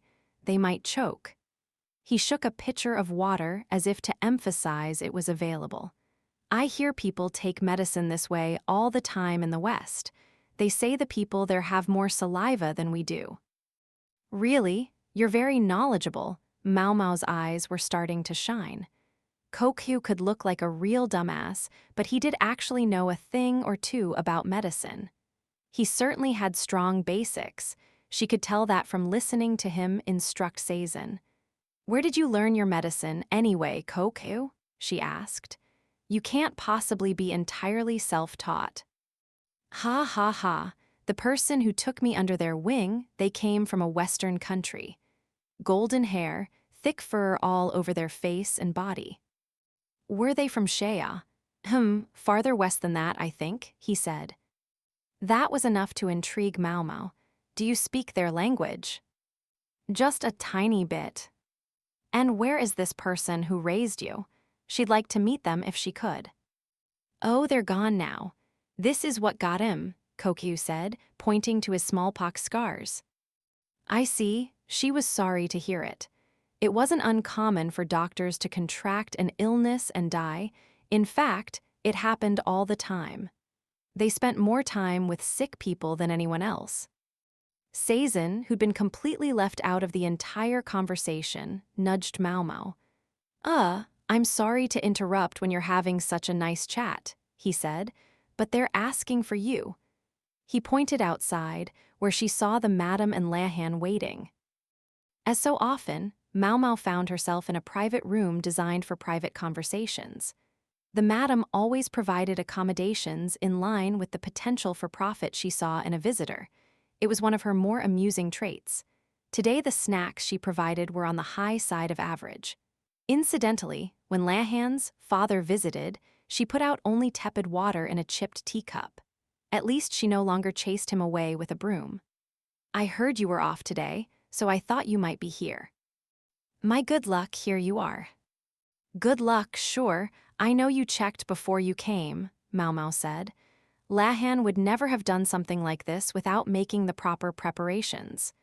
But anyway, forget the niceties and get to the point, if you would. I'm busy. Busy what? Chatting? Maybe, but talking with you always just feels like a waste of time. Tone. I am your honored elder brother, and you should speak to me as such. Maomao was tired of this banter. She was eager to move things along. I know why you're here. It's about that thing you wanted with the medical assistants, right? How nice that we're on the same page, Lahan said. He was a very careful man. No doubt he'd looked into Yao's and Nn's backgrounds, acquainted himself with their personalities, and had seen no cause for concern. Yet he still wasn't willing to trust them with the true heart of the matter. I still have questions about the examination you're to perform on the Shea Shrine Maiden. Such as, Maomao asked. Such as, supposing the Shrine Maiden isn't the Shrine Maiden, if you get my drift. She did not. Don't act all coy, just tell me what's going on. Maomao picked up a steamed bun and bit it in half. The filling was sweet and sticky. She tisked and put the remaining half on Lahan's plate. Maomao didn't much care for sweet things, but unfortunately for her, the madam didn't much care what she didn't much care for. She was out to please Lahan. You heard what the consort said. Only a woman who hasn't menstruated can be Shrine Maiden. Yes, I heard her, but there are women who go their entire lives without menarche. It was unusual, but by no means unheard of. Lahan, however, said, yes, but has such a woman ever had a child? That stopped Maomao cold. She frowned in surprise. That would turn everything on its head, wouldn't it? Lahan said. When was this? Maomao asked. There was a time when the Shrine Maiden was feeling indisposed and left the capital of Shea in order to recuperate elsewhere. That was about 20 years ago, and she returned from her convalescence only a few years back, right when consort Aylin was serving as apprentice Shrine Maiden.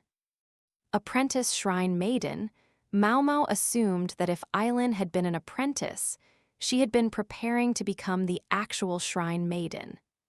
Meaning that if the current Shrine Maiden hadn't been there, Aylin could well have filled the position herself by now. Maomao tried to remember when it was that the painter had seen the beautiful, pale woman. There weren't that many people who fit his description, but a traveling painter wouldn't ordinarily have been able to lay eyes on someone as august as Shea's Shrine Maiden. If she were away recuperating in the countryside, though, then it might make sense. And if, during her recovery, the Shrine Maiden had borne a child, what are the chances of a pale woman giving birth to a pale daughter? Lahan asked. Higher than one being born to a non-albino parent, I would assume, Maomao said. If the father were also albino, a pale child could be almost guaranteed, but even if it were only the mother, it was a distinct possibility. If the Shrine Maiden had indeed given birth to a child, that would give rise to a whole host of questions. You're suggesting this child was the White Lady. Lahan grinned. The expression was unsettling on his face. I can't say for certain, but it would make sense, wouldn't it? We have the White Lady under lock and key at the moment, but one thing she won't do is tell us whose orders she was acting on. Although consort Aylin is more than happy to claim that it was her fellow emissary, Isla. Everyone seemed weirdly fixated on the White Lady. You're saying Lady Aylin saw this baby when it was born. Maybe that's why she's turned to us. The White Lady, for whatever reason, had been running amok in a foreign country. Shea wouldn't find that any more politically congenial than Lee did. Some people, however, might be personally pleased by it. Just to be certain, the political enemy who chased Lady Aylin out of her home, it's not this shrine maiden, is it? If it were, that would explain a few things itself, Maomao said. Aylin claimed that Isla was behind everything, but what if she herself was the one pulling the White Lady's strings, stirring up trouble in neighboring nations in order to bring down the pale shrine maiden whose position she begrudged, ensuring that the shrine maiden wouldn't be in the way when, sooner rather than later, Shea had to rely on Lee for help. Maybe Maomao was being asked to find out whether the White Lady was the shrine maiden's daughter, because such knowledge in itself would be a powerful trump card. She shook her head. Maybe I'm just overthinking things. But why, then, was she being asked to investigate this? For the time being, I'm acting on the assumption that Consort Aylin is telling the truth, Lahan said. I don't think she's hostile toward the shrine maiden, but she does want to find out whether the woman is hiding anything. Quite simply, she may be thinking that when the truth comes out, it will provide leverage she can use to get the shrine maiden on her side. She claims Isla unleashed the White Lady in order to undermine the shrine maiden, so she may well feel that the enemy of her enemy is her friend. It's amazing how easily such unsavory things roll off your tongue. Governments, however, were not monolithic. They could, one might say, be trilithic or even quadrilithic. The politically ousted Aylin might be willing to use any available means to get her revenge. She certainly didn't seem that way when she was here last year, though the two emissaries had come dressed in matching outfits, looking practically like twin sisters. Could so much have happened in just a year? Are you sure you're not just helping Lady Aylin because you have a soft spot for pretty women? Maomao asked. What a thing to accuse your honored elder brother of. She decided to ignore that. She didn't have time for this. In politics, you never knew who might become your enemy or when. Perhaps Aylin had entered the rear palace because she knew Lee had apprehended the White Lady. If she succeeded in bringing the shrine maiden into her fold, did she mean to go back to Shea? This is all so complicated. There were so many questions, so much room for doubt. Would she really share the truth about the White Lady so readily with someone from another country, even if it was to get the shrine maiden on her side? Didn't it stand to become a major headache for Shea? I guess she has her own reasons. Even Maomao, who was not a political animal, understood one thing. Lee couldn't just go executing the White Lady. That had to be her starting point for everything. Lahan, thankfully, appeared to realize what she was thinking. You don't seem to see what I'm getting at. Let me put it this way. If the White Lady is the shrine maiden's daughter, then as long as we have her in our custody, we have leverage over the shrine maiden, and we have a check on Isla, who chased Aylin out of Shea. The White Lady was the key to the current international situation. Maomao frowned. You understand why I can't speak of this to anyone else, presumably meaning Yao and Anen. That's no excuse for dragging me into it, Maomao said. She had half a mind to break his stupid spectacles. I was really worried about what I would do if you didn't pass our test. I guess I would have had to go to the Sway noble, but given her position, the hassle involved would have been unimaginable. Maomao guessed he was referring to Suyuri. Making use of someone who was no longer supposed to exist would require a false identity. They could claim she was the daughter of some bureaucrat or other easily enough, but her real origins could still come back to haunt them, not to mention that she'd been a regular visitor to the medical office in the past. Everyone would be surprised, at best, if a woman who had died were to come back to life. Maomao was concerned about what status she would be given as a result of this most recent test. She had urged them from the first simply to treat her as Liumen's adopted daughter. Now that he was a proper member of the medical staff, there should be no problem. So, what, you want me to go to Shea this time? It was hard enough getting to the western capital and back. Maom had practically lost track of how long the round trip had taken. That's one thing you don't have to worry about, Lehan said, munching on the other half of Maomao's discarded bun. The Maiden is coming here. She's what? Maomao nearly yelled, startling Lehan so badly that he choked on the bun and had to swig some tea. What do you mean, coming here? If she's sick, you can't make her travel all that way. She rubbed her temples. Lehan wiped some tea away from his mouth with his hand, then held out the hand imperiously to stop her. That's politics. Li is as much a factor in Shea's thinking as Shea is in ours. Naturally, they would want a presence at a major ceremony. Major ceremony. Haven't you heard? With Empress Jyokayu, now His Majesty's legal wife, and her son next in line for the succession, her family is to be officially granted a name. From Shea's perspective, that would mean a strong clan with direct ties to the imperial family right on their border. They wouldn't want to come off looking second best. Right. He was talking about the young prince's formal debut, an occasion significant enough that emissaries from other countries would be present. His Majesty's other sons have been too short-lived, Maomao reflected. All of them had died before such a ceremony could be held. Then again, the current prince was less than a year old. There may have been political considerations in presenting him this early. I grant the journey's not a short one however you make it, but Shea has a major sea route.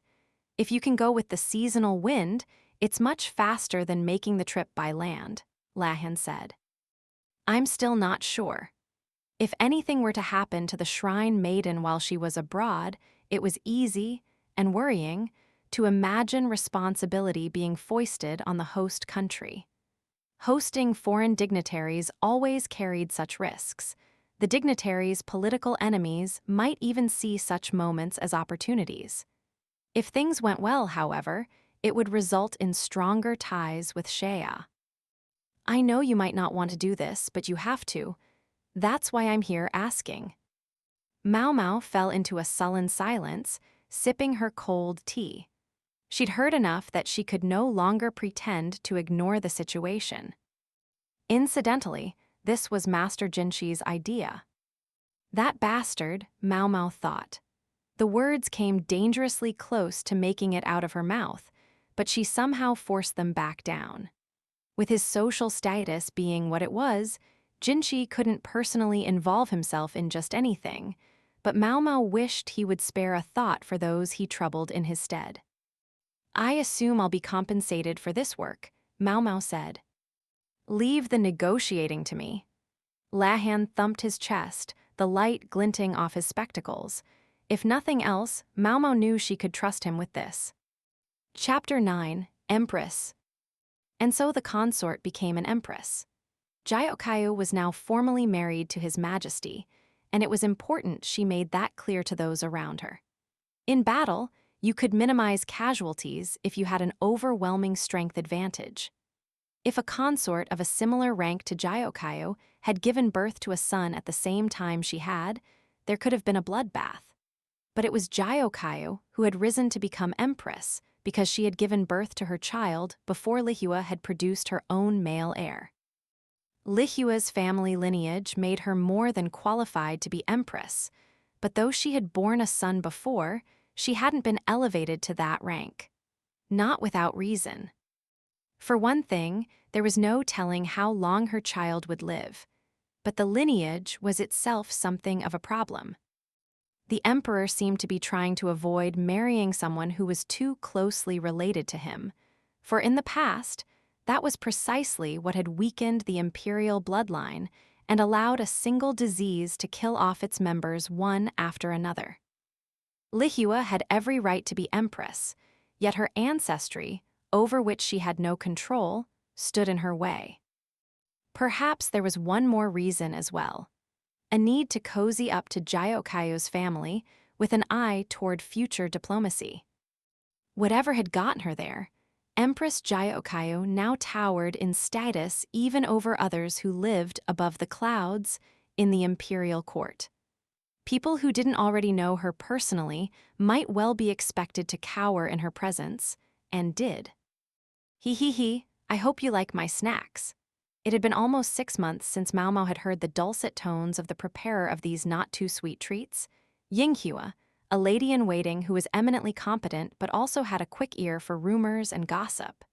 Maomao was glad to see Yinghua treated her the same way she always had, even if Maomao didn't dare do anything so foolish as speak to her. The chief lady-in-waiting, Hongniang, was watching them both closely.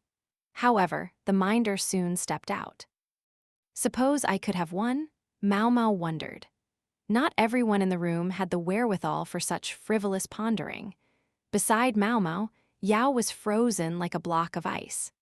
NN kept a poker face, but the little glances she kept stealing at Yao suggested she was worried about her. Once the women had become accustomed to making medical visits to the consorts in the rear palace, they had finally been called upon to be part of a visit to Empress Jyokayo herself. Jyokayo had no doubt been looking forward to this. She had, after all, personally recommended Maomao to take the medical assistance exam. She regarded Maomao's visit as one of her all-too-few pleasures, and was treating it as something of a tea party. Where is Dr. Kan? Yao asked Yinghua. Dr. Kan, that referred to Maomao's father, whose full name was Kan Liumen. He went to examine the young prince, Yinghua replied. Since you're all here, Lady Lingley and the ladies-in-waiting will all get checkups as well. There's nothing to do in the meantime, so Lady Jyokayo suggested tea. Hongniang must have gone to keep an eye on the exams. Princess Lingley had gotten big since Maomao had seen her last. When they'd arrived at the palace, the child who had been just a toddler before came running to see the visitors. She seemed to have her mother's willful streak. Sadly, she didn't remember Maomao, but she pegged the newcomers as playmates and followed them everywhere until Hongniang pried her away. The princess had looked quite dejected. Maomao figured they hadn't seen the last of her.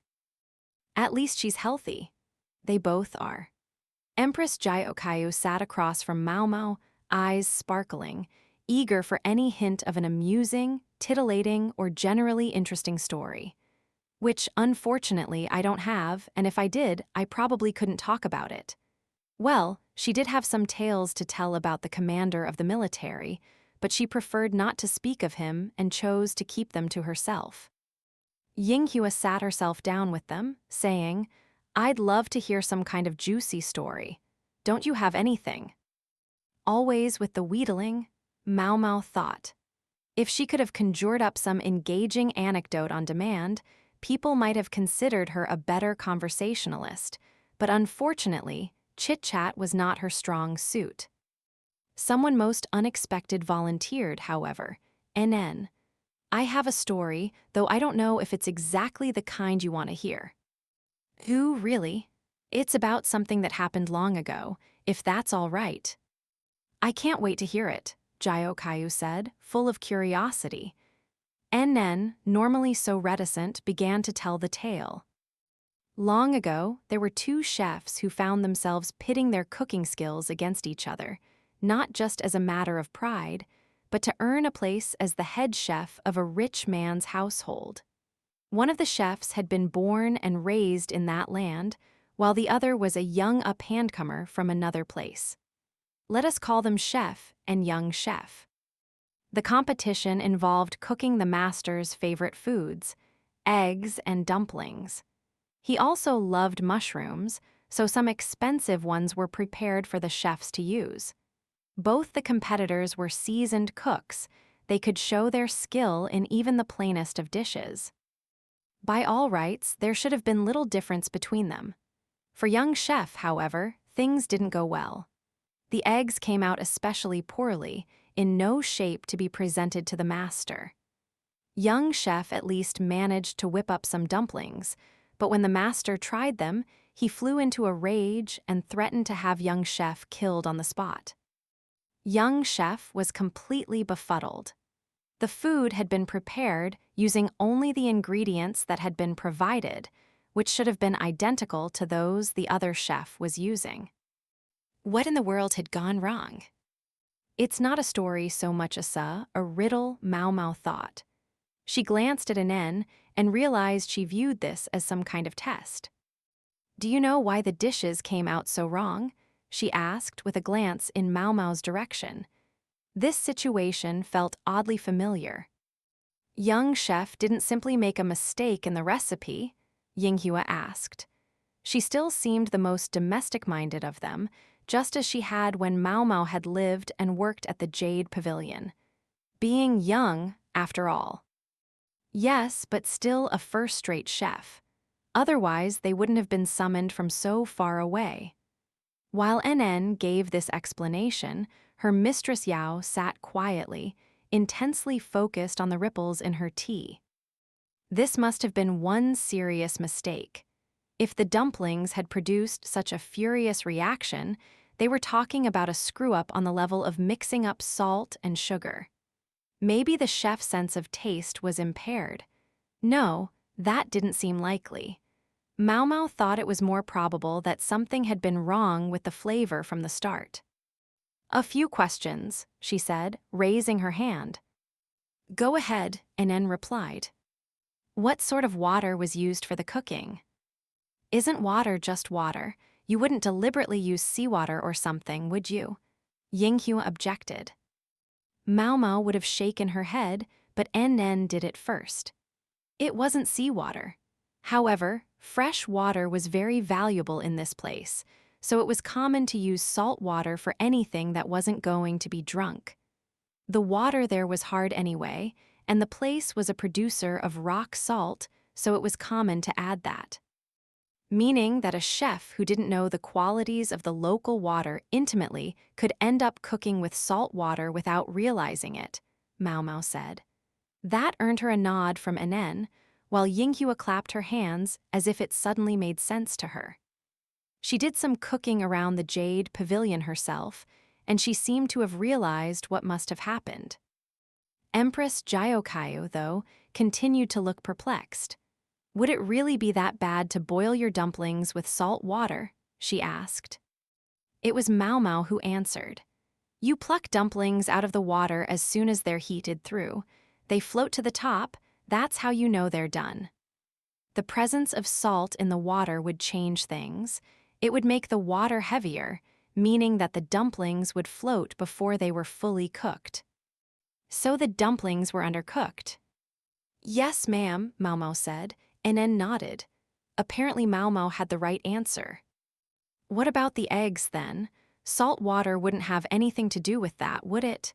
Yinghua said. "If we knew exactly which egg dish was cooked and exactly which ingredients were used, I believe we could answer that question too," Maomao said. "What do you think they cooked then, and what do you think they used?" NN replied. "I'm going to guess steamed egg custard and hen of the woods mushroom." Hen of the woods was a luxury ingredient in some places. It was the first thing Maomao had thought of when NN mentioned mushrooms. Its pleasant texture is part of what makes it enjoyable to eat, so I assume young chef wanted to avoid overcooking it. However, raw hen of the woods can be used to soften meat. Presumably, the egg didn't set correctly. "Oh," Yinghua's eyes sparkled with interest. "That's exactly right," NN said, going so far as to raise an eyebrow. She remained mostly expressionless, but it seemed to take the wind out of her sails how readily Maomao had answered her. For some time now, NN had been more talkative than normal. By contrast, Yao had fallen silent. She was looking at the ground, almost as if she were embarrassed. "Well, what happened to them? What happened to young chef?" Yinghua asked. "Oh, don't worry. They were rescued by another fine personage. They didn't become the chef at that rich man's mansion, but did find work at another household, one that was home to someone who wished to eat decent egg custard. Most fortunately, this young lady happened to be the daughter of someone with whom young chef was acquainted. Well, that's good to hear, Empress Jyokayu laughed. Yes, m'lady. It so happened that young chef had a little sister, and thanks to this turn of events, they were both saved from having nowhere to go. The corners of NN's mouth crept up. Wow, so she can smile? The expression was a kind one, and it seemed to be directed at the bashful Yao. I see. Maomao thought she understood why NN had chosen to tell this particular story. Maomao's choosing to keep her peace about it and feign ignorance was her own form of kindness. The chat seemed as pleasant to Empress Jyokayu as it did anxiety-inducing to Yao and the others. After NN's story, there was a bit of friendly gossiping until Maomao's old man returned amidst a clamor. Hongniang was there holding the crown prince, with Princess Lingli beside her. The child is the picture of health, Liu Humen announced. That's wonderful to hear, said Jyokayu, looking deeply relieved. The infant's teeth were already coming in, gleams of white could be seen when he opened his mouth. I have some concerns about weaning him, Liu Humen told Hongniang and the Empress. People's bodies tolerated things differently. You couldn't give babies honey, and fish or wheat could cause an allergic reaction. When you introduce new foods into the prince's diet, do it little by little and only one new food at a time. Start the child on several new foods at once, and it would be impossible to tell what the problem was if he had a bad reaction. This is the emperor's own son we're dealing with, Maomao thought. Commoners, particularly those who lived in the poorer quarters, didn't worry about giving a baby the wrong food. They often had no food to give it at all. Yao and NN listened attentively to what Liu Humen was saying. Incidentally, the quack doctor was also taking notes. Will it be safe for the prince to appear at his presentation? Jyokayu asked, a note of worry in her voice. Truthfully, I wouldn't recommend keeping him in an unfamiliar setting for very long. Children find it tiring. He might burst out crying when everyone was supposed to be quiet or need his diaper changed. He could get hungry. 2 years earlier, Princess Lingli had come to one of the garden parties, and it had been a challenging experience. They'd had to put warm stones in her cradle to help keep her from catching a cold. This presentation would be even longer than that. I'll tell His Majesty I think our boy shouldn't stay very long, Jyokayu said. Thank you for understanding, ma'am, Liu Humen replied. Maomao could see why the Empress might be concerned. Her son was only one of the Emperor's children. There was Princess Lingli too, and Consort Lihua's son. He had a claim to the throne as well. While Maomao didn't believe Lihua would do the unthinkable, others with a lust for power might not be so scrupulous. Lihua couldn't control everyone who might be tempted to make an attempt on the prince's life. There could be others whom she neither knew about nor could influence plotting harm to the crown prince. In the past, there had been a palace lady who had attempted to poison one of the consorts. She'd done it out of love for her own mistress and entirely without the consort's knowledge or consent. Her plot had failed. Any who wished for Consort Lihua to be the mother of the nation would see the current crown prince as an obstacle to be removed. Yes, there were many dangers. Speaking of potential dangers, it had been some time since Maomao had seen Jinshi last, but where did he stand in all of this? He has his own claim to the succession. Jinshi would come after the crown prince and Consort Lihua's child. Normally, an infant would not have been named crown prince. He would have been given more time to grow and to be observed by those around him. Jinshi, however, showed a complete disinterest in being emperor. He had been openly pleased by the birth of the prince and had even hoped to be reduced to the status of a common advisor. That, though, was not his decision to make. So how will this all work out? Maomao wondered, gazing at the prince's hand, as red and as delicate as a maple leaf. "It's over already. When will you be coming back?" asked Empress Jyokayo, who wanted to keep chatting. Hongyang stood silently beside her. They were just about to leave the Empress's residence when footsteps came pounding up behind them. It was Yinghua. "Stop that, it's unseemly," Hongyang said. She was constraining herself to a quiet reprimand because the doctors were present, but Maomao knew that Yinghua would be in for a taste of her knuckle later. "I believe you left something here. Would you be so kind as to come and get it?" Yinghua said, tugging on Maomao's wrist. She was grinning. As soon as they were out of sight of the others, she let Maomao go. "Did I really leave something?" Maomao asked. "Oh, of course not. I just made that up," Yinghua said. "Unless maybe this counts." She pressed something into Maomao's palm, a hair stick with a jade ornament. Jyokayu's symbol. Maomao had gotten a necklace of the same material back when she served at the Jade Pavilion. Lady Jyokayo had them made for all her ladies-in-waiting when she became Empress. "I got one too." "That's nice, but I'm not one of her ladies." "She had an extra one made for you, hoping you might come back. She asked me to give it to you just now. She said it would be a waste to leave it lying around." If that was true, then it would be rude not to accept her gift. However, Maomao knew now that there was significance in accepting a hairstick. "Lady Jyokayo wishes you would keep working for her. You can come back any time you feel like it," Yinghua said. Easier said than done, Maomao thought. It was a tremendous opportunity, not the kind that came along every day, and on some level it was a shame to have to turn her down. Maomao believed that life working for Empress Jyokayo would be pleasant in its own way. "But I'm just not fit." Not only in terms of social status, Maomao's personality would be something of a square peg in the round hole of the Empress's lifestyle. "Oh, that's right. People would ask questions if the hairstick were the only thing I gave you."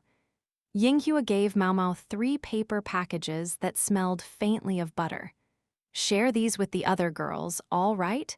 Sorry, I know you like savory stuff better."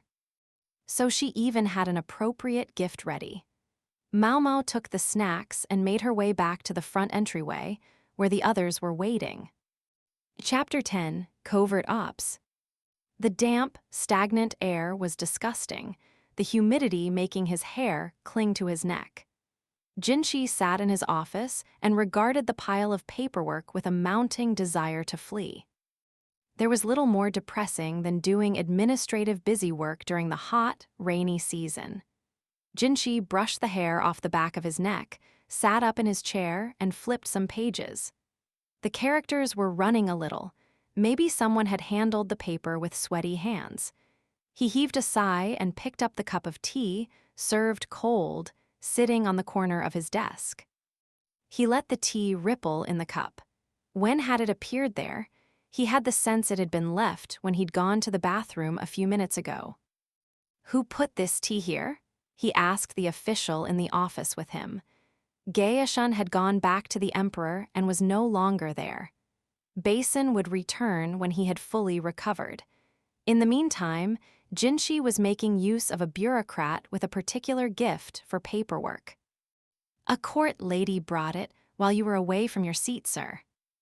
Jinshi was only human, nature sometimes called even on him.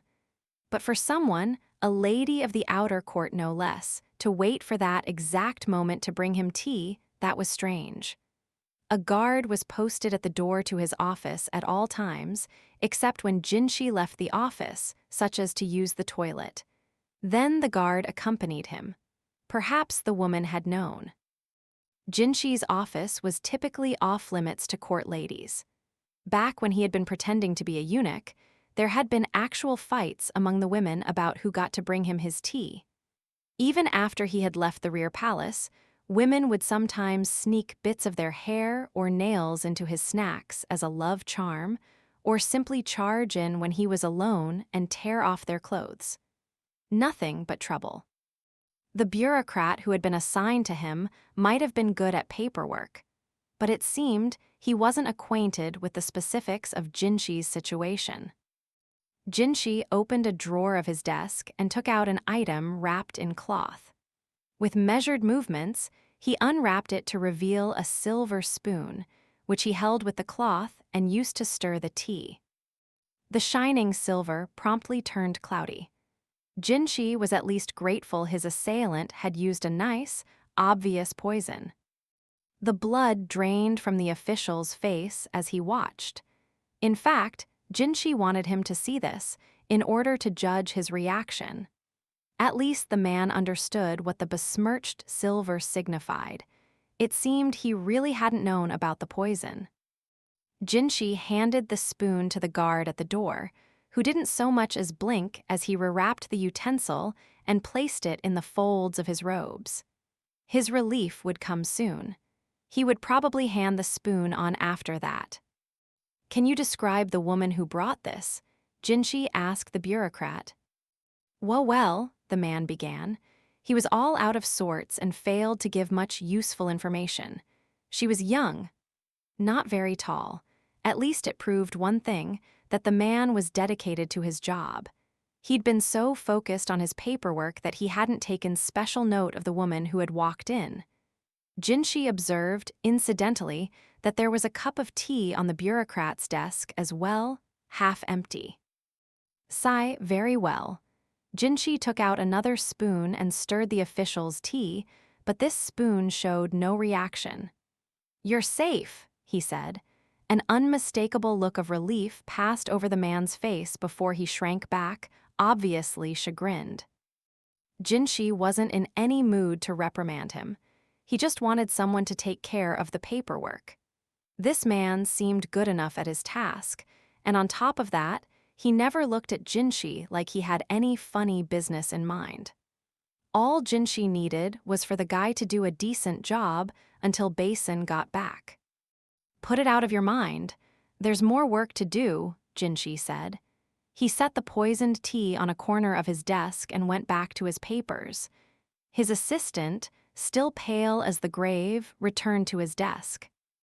Jinshi tried not to let the other man notice as he heaved a sigh. His days were restless, tense. He'd lost track of how long it had been since he'd quit pretending to be a eunuch. Months. Being part of the court proper meant much more work, and he seemed to get less sleep every day. He'd at least been escaping into town to take a breather every 10 days or so, but there was none of that anymore. Jinshi had finished his work for the day and was sitting on a couch in his room. He'd had his dinner and taken his bath, so now all that was left was to go to bed. But he didn't feel like sleeping, not after what had happened that afternoon. "How about some nice fruit, Master Jinshi?" His ever-considerate lady-in-waiting, Soyeon, brought him some pear slices, each on its own little skewer. "Give," he said.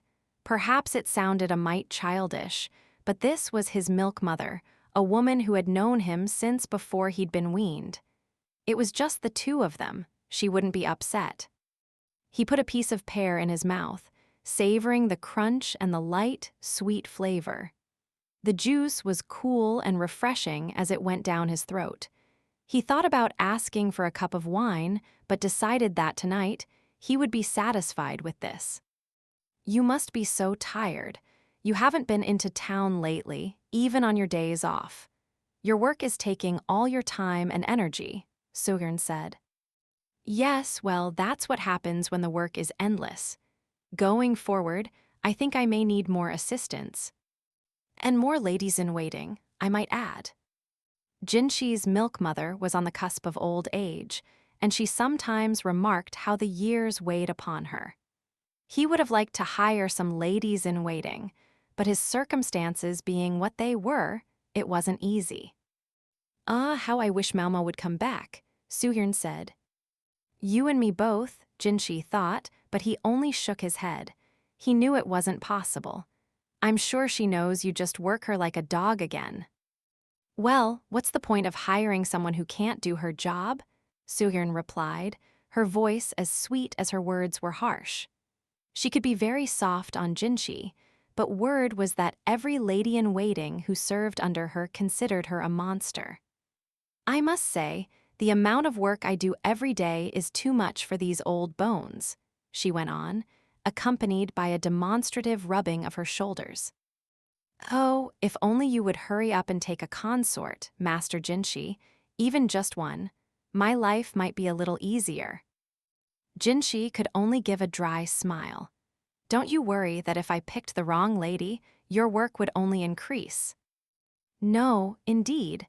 It would make hiring new ladies-in-waiting so much simpler. It's because they covet the position of your wife that they come after you with such fervor.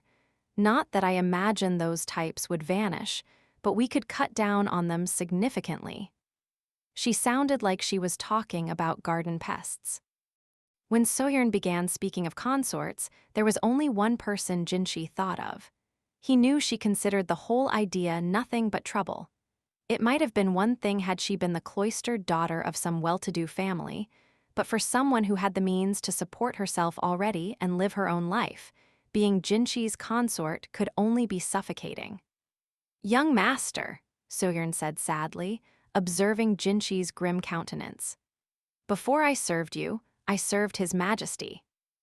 I wasn't perhaps as close to him as I am to you, but I knew him." "I can imagine." His first consort, Lady Aduo, had quite a rough time. "I know she was subject to harassment from a great many women." Jinshi thought of the handsome lady who dressed in men's clothes and was now in seclusion. It was hard to picture her the object of mean-spirited pranks. They could be terribly cruel. It was so bad that I wondered if I should try to intervene, until suddenly I discovered they had all fallen into line with her. Jinshi didn't reply, so Aduo had always been Aduo. At first, when His Majesty sought Lady Aduo, I thought it must be some kind of joke. She was his milk sibling, practically one of the boys. They still played games of tag until who knows when. Yes, Jinshi had heard people say that if she'd been born a man, Aduo would have been the emperor's right hand. With all possible respect to Empress Jyokayo, I must say His Majesty was deeply disappointed to realize that the one he truly wanted by his side was in no position to be there. "What are you getting at?" Jinshi finally said. "Oh, nothing, just the ramblings of an old woman. I simply hoped you might choose a path that would leave you without regrets." With that, Soyeon picked up the plate, which had a lone slice of pear still on it, and left the room. "Without regrets," Jinshi mumbled. "That would not be easy."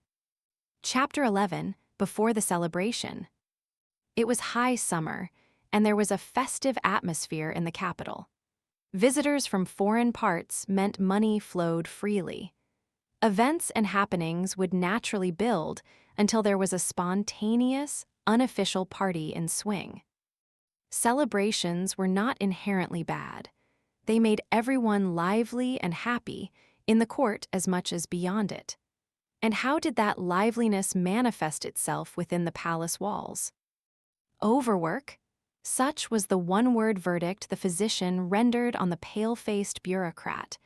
The man had bags under his eyes and a 1,000-yard stare. "Be sure you get some sleep. You'll work yourself to death, literally." Sleep was so important.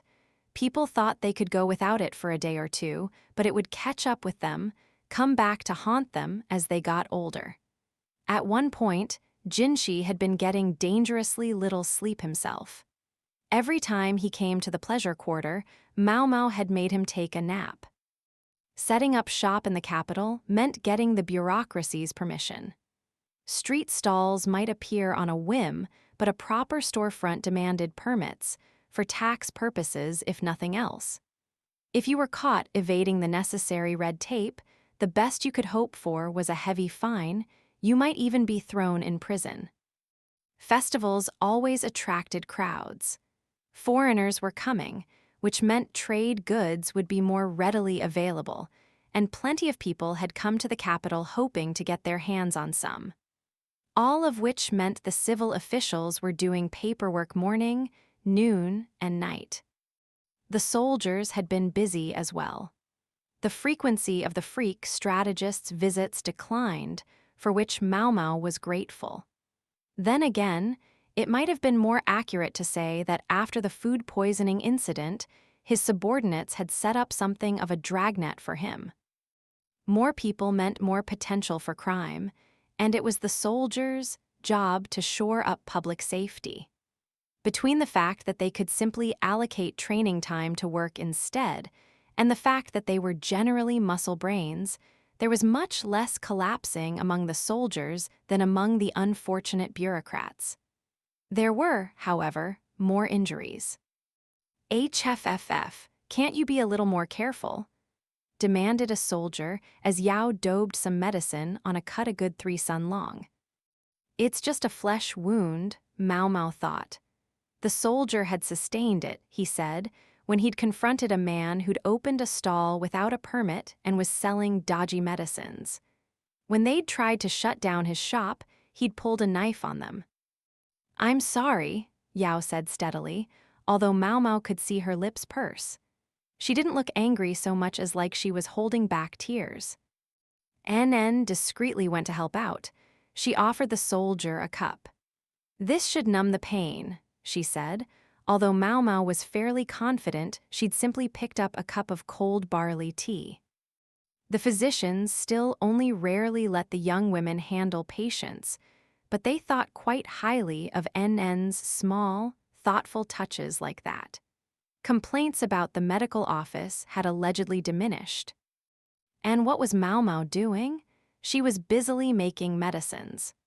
The doctors had felt that she could at least be entrusted with preparing simple balms, and if she suppressed her desire to work on more exotic concoctions, it wasn't so bad. It was the right place for her. She had neither the attitude nor, compared to the other two, the looks to be dealing with patients. Maomao, balm? Since the incident with the cookies, NN had taken to speaking to Maomao in a distinctly more informal tone. Her change in attitude had prompted Yao to start talking to Maomao a little more herself, so maybe NN had done it in order to change her mistress's childish behavior. Maybe. Balm, here you go, Maomao said. As she was about to hand the stuff over, she glanced at the patient. It was the whiny soldier. An awful lot of noise he made for a pretty minor injury. Without a word, Maomao grabbed some balm she had in the folds of her robes, swapping it for the medicine she'd been about to give to NN. The perfect chance. Such an animated patient would be the perfect opportunity to test out her new salve. Maomao was startled by a voice from behind her. What do you think you're doing? She looked back to find an elderly physician glowering at her. You just swapped those medicines, didn't you? Why, whatever do you mean, sir? She asked. She was trying to sound as innocent as she could, but the physician grabbed her experimental medicine. Still glaring at her, he swiped a finger through it. This has something in it, something unusual mixed in. I reiterate, sir, whatever do you mean? This time, Maomao's attempt at deflection only earned her a knuckle to the head. For your information, Liuomen asked us to be especially strict with you. It would be hard for her to wriggle out of this with someone who knew her father. This doctor was the strictest in the medical office, and he already suspected her of having got her position because of her family connections. What did you put in this? After a moment, Maomao responded, a little bit of frog. She'd heard frog oil was supposed to be good and wanted to try it, but it had proven hard to get oil from frogs, and in the end, she'd only been able to make what the doctor was currently holding in his hand. I've heard they use frog oil as a medicine in foreign countries. Have you now? I certainly haven't. In fact, neither had Maomao. She'd simply thought it might be possible it would have some sort of effect. She'd been careful to choose a non-toxic frog and had confirmed there were no obvious ill effects by testing it on herself. She wasn't savage enough to subject someone else to a concoction she hadn't even checked for toxicity. In any case, I'm confiscating this. What no? Thus, she found her medicine taken away. And after she'd spent her day off scrounging around in the rice paddies. Did you say frog? Yao asked, her face pale. It looked like she couldn't believe what she was hearing. You would put frogs in medicine? There must be something wrong with you. Maomao dug in one ear with her finger and ignored her. She must have been over the line, for NN nudged her with her elbow. So she said, I can understand you might not be acquainted with such things, but they're quite a typical meal among the common people. Yao looked even more disbelieving than before. She turned to NN as if to ask whether that could possibly be true. She's right, milady. Frogs are frequently eaten. You might also be interested to know that sometimes people try to pass off sliced snake meat as fish. Whatever color was left in Yao's face drained away at the mention of snakes. Don't worry, I'll make sure no snakes end up on your table, NN assured her. I would be perfectly happy to see them on my table, Maomao offered.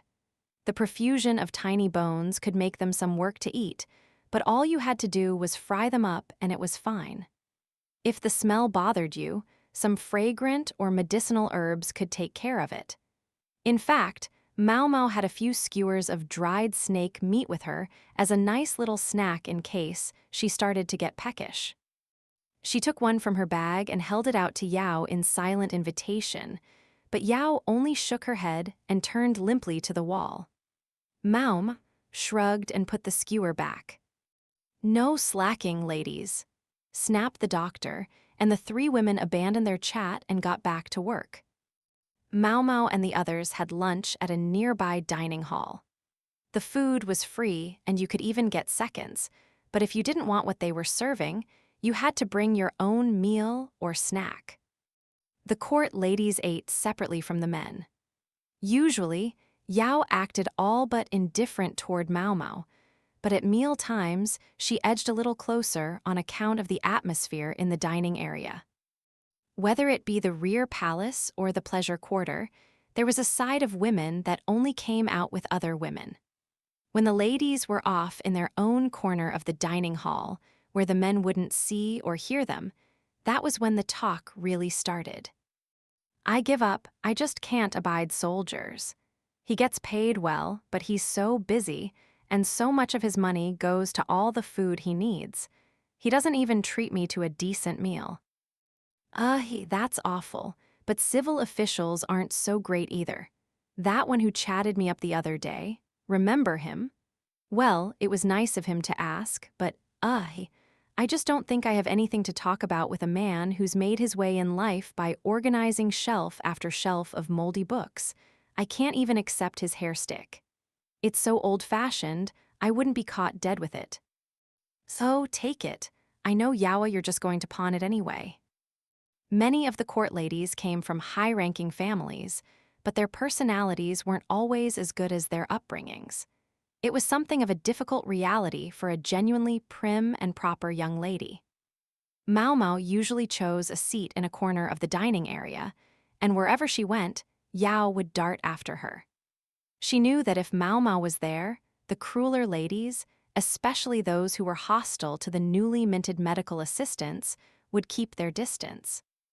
I just tried to give them fair warning, Maomao thought, but now they wouldn't get anywhere near her. It was like the Crystal Pavilion all over again. So what had happened?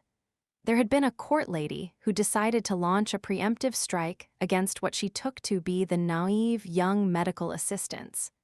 She approached them with a train of hangers-on, in fact looking much like Yao had at the beginning.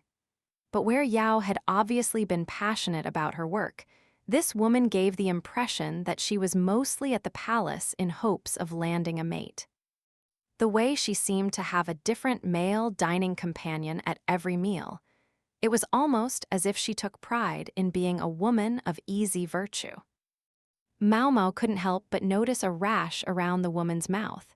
It seems you have a substantial number of partners, she'd said. Are you aware of the risks of illness? She was just making sure. I wouldn't be with a man who was sick, the woman had said, whereupon Maomao had told her about how sexually transmitted diseases could be present but dormant, and how even if her partner wasn't sick, one of his other partners might be, and the illness could still be passed to her. She wasn't the only one who could sleep around, after all. Finally, Maomao had explained that several sexually transmitted diseases could be communicated at once. "Have you been feeling tired?" she asked. "Any swelling or soreness in your private areas, or bleeding for that matter?" As Maomao had proceeded with her questioning, the woman had grown paler and finally vacated the scene. Maybe, Maomao reflected, it had been a misjudgment to handle her the same way as she did the courtesans at the verdigris house. But if the woman wasn't treated promptly, her nose might rot and fall off. Maomao had been talking to the woman very much in earnest, but meanwhile Yao's face had been bright red. NN must not have known much about sexually transmitted diseases, for she had been taking copious notes. Now to return to the present moment. Today's meal was congee, soup, and one of several side dishes. Choice of sides was free, but show up too late and they might be out of your favorite. We mentioned the small quantities of food, but that was because in general, full meals were served only in the morning and evening. The afternoon service was essentially a large snack. For her side dish, Maomao took steamed chicken with cold vegetables. Meat dishes were popular and always went to the early birds. The other two women took the same thing. "Just so you know, I'm not copying you," Yao said. "I didn't say you were," Maomao thought. In its own way, her behavior was sort of charming, and ever since she'd had that realization, Maomao had started to develop an affection for the other court lady. She was an awful lot easier to deal with than a sycophant who kept her true intentions hidden. The other side dishes included fish and something vinegared. The fish did look a bit like snake meat if you squinted. Maybe that was why Yao hadn't wanted it. Call her twisted, but the realization made Maomao want to tweak the young woman just a bit. They set up camp in their usual corner, but whereas Maomao normally ate in silence, today she said, "They say some sort of foreign dignitary is coming, right?" It had been all the talk recently. "Did you know that in the desert, snakes and lizards are considered important sources of nutrients? They eat them all the time there." Food culture differs from place to place, as one would discover quickly by going west, and indeed as Maomao had learned firsthand on her trip to the western capital. She hadn't gotten to do any sightseeing as such, but there had been a lot of strange offerings at the street-side food stalls. Sugiri, with her aversion to snakes and insects, had been at her wits' end, Maomao recalled with a warm glow. "Maomao," NN said, giving her a discouraging look. Yao's spoon was frozen in midair. "I'm not hungry anymore," she said, putting the spoon down. It looked like Maomao had gone a bit too far. "Lady Yao, you need your food," NN said. "I might have some appetite for a snack," Yao replied, still looking a little miffed. NN thought about it for a second, then produced a cloth packet she unwrapped to reveal a bamboo cylinder, a canteen. The cafeteria servings were never enough for Yao's voracious appetite, and NN was always prepared with a supplement. "You can have this after you finish your meal," she said, glancing Yao's way. Yao grumbled but started in on her congee again. She knows how to handle her, Maomao thought. As for what was in the canteen, NN got a bowl and emptied the contents into it, revealing something sweet-smelling, translucent, and moist. "That's your snack," Maomao said. Yao really was rich. This was a luxurious treat. The perfect summer dessert. It even showed up in Empress Jayokaiu's evening meals every once in a while. "It's Lady Yao's favorite," NN said. She accompanied the remark with a finger to her lips, correctly guessing that Maomao knew what the dessert was. Here I thought she was looking out for Yao. It was cruel what she was doing. Was this, too, in the interest of helping Yao grow? It's a little warm, but it's still good," said Yao, digging into her jiggling snack with gusto. The name of the dish, Hasma, the nature of the ingredients, frogs' reproductive organs. For Yao's sake, Maomao decided not to say anything. Chapter 12, Child of a Foreign Land. "Rather lively today, isn't it?" Liu Men said, although he seemed perfectly relaxed. He wasn't wearing his white doctor's outfit today. He was in men's clothing, although his pudgy silhouette and warm expression still gave him the appearance of an old lady. He made his way slowly but steadily along the thoroughfare, leaning on his cane. "Careful not to trip," Maomao said, keeping a watchful eye out as she walked at his side. Roads weren't normally a problem for him, but this one was particularly busy, made even more so by the festival atmosphere. For an old man missing a kneecap, a stray bump from a passerby could be enough to send him sprawling. "Oh, I'm fine."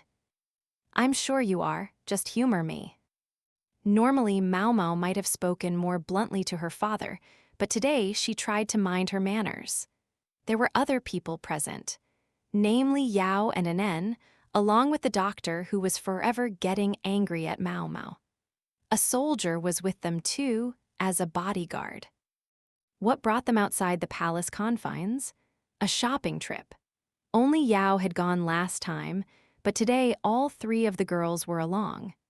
That was partly because there wasn't too much to carry, and partly because the medical office was too busy to spare all its doctors. The last shopping trip had demonstrated how tricky things could get with no physicians present. There was arguably one more reason as well. The person they would be purchasing medicine from was a foreigner.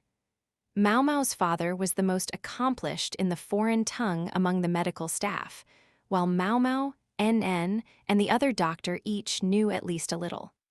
On this trip, Yao was just along for the ride. "We should have taken a carriage," Maomao grumbled. "A carriage, with all these people around? We would only have been a nuisance," Liu Men said. He sounded cheerful, but Maomao thought it was cruel to make an injured old man walk all this way. Other than that, she was very happy with the situation. She got to be with her father and see some uncommon medicine. Exciting. "Don't do anything unless we tell you to," said the other doctor, call him Scary Doctor, glaring at Maomao. Hey, she knew how to behave herself in public. She'd long had the feeling that he was keeping an eye on her, and since the incident with the frog-based salve the other day, his surveillance had only become more intense. Incidentally, she had finally started to remember his name just recently. It was Dr. Liu. "Sorry about this," Liu Men said, but he didn't contradict the other man. He was going to defer to Dr. Liu. Yao seemed to have a little more respect for Maomao's father than before. As ever, NN was doing whatever she could to help Yao, and the young mistress had recently been quite personable. She was just sheltered. Yao was trying to look nonchalant, but Maomao saw her eyes dart to the storefronts from time to time. She looked antsy, ready to run. She didn't seem used to the volume of people. NN was watching just as closely as Maomao, and although her face remained impassive, there was something hidden behind that deliberately blank expression.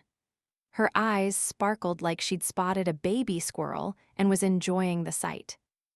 Maybe Yao had been brought along this time because the doctors figured she hadn't gotten used to going shopping the first time.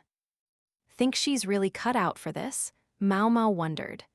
NN was diligently minding Yao. If I had to guess, I would say she's enjoying it. Well, that was better than having to force her kicking and screaming. While Yao was busy being distracted as they passed a candy crafter, the group arrived at their destination. It was a luxurious restaurant, one Maomao had made use of before. It was amply supplied with private rooms where its typically rich clientele could have private conversations. Awfully convenient, those rooms, foreign products, even just medicine, were valuable. If you weren't careful when you went to pick them up, you could find yourself robbed on the way home. That explained the bodyguard too. It being the middle of the day, there were quite a few female customers. At lunchtime, the restaurant sold light snacks, and the fresh steamed buns looked enticing. "This way, please." A server showed them to their room, where a foreign man with light hair waited. He was very hairy, except for his chin. He wore a thick mustache but no beard. Liuomen entered the room, but when Maomao and the others started to follow, the foreigner held up a hand. He and Liuomen conferred. The group was too far away to hear what they were saying, but Maomao saw her father shake his head and look back at them. "He says only 3 people may enter." "What? 3 people?" That meant Maomao and the other 2 assistants would have to wait outside. Obviously, the 2 doctors would be essential, and they would want the bodyguard with them just in case. "In fact, he thinks we shouldn't have brought women at all," Dr. Liu said. "I guess we should have had you accompany us when we were dealing with someone else." Maomao's shoulders slumped. Was she going to be condemned to wait in the hallway the entire time? Then Dr. Liu handed her a piece of paper. "I'm sure you know how to handle a shopping trip. Could you pick up some other items for us while we're doing this?" The paper contained a detailed list of the preferred sweets and treats of the doctors who hadn't been able to join them. The list was quite extensive, and Dr. Liu accompanied it with a substantial amount of change. "If there's money left over, you can buy what you like with it. Craft candies say, be back here in a couple of hours." "Yes, sir," Maomao said. Dr. Liu did nothing but get angry at her, yet he didn't neglect to provide for candy for them. He hadn't failed to notice Yao taking in the street stalls. "You do know how to handle money, don't you?" Yao asked Maomao, perhaps annoyed that she had been entrusted with the cash. Does she realize what she's saying? Yao was as good as announcing that she herself hadn't known how to use money until recently. She seemed quite proud of her newly acquired knowledge. Maybe they were hoping to teach her a thing or two about shopping by bringing her along, Maomao thought. Behind her, Nn's eyes were shining, as if to say, "Isn't my mistress the cutest?" Maomao knew that hanging on to the money would only earn her more grumbling, but she wasn't entirely comfortable giving it to Yao. By process of elimination, she handed the list and the cash to Nn. Yao still seemed less than pleased, but she wasn't going to fight Nn having the purse strings. "How about we start with the steamed buns?" Nn suggested.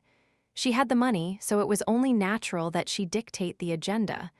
When Maomao stole a peek and saw the name of the shop, though, she frowned.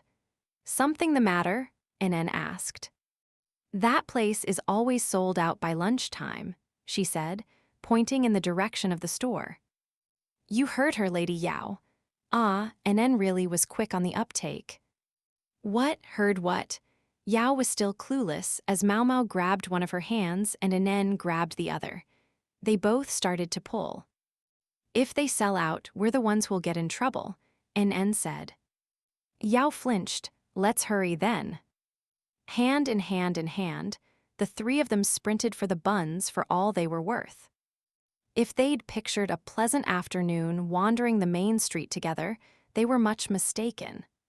At last, they stood in the shade of a willow tree, Maomao and Yao and Nn, their breath heaving. "Doctors must earn a pretty nice salary," Maomao said, her tone more than a little bitter as she looked at the mountain of treats in pretty packages. "There's a lot of fresh-made stuff here. Think they'll be able to eat it all before it goes stale?" They'd been to what felt like every place in town. Dr. Liu had said they could spend whatever was left over, but was there anything left over? Yao wheezed. She wasn't used to running and was so spent she couldn't speak. Nn, ever attentive, bought her some juice from a nearby shop. All the snacks they had been instructed to purchase had come from well-known establishments. Maomao recognized a number of the treats served at the Verdigris house as well. Dr. Liu had probably given Maomao the money because he knew she would be acquainted with many of the stores. I really think this should be enough, NN said, scanning the piece of paper. There was one more name on the list. Oh, that place. Maomao's shoulders slumped. It wasn't exactly close, and she didn't feel like walking that far. They've probably still got stock, and we've got an hour yet. She glanced at Yao, who appeared rejuvenated by the juice. I'm good to go, she said. Maomao and Anen looked at each other, both cocking their heads, wondering what to do. May I ask what you're doing, Anen? You two seem to signal each other a lot these days, Yao said. I simply wouldn't want you to overexert yourself, Lady Yao, Anen said. Well, that's too bad because I'm going. I'm going and that's final. Very well. Anen, remained unfazed, but inside she was no doubt marveling at how adorable her mistress was when she was trying to put on a brave face. From behind, Maomao could see that Nen's shapely tush was quivering with delight. Maomao guided them along. The shop on a side street a little off the main road. It was a nuisance having her arms full of packages. Then again, Yao, still trying to prove she was up to these kinds of things, had insisted on carrying more of the baggage than anyone. At least Maomao had it better than her. I do admire her refusal to be beaten, she thought. There were plenty of people out there who were content to lord it over others simply because they happened to have been born well. At least Yao wasn't like that. Maomao suspected it was the same facet of her personality that had driven her to apply to become a medical assistant when she took the court lady's exam.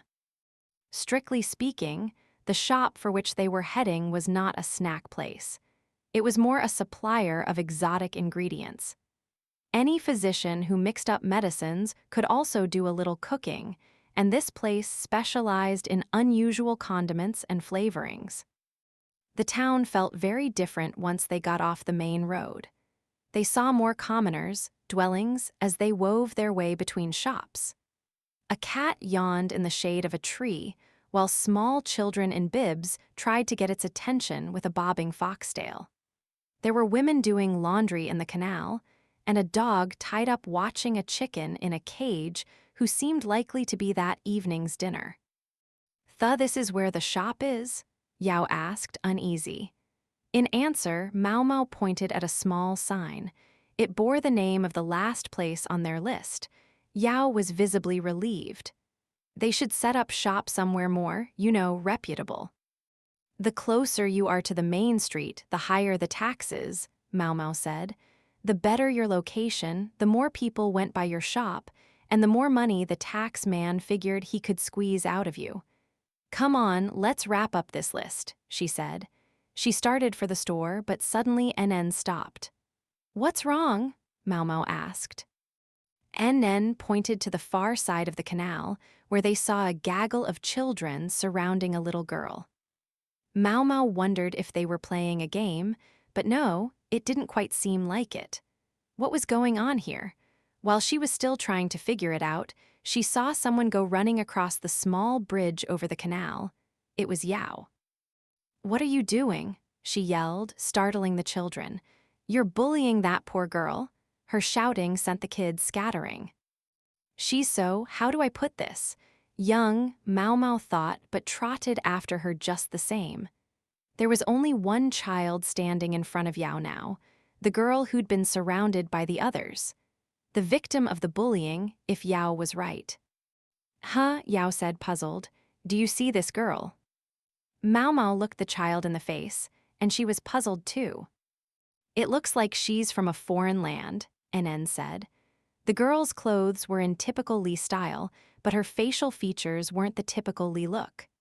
Maomao took her to be somewhat less than 10 years old. Her hair and eyes were dark, but her skin was fairer and ruddier than their own. She had a lovely face, with perfectly positioned eyes and pronounced eyebrows. Her skin reminds me of Empress Jyokayu. She might be of mixed parentage then, but Maomao could see why NN had assumed she was foreign-born. there were markings around her eyes. That was extremely unusual in Li, since here tattoos were normally imposed on criminals. Few people would voluntarily get them, making Maomao and her freckles a notable exception to the rule. This wasn't the mark of any crime, however. It looked more like a ward or charm, a red, vine-like pattern. "Are you all right?" Yao asked, but the girl only looked at her with a confused expression.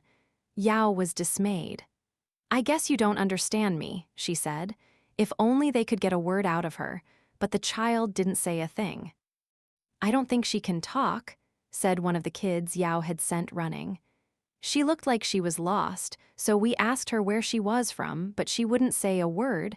We all tried asking her together, but I don't think she has a voice."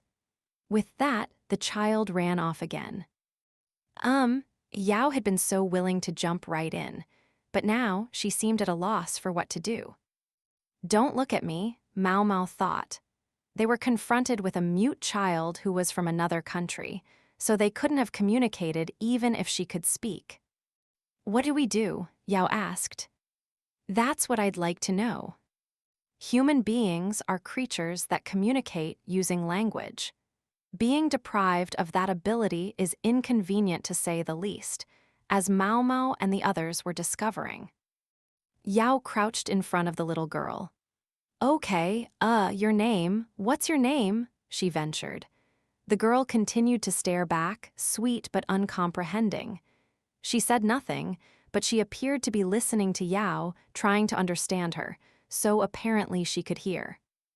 If she could say something, we might at least be able to figure out what country she's from, but no such luck. The child made not a peep. Having got herself into this, Yao was bent on at least figuring out where the child was from, but she was looking less and less hopeful. She stole the occasional glance back at Maomao and Enen, but Enen only watched, making no move to help her mistress. She could stand to lend a hand, Maomao thought. Early on, she'd taken Enen to be Yao's faithful servant, but over time she had come to see it was more complex than that.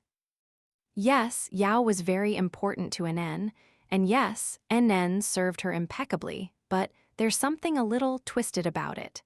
Such was Maomao's conclusion. Sometimes when someone was just too adorable, it left you wanting to tease them a bit, but it wasn't quite that either. However you described it, it left Enen watching with distinct gratification as Yao flailed.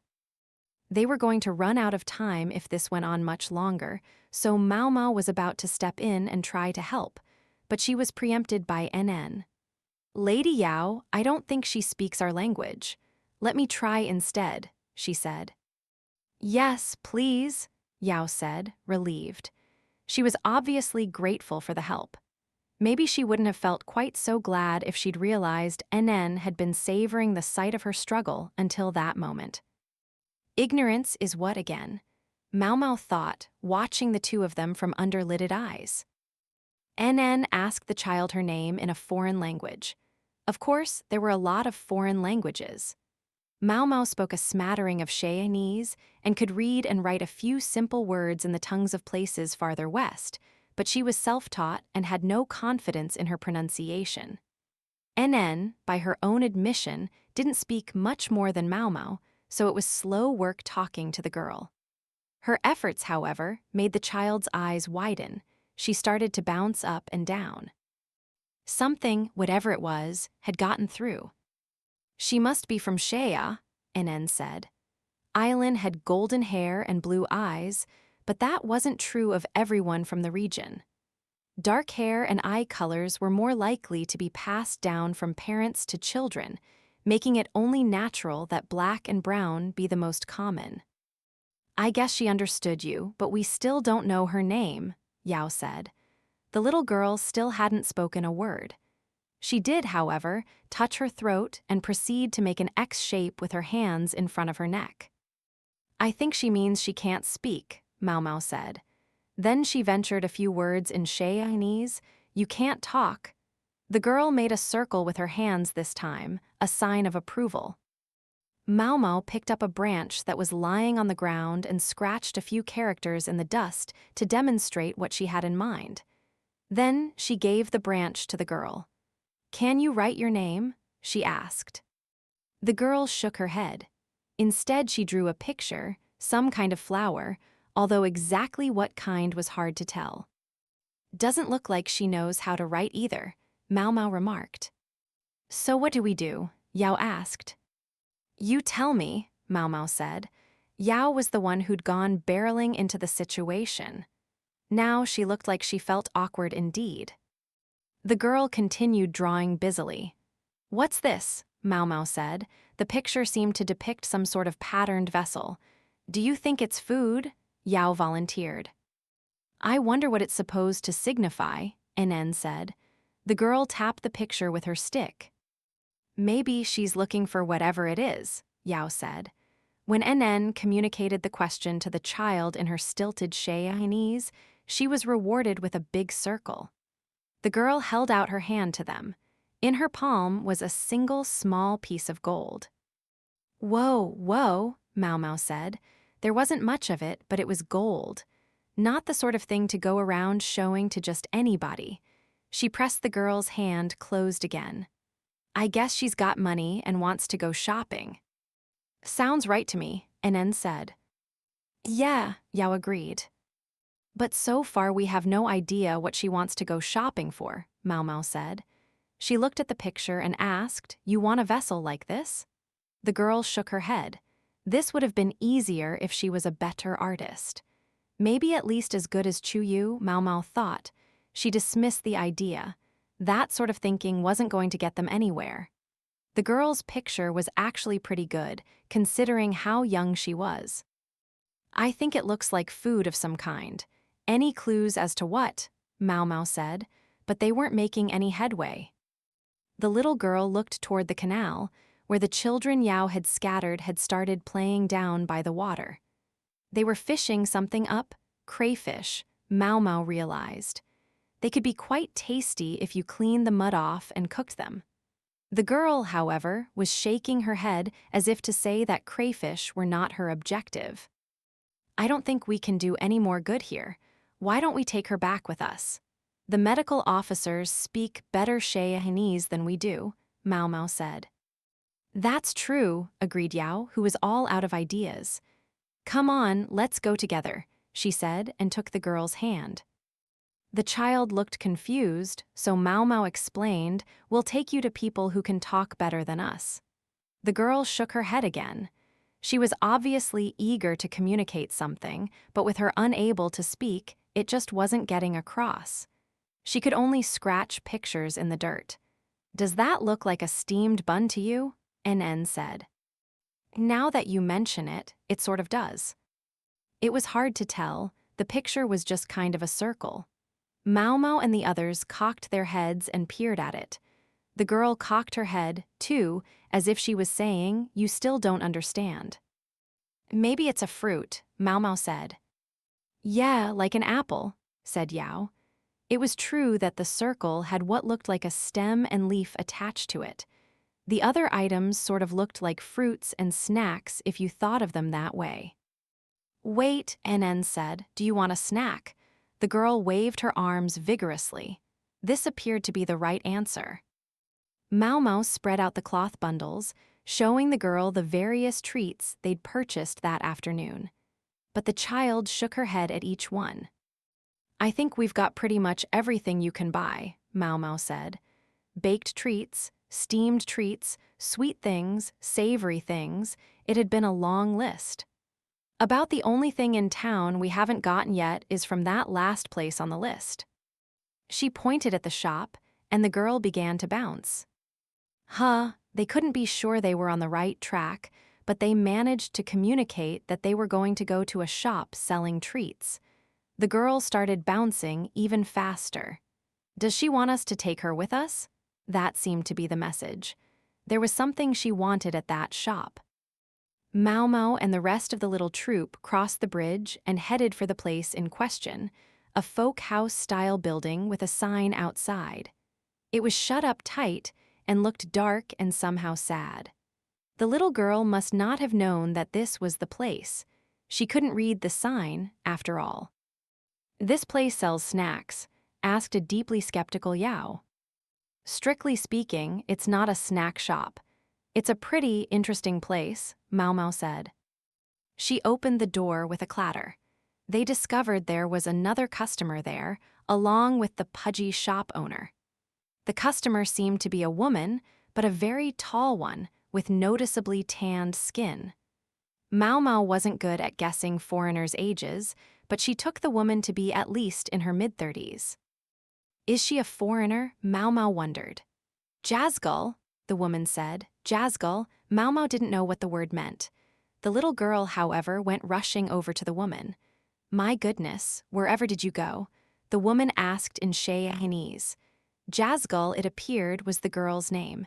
It seemed much harder to pronounce than a name like Aylin, even though both were from the same language. "So is that her guardian? Maybe her mother or something?" Maomao said. "Seems like a safe guess, even though they don't look much alike," NN said. All three of them felt spent. Is this what all that stress had been for? Jazgull was communicating something to the woman, pointing at Maomao and the others. "Perhaps it is you who saw Jazgull safely here," the woman asked them. She had an accent, but she was perfectly understandable. "She was by the canal over there. She seemed to want snacks," Yao said. "Ah, so that's what happened." In short, Jazgull's companion had been here, but they'd gotten separated, and the girl hadn't known which shop was which. Ironic that it was so close. "I must apologize. This child was adamant on going out there." While the woman chatted, the shopkeeper rifled through the shelves, looking for whatever she had ordered.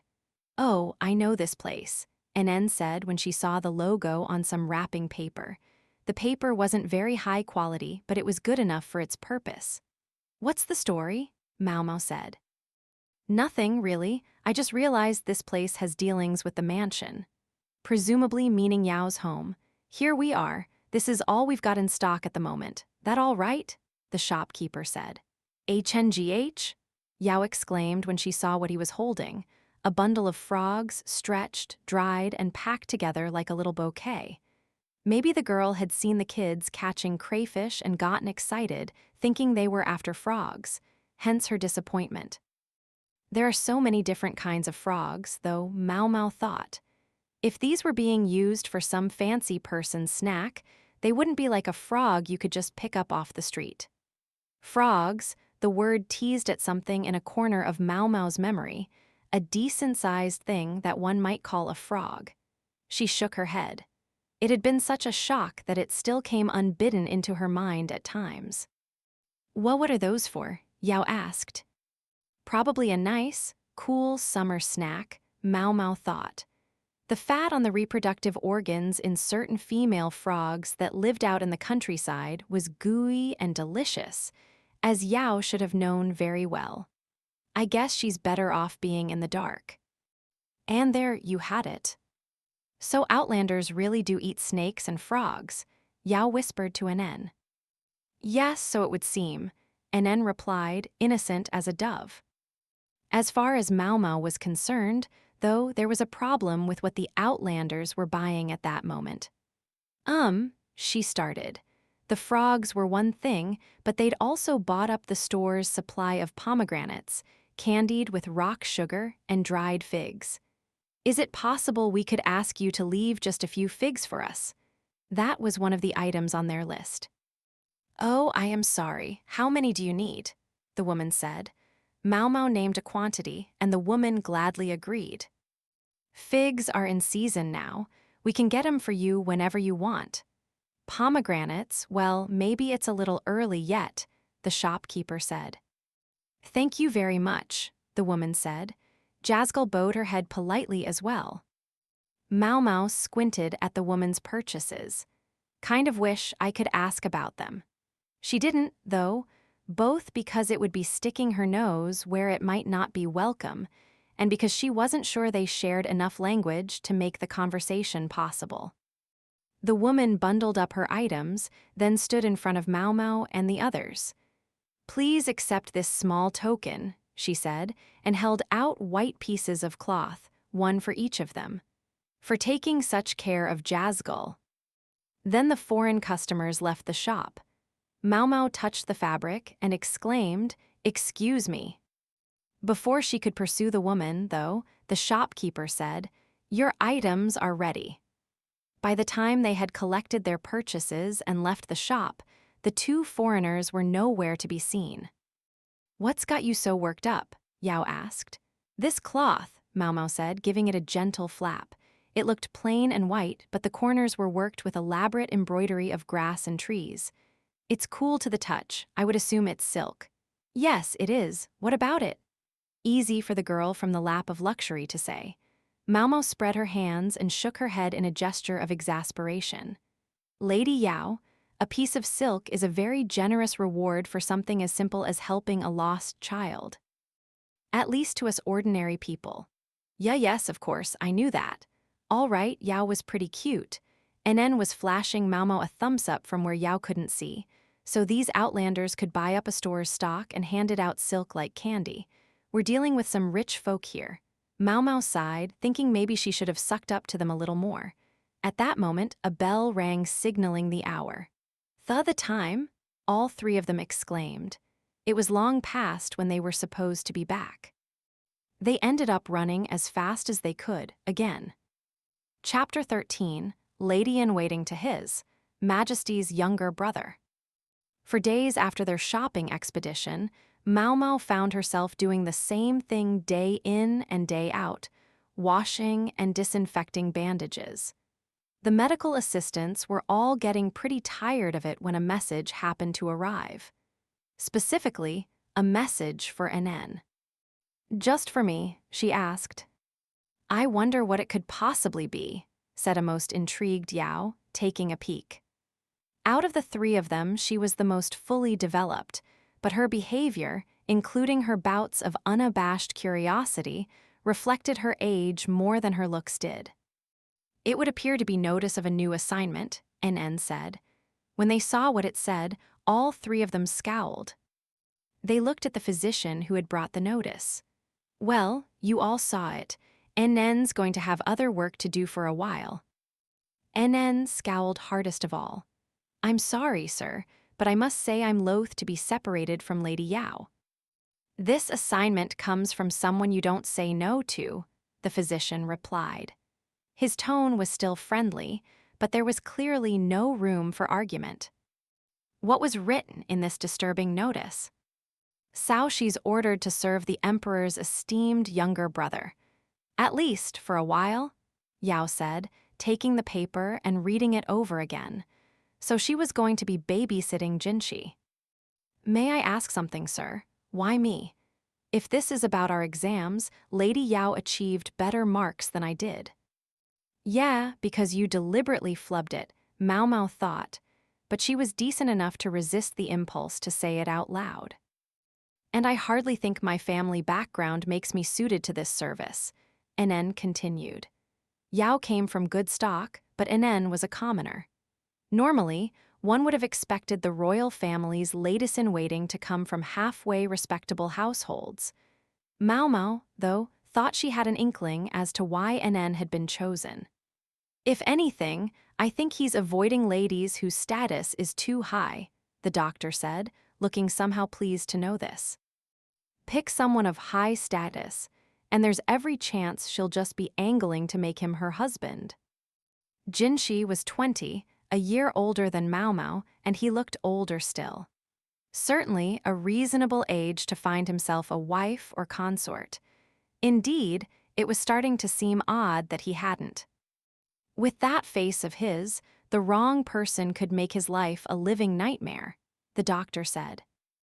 As Maomao had suspected then, NN could be warped in her own particular ways, but she was unstintingly devoted to her mistress. She wouldn't pull anything outrageous with Jinshi. She was so dedicated to Yao, in fact, that it was written plainly on her face that she had no interest in taking up this position. How rude of her. Word is that Maomao was in the running. The physician glanced outside, where a freak with a monocle was pressed up against the window. Evidently, he was back from his hiatus. Everyone seemed to be used to him by now. But some highly ranked individual insisted she wasn't fit for the position, so she was dropped from consideration. Just as the freak was staring his hardest, two of his subordinates came up from behind and peeled him away from the window, dragging him off. Maomao wished he wouldn't come back, but she knew better than to hope for more than a few minutes' respite. "They want you there tomorrow. I know it's sudden," the physician said. NN didn't respond. Even her face remained impassive, but she somehow still managed to give off an aura of absolute disgust with the idea. She glanced at Yao, looking for help, but Yao simply said, "If it's a matter of family background, there's not much we can say." Maomao had thought she might be jealous, but she was surprisingly willing to come around when confronted with that logic. Maybe it was because she knew just how good NN was at her job. "They could send you just about anywhere, NN." "I hope it goes really well," she said, and flashed the other woman a brilliant smile. Maomao briefly thought that it might be her little way of getting NN back for leading her around by the nose all the time, but it didn't seem so. Yao was truly giving her blessing to this personnel transfer, completely oblivious to how NN felt or what she was hoping for. Classically naive, Yao was. NN scowled again. If her mistress had interceded at this moment, it might have saved her, but Yao had simply given her the old so-long good luck. What else could NN do?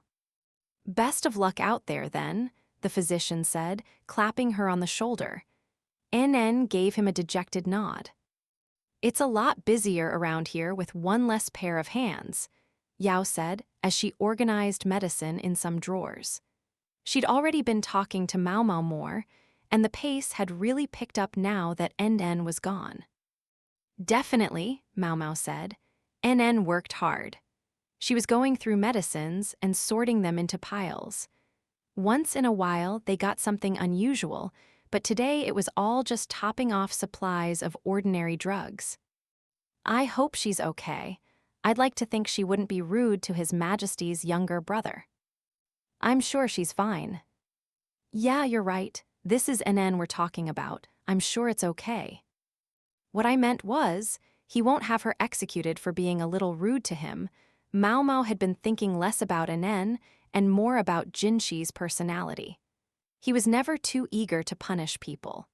There were times when his hands were tied and he had to do it, but Maomao seriously doubted NN would do anything awful enough to put herself in that position, long as she doesn't actively try to murder him. Maomao, meanwhile, would keep doing her work as normal. Jinshi's office was more populated than usual. He held his paperwork in one hand as he looked at the civil officials, soldiers, and court ladies being introduced to him.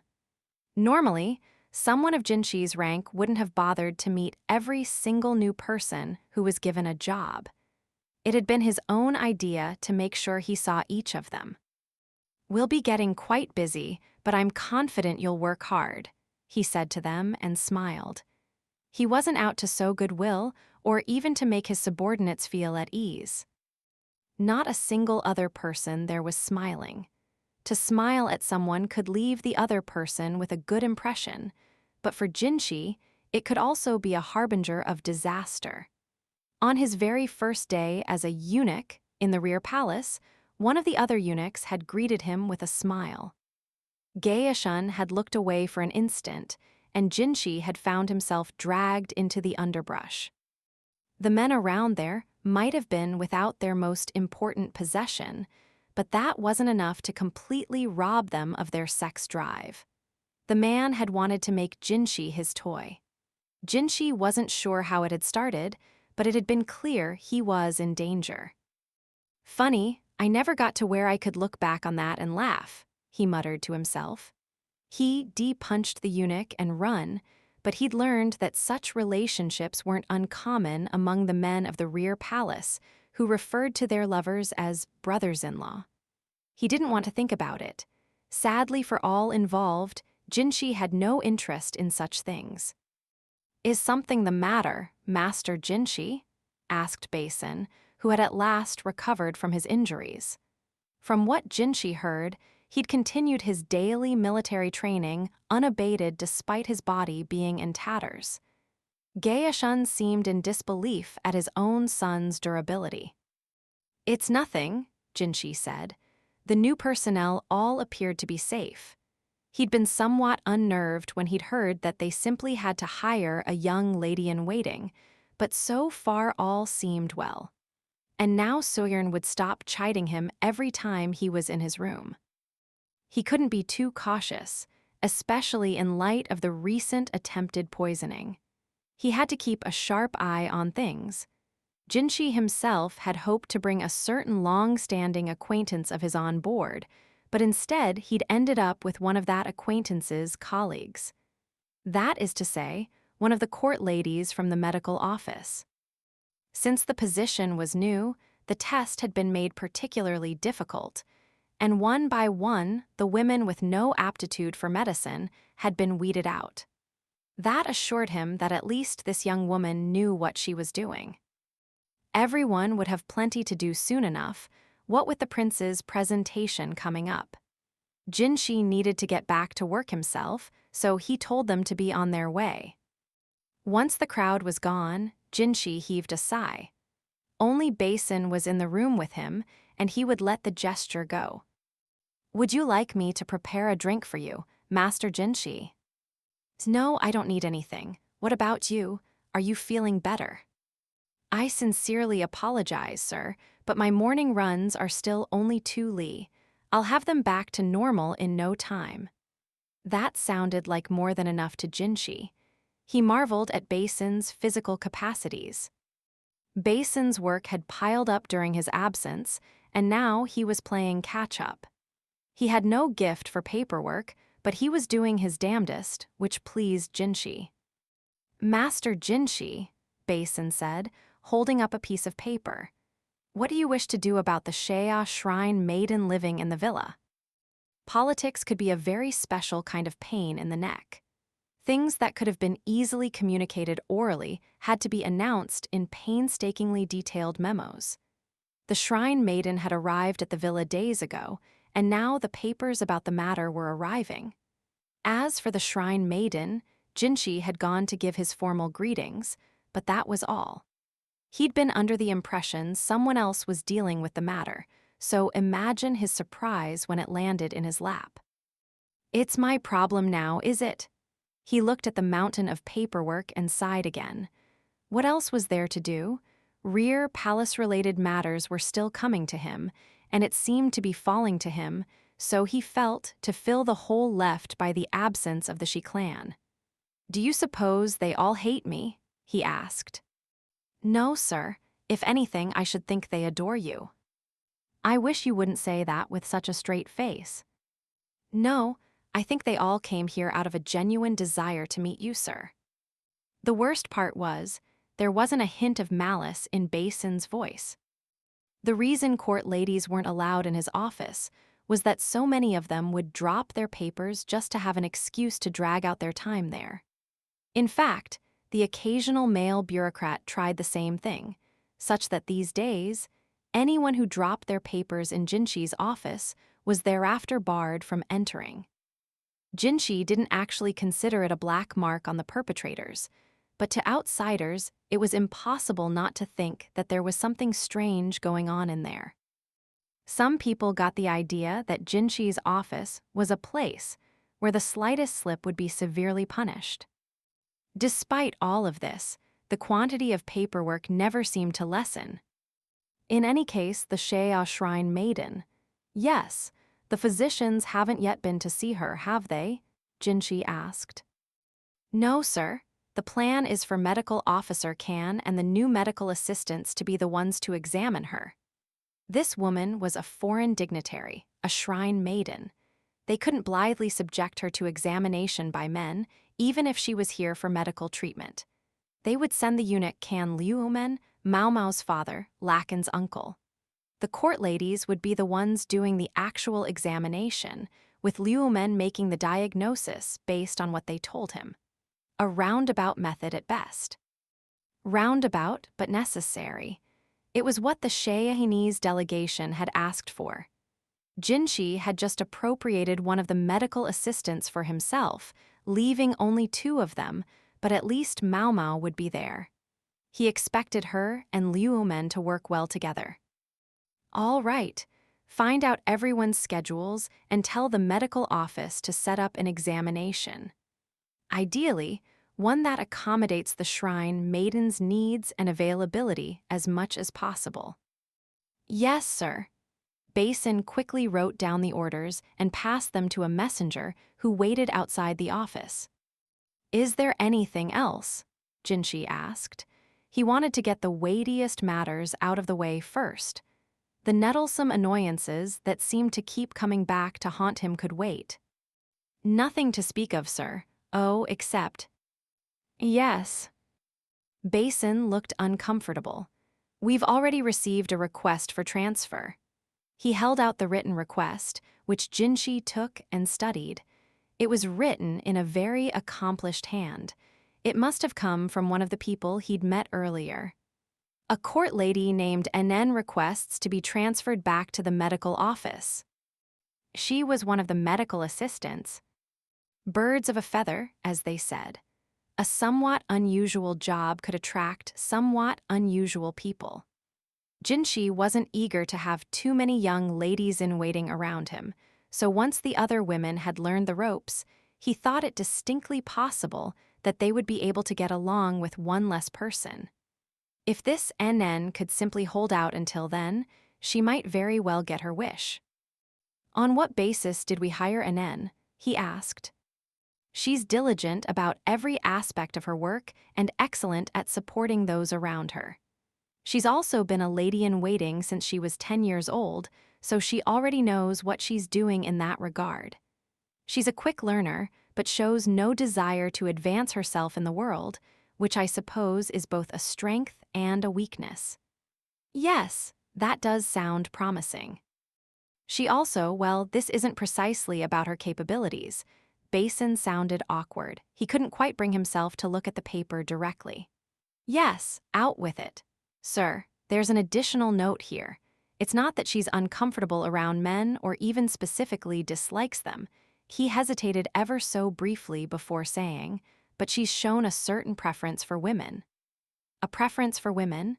Meaning she was romantically interested in other women despite being a woman herself. She stays, Jinshi exclaimed, flinging the transfer request aside. Master Jinshi.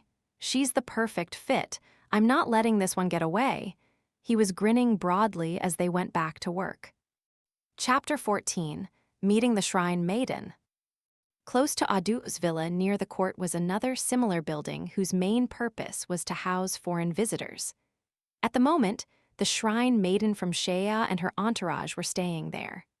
That was where Maomao, Yao, Liumen, and several bodyguards went to perform her examination. Maomao recognized the guards. They were eunuchs she knew from the rear palace. With the Shrine Maiden present, the villa was on some level a place where men were not allowed, hence the emasculated escorts. What an odd place, Yao commented. Although it was near the court, it was in the opposite direction from Yao and Maomao's dormitory, so they'd never had a chance to take a good look at it. Maomao had glanced at it a few times when she was going to Aduo's villa, but only now did she see that Yao was right. It did seem strange.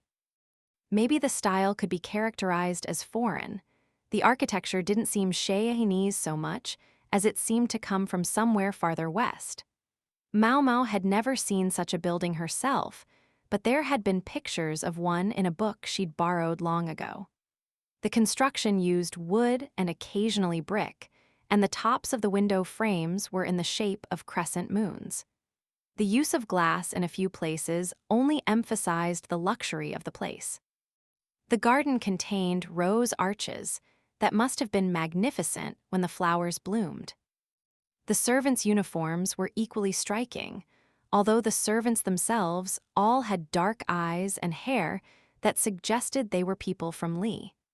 Guess you can't hire foreigners to attend on a foreign dignitary. If one of them turned out to be a covert operative, it would be on your head. Maomao was sure that even the mud-covered middle-aged lady tending to the garden had been thoroughly vetted. They entered the building and were met by a woman whose appearance screamed foreigner. She was tall, with light brown hair, while her eyes were an olive color, straddling the line between light and yellowish green. "We have been waiting for you," she said with the unique Shayahanese lilt. "Please come inside."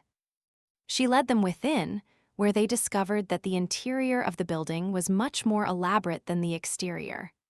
There were flagstones beneath their feet, while many of the stone pillars around the building were decorated with carvings.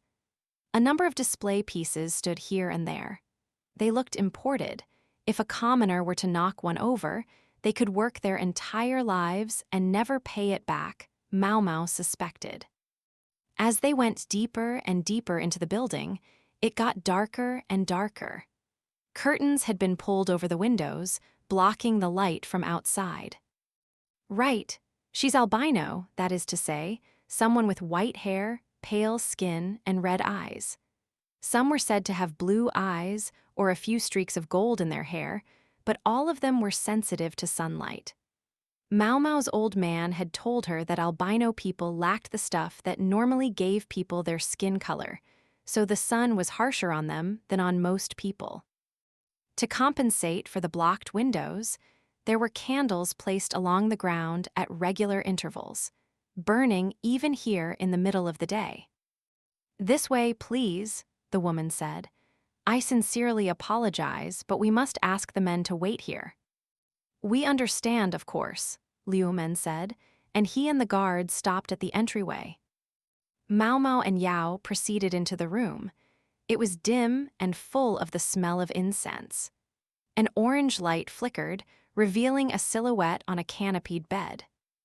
"I've brought them, miladies." A woman who appeared to be an attendant stood by the bed. She had dark skin and looked somehow familiar. Maomao was tilting her head, trying to figure out who it was, when Yao exclaimed, "Oh." Maomao gave her a nudge, but at the same moment, she realized why the woman looked so familiar. She was the one who'd been with the young girl, Jazgull, the other day.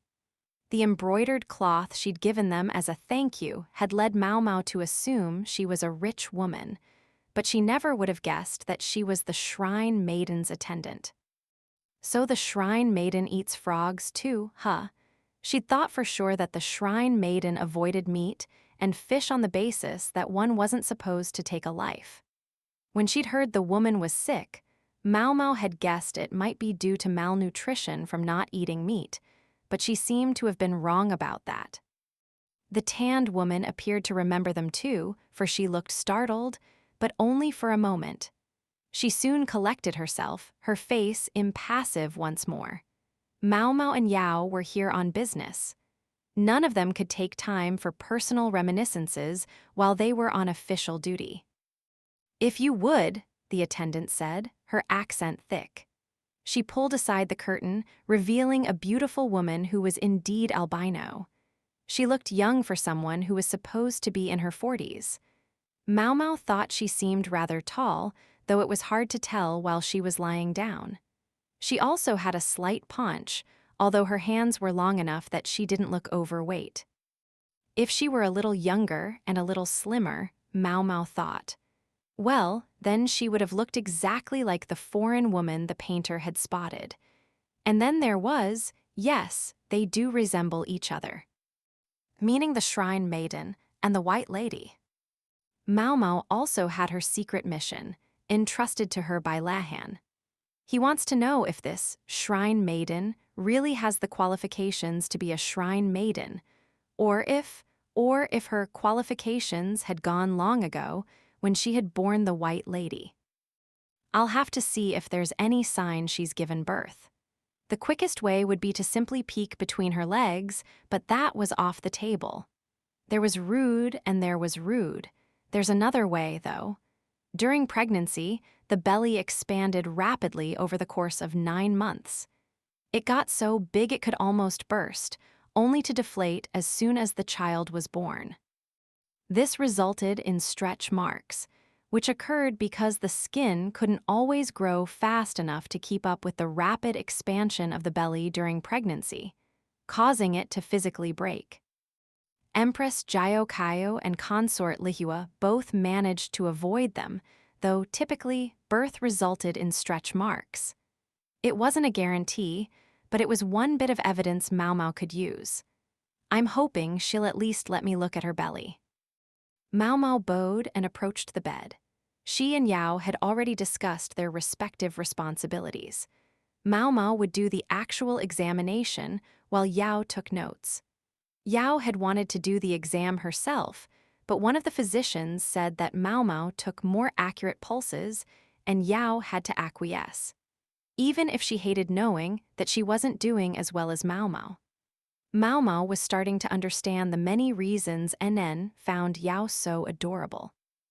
She was almost unbearably earnest and open, and when someone disagreed with her, she could be by turns obnoxious and inspiring. Just as she'd accepted Jinchi's selection of NN as one of his ladies-in-waiting, she was good enough to admit that Maomao outstripped her in medical abilities.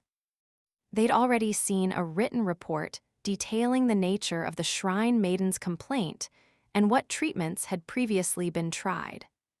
Maomao and her old man had discussed it together and come up with a number of possible diagnoses. "I'd like to start by taking your pulse, milady, if I may," Maomao said, speaking slowly and distinctly. "Please do," the Shrine Maiden said, holding out her hand. Maomao found it soft to the touch. The pale skin made it easy to see where the veins were. She placed 3 fingers against the maiden's wrist. She could feel the woman's heartbeat against her fingertips, ba-bum, ba-bum, ba-bum, and she measured how many beats there were in a set period of time. She gestured to Yao, using her fingers to communicate the number, which Yao recorded with a portable writing set. "Are you feeling nervous? Your pulse is a bit fast," Maomao said. The question must have escaped the Shrine Maiden, for she gave Maomao a questioning look. The woman beside them said a few words in Chinese, whereupon the Shrine Maiden smiled and said, "Yes, a little." The number wasn't abnormal in any case, so Maomao saw no cause for alarm. She said, "May I touch your face, ma'am? I'd like to examine your eyes and tongue." "Please go ahead." Maomao put her hands on the Shrine Maiden's cheeks. She had laugh lines, but otherwise her skin was firm and beautiful. Maomao pulled down the skin under the woman's eyes so that she could see the eyeball better. Then she had her open her mouth and stick out her tongue. We were lucky, in a way, Maomao thought. She was thinking of their encounter with the girl Jazzgull the other day. Pomegranates and hasma, the items the attendant had bought that day, were medicinal in nature. Yet the report they'd been given hadn't said anything about that, implying the medicine was simply part of the Shrine Maiden's regular diet. Maomao glanced at the woman standing beside the bed. All her surprise had vanished. Now, she looked as if nothing was out of the ordinary. Maybe she wasn't making medicine at all. Maybe it was a complete coincidence. Taking too much medicine could have a deleterious effect on the body. "Pardon me, but could I trouble you to write down in detail the Shrine Maiden's favorite foods?" Maomao said. "Very well," the attendant said. She made some quick notes, but unfortunately they were in Chinese. Maomao didn't know all of the words. She would have to translate them later and then consider them. Anyway, it was her father who would give the final diagnosis. She hoped he might be able to read the list better than she could. "Would you be so kind as to remove your overgarment?" "Certainly," the Shrine Maiden said and began to shrug off her clothing. Knowing the exam was coming, she'd gotten sleepwear that closed in the front. Maomao could now clearly see her breasts and belly button. "May I conduct a physical examination?" Maomao asked. "Go ahead." Maomao began to tap on the Shrine Maiden's body, listening for subtle differences in the sound. Meanwhile, she looked at the woman's belly. No stretch marks.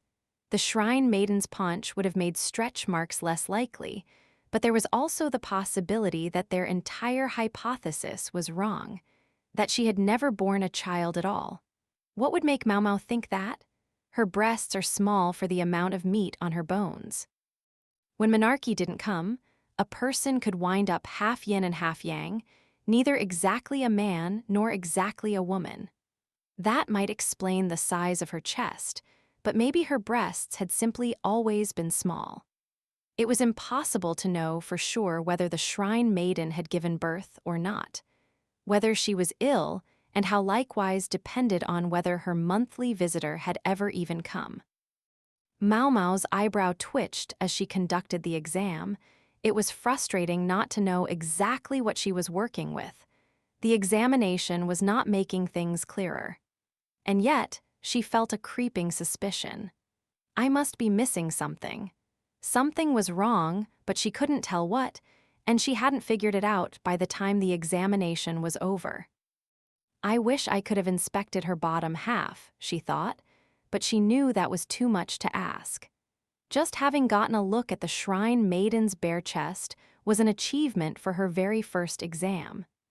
Even some of the consorts in the rear palace resisted the idea of strangers touching them. "You can put your clothes back on," Maomao said.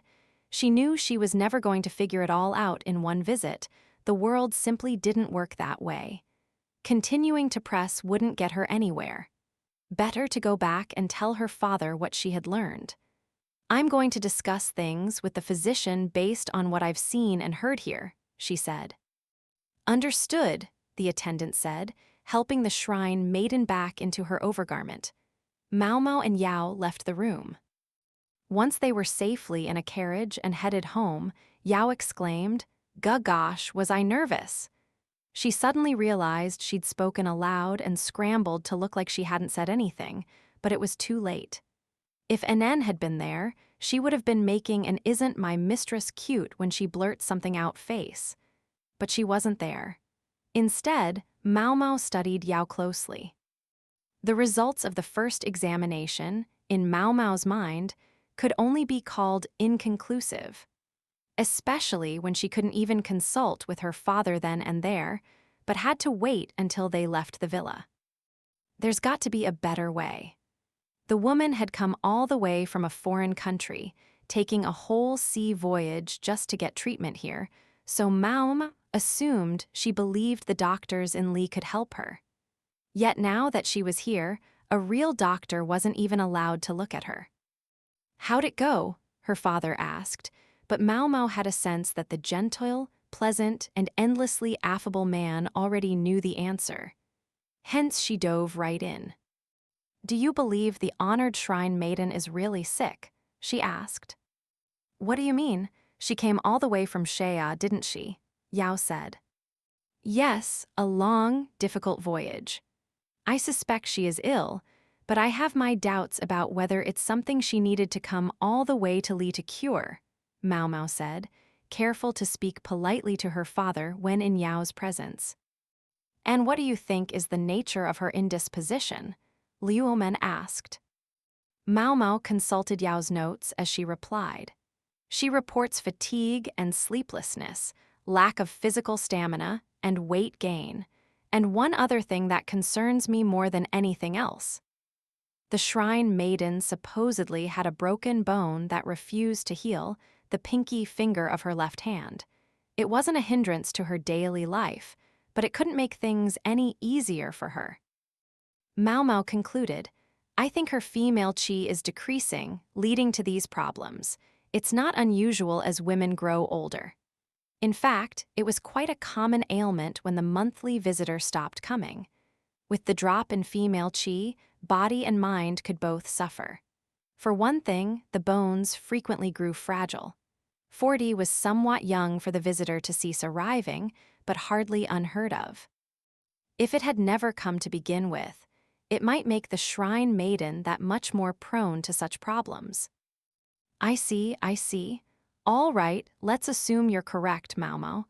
You know, different countries have different ways of treating illnesses. Perhaps they really believed they couldn't help the Shrine Maiden in Shea and sent her to Li instead. Do you have any evidence that it's otherwise?" I do. Maomao produced the sheet of paper detailing the shrine maiden's diet. She wasn't given any medicine specifically for augmenting her female qi, but she wouldn't have needed it. The food she's been eating would have been more than enough to compensate. You mean all that stuff the woman was buying at the shop? Yao said, catching on. The attendant had made a substantial number of purchases, including many things that could treat women's health concerns. The shrine Maiden knew perfectly well how to treat her own condition, yet she had come all the way to Li. There had to be politics involved. May I take it the two of you are of one mind on this? Liumen asked Yao. I don't have as much medical knowledge as Maomao does, but I also saw the honored shrine maiden's attendant buying a lot of medicine the other day, so I have no objections. She looked somewhat pained at having to admit her own ignorance in medical matters. She was willing to be honest about it, though, which had a charm of its own. Maomao was virtually becoming a second Nen. So she knows it was medicine. Did that mean she was also aware that her Hasma snacks were medicinal? Maybe one day Maomao would ask. Liu Homen, meanwhile, looked troubled. That was typical for him.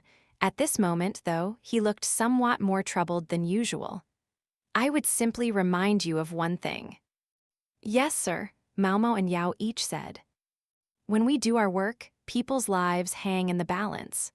Of course, they both knew that. However we treat the shrine maiden, we must not risk life and limb doing so.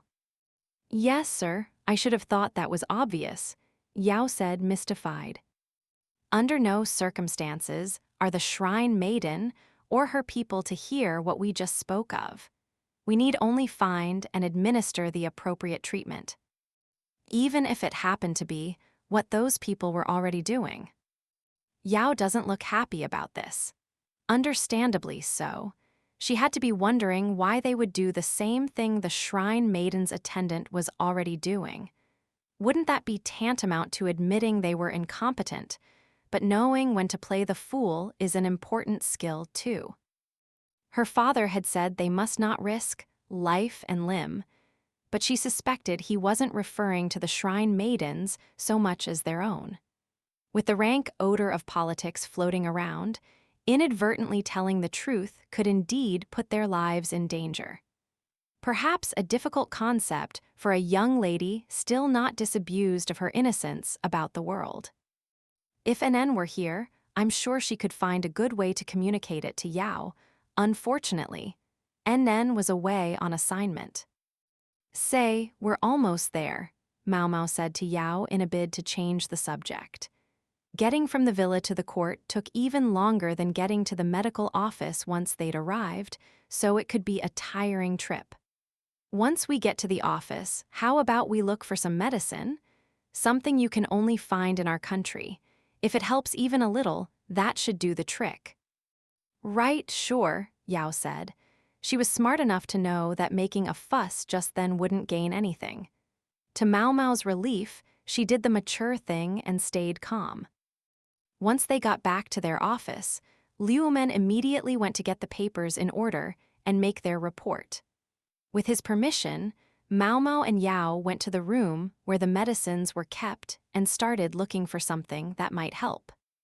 They decided to check everything, although they knew some medicines wouldn't work on account of the shrine maiden's constitution, while others had already been tried. They took out the medicines one by one, Maomao working from memory while Yao consulted a book. Although they had permission to be there, they had rather monopolized the medicine storage room. Eventually, one of the doctors stuck his head in and snapped, "What's going on in here? There's medicine everywhere. What are you looking at? Yikes." It was Liu Omen's old acquaintance, one of the doctors who had come to consult about the status of consort Li Shu's virginity. He sometimes paid the medical office a friendly visit. "Is something the matter? Do any of these combinations concern you?" Maomao asked, peering at him. No, I just thought. For a second I was afraid that they were sending me back there." "Where?" "You know, there. The man pointed to the northern quarter of the court, the rear palace. What would make you think that? I grant these are all treatments for women's health concerns, but this has nothing to do with the rear palace. Maomao let her eyes drift over the assembled medicines. Ah, women's complaints, yes, I see. It's just that I mostly deal with men here at court. When I saw these particular ingredients laid out, I panicked a little. The man seemed to have some sort of traumatic memory of the rear palace. It reminded Maomao that in the past, doctors who weren't eunuchs had been permitted to come and go there. That's right, you were a physician at the rear palace some time ago, weren't you? I've heard, Maomao said. Did something happen there? Nothing much, just a bad memory. You take this and some of these. He began plucking ingredients out of Maomao and Yao's collection. Mix them together, and they become a special fake eunuch medicine. Fake eunuch medicine, Maomao and Yao asked in unison. It's a fairly straightforward matter. Sometimes a man who isn't a eunuch needs to enter the rear palace, but that can lead to problems. They didn't force you to become a eunuch, but they made you take this medicine, which suppresses male functions. Ah, now Maomao understood. She'd always wondered how it was that Gaeshun had gone in and out of the rear palace with no problems. Jinshi was another matter. He'd probably been taking this medicine. I admit, it looks like it would taste rather unpleasant. The worst, the doctor was clearly speaking from experience, and it can start to have strange side effects as you become accustomed to it. I knew it must have side effects. Goodness, does it? Any medicine taken to excess can be harmful. That's why I worried when I saw that stuff. It was clear enough why he had been so disturbed. Maomao wanted to ask him exactly what the side effects were, but the man showed himself out of the room before she could get the words out. I feel like Inen would know what to do in this situation, Yao said. I agree, it is sort of her forte. What with all this talk of side effects, do you think we should write a letter to her and ask for her opinion? I think that's an excellent idea, and Inen would be happy to hear from you. She was probably on the verge of going through withdrawal from young mistress deficiency. Her absence, though, had gotten Maomao and Yao to talk more, so that was some compensation. Maomao's thoughts wandered back to what combination of medicines they should use. Chapter 15, Mom. They went to examine the shrine Maiden several more times. On the way home from one such visit, the scene outside the carriage looked as lively as a New Year's celebration. It almost would have been faster to walk, Yao said. Maomao, who knew her father had a bad leg, stayed quiet. Liu Homen smiled awkwardly. My apologies, I can't go too far on this leg, you see. Yao looked mortified, but it was too late. She was lucky it had been Liu Homen. He would take her slip in good humor. Any other important personage might well have been offended. It wasn't clear yet if there was much point to the examinations they were conducting, but the little crew had at least been able to be of some help. Not Maomao's medicinal selections, sadly, but rather in terms of life advice. They'd been able to tell the shrine maiden to make sure she drank plenty of water. In Shea, water was too precious to drink much of. Besides, the shrine maiden couldn't exactly excuse herself to use the facilities just any old time, so she wasn't in the habit of drinking water frequently. When she started to get more fluids, she happily reported that she was having fewer headaches. She was also pleased, she mentioned in passing, to be able to take more walks. As an albino, she'd only been able to go out at night in Shea, but the sunlight was less intense and rain more frequent in Li. During spells of bad weather, she would get an umbrella and take a constitutional. I guess I'm glad she's enjoying herself, Maomao thought, but she was almost beginning to wonder if the shrine maiden had come to Li for a simple vacation. Not that the woman had nothing to fill her hours, of course. She received occasional visitors. Some of them were important people, but there were also those who simply wanted to exchange a few words with the foreign shrine Maiden for the experience. Much like the white lady before her, this foreign shrine maiden seemed to attract people intrigued by the color of her skin. She said someone who visited her today wanted their fortune told, Maomao said. Prognostication certainly is something a shrine maiden sometimes does, but it's a bit of a rude request. She is, after all, a foreign dignitary, Liumen said. Maomao agreed entirely. Not to mention that, publicly at least, she was here for medical treatment. Going to someone in that position and asking them to tell your fortune smacked of a certain lack of empathy, but sadly, many people seem to be that way. They say her fortunes are accurate, but I question living your life based on things like that, letting baseless predictions dictate your future, Maomao said. That was what bothered her. There was no reason to believe fortune-telling worked. If the shrine maiden's predictions had any validity at all, it probably just showed that she had a gift for reading people. I know you prefer things to be clear-cut, Maomao, Liumen said. You don't like fortune-telling, Yao broke in. Doesn't it make you feel funny? Maomao asked. She knew not everything in the world was black and white, but in her view, most of life's mysteries simply represented a limitation of one's own knowledge or information. There was always something real behind them. I mean, scorching tortoise shells and letting that tell you where to locate your capital city? Pretty dubious method. I dare say it's surprisingly rational, in fact, her father countered. Using parts of the local wildlife can give you a sense of how well the animals are eating. In other words, whether the land is abundant. Call it fortune-telling, attribute it to the gods or an immortal, if that's what it takes to get people to believe it. Perhaps that's where what we call politics began. I see, Maomao thought. She could accept that. Yao was likewise listening intently. There's only one problem. A ritual might have meant something when it was first performed, but if you forget why it began or lose the knowledge of what it means, only the form remains. That girl's is dangerous. Liumen looked sad. I once went to a village where, when there was a bad harvest, they would sacrifice all the infants born that year, burying them in the ground. But one year that failed to improve the crop, so they made more sacrifices until there was hardly anyone left in the village. That was when I happened to pass through the place on my travels.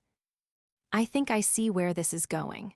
Her father had known much hardship, and by this point in the story, Maomao had a good idea of what he was getting at.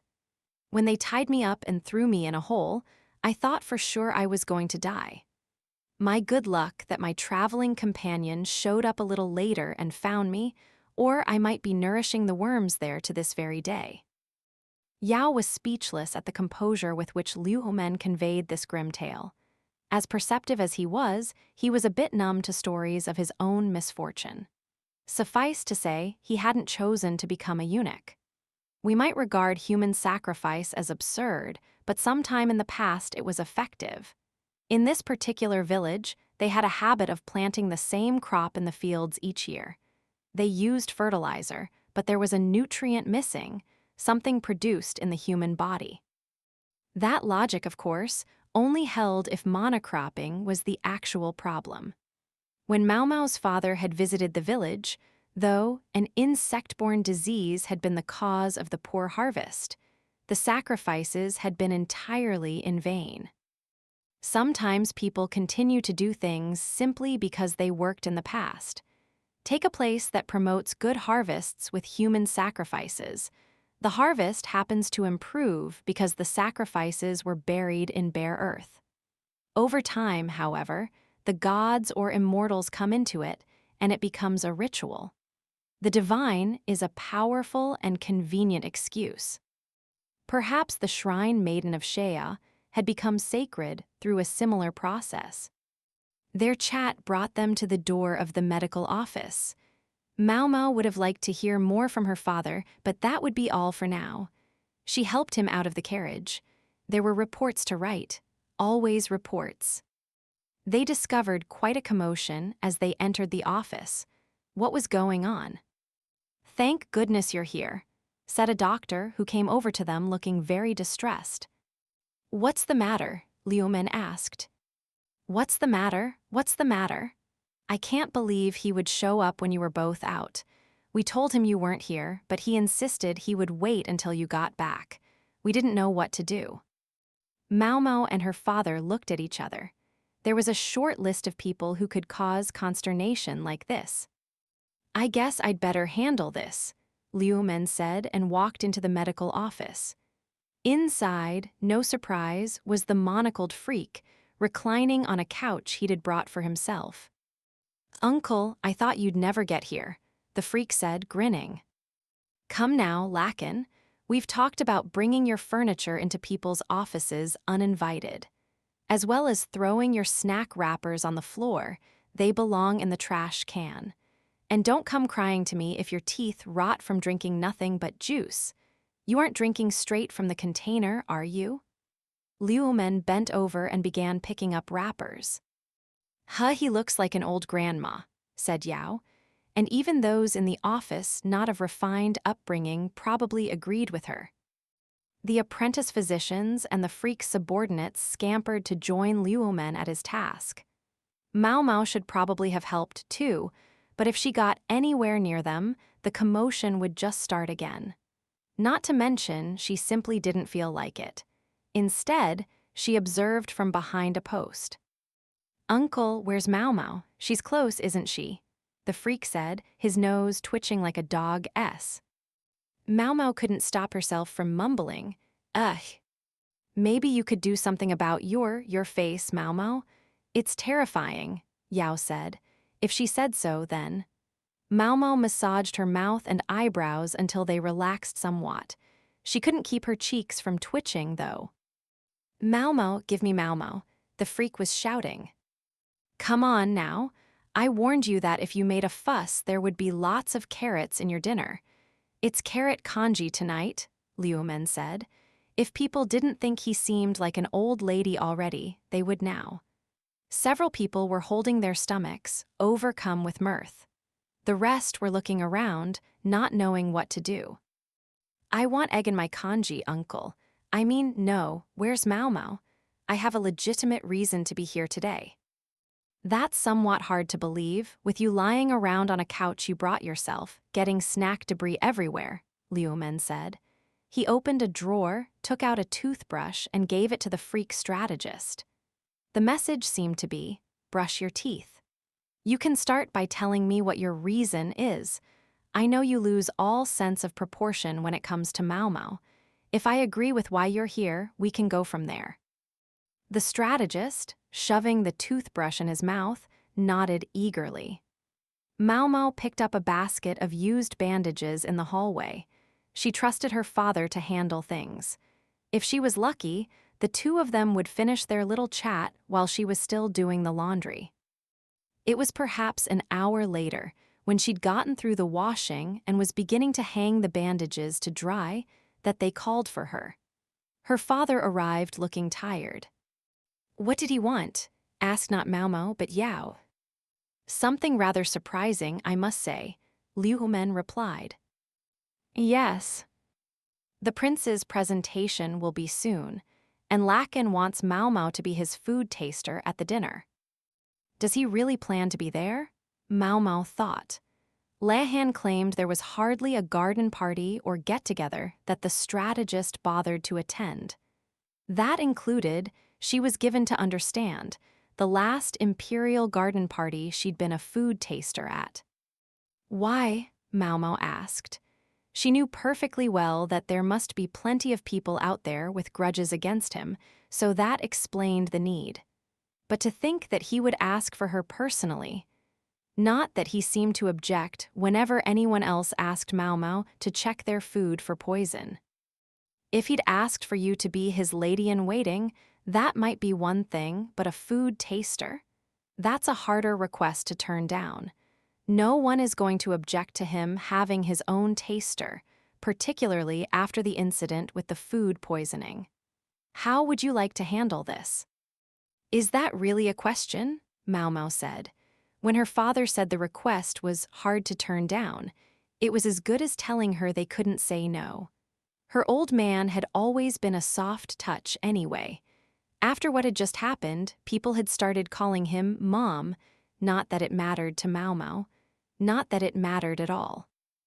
"May I ask something?" Yao said, raising her hand. Liumen nodded.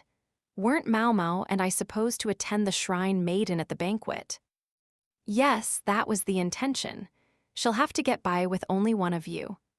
Whether that would be Maomao or Yao had yet to be determined. The shrine Maiden was to have 2 food tasters, one from Shea and another from Li.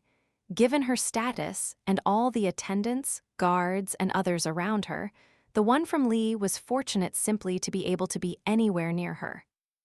"All right, you go with him then, Maomao. It'll be simplest if I take care of the shrine Maiden." Yao was firm, but Maomao said, hold on, don't I have a say in this?"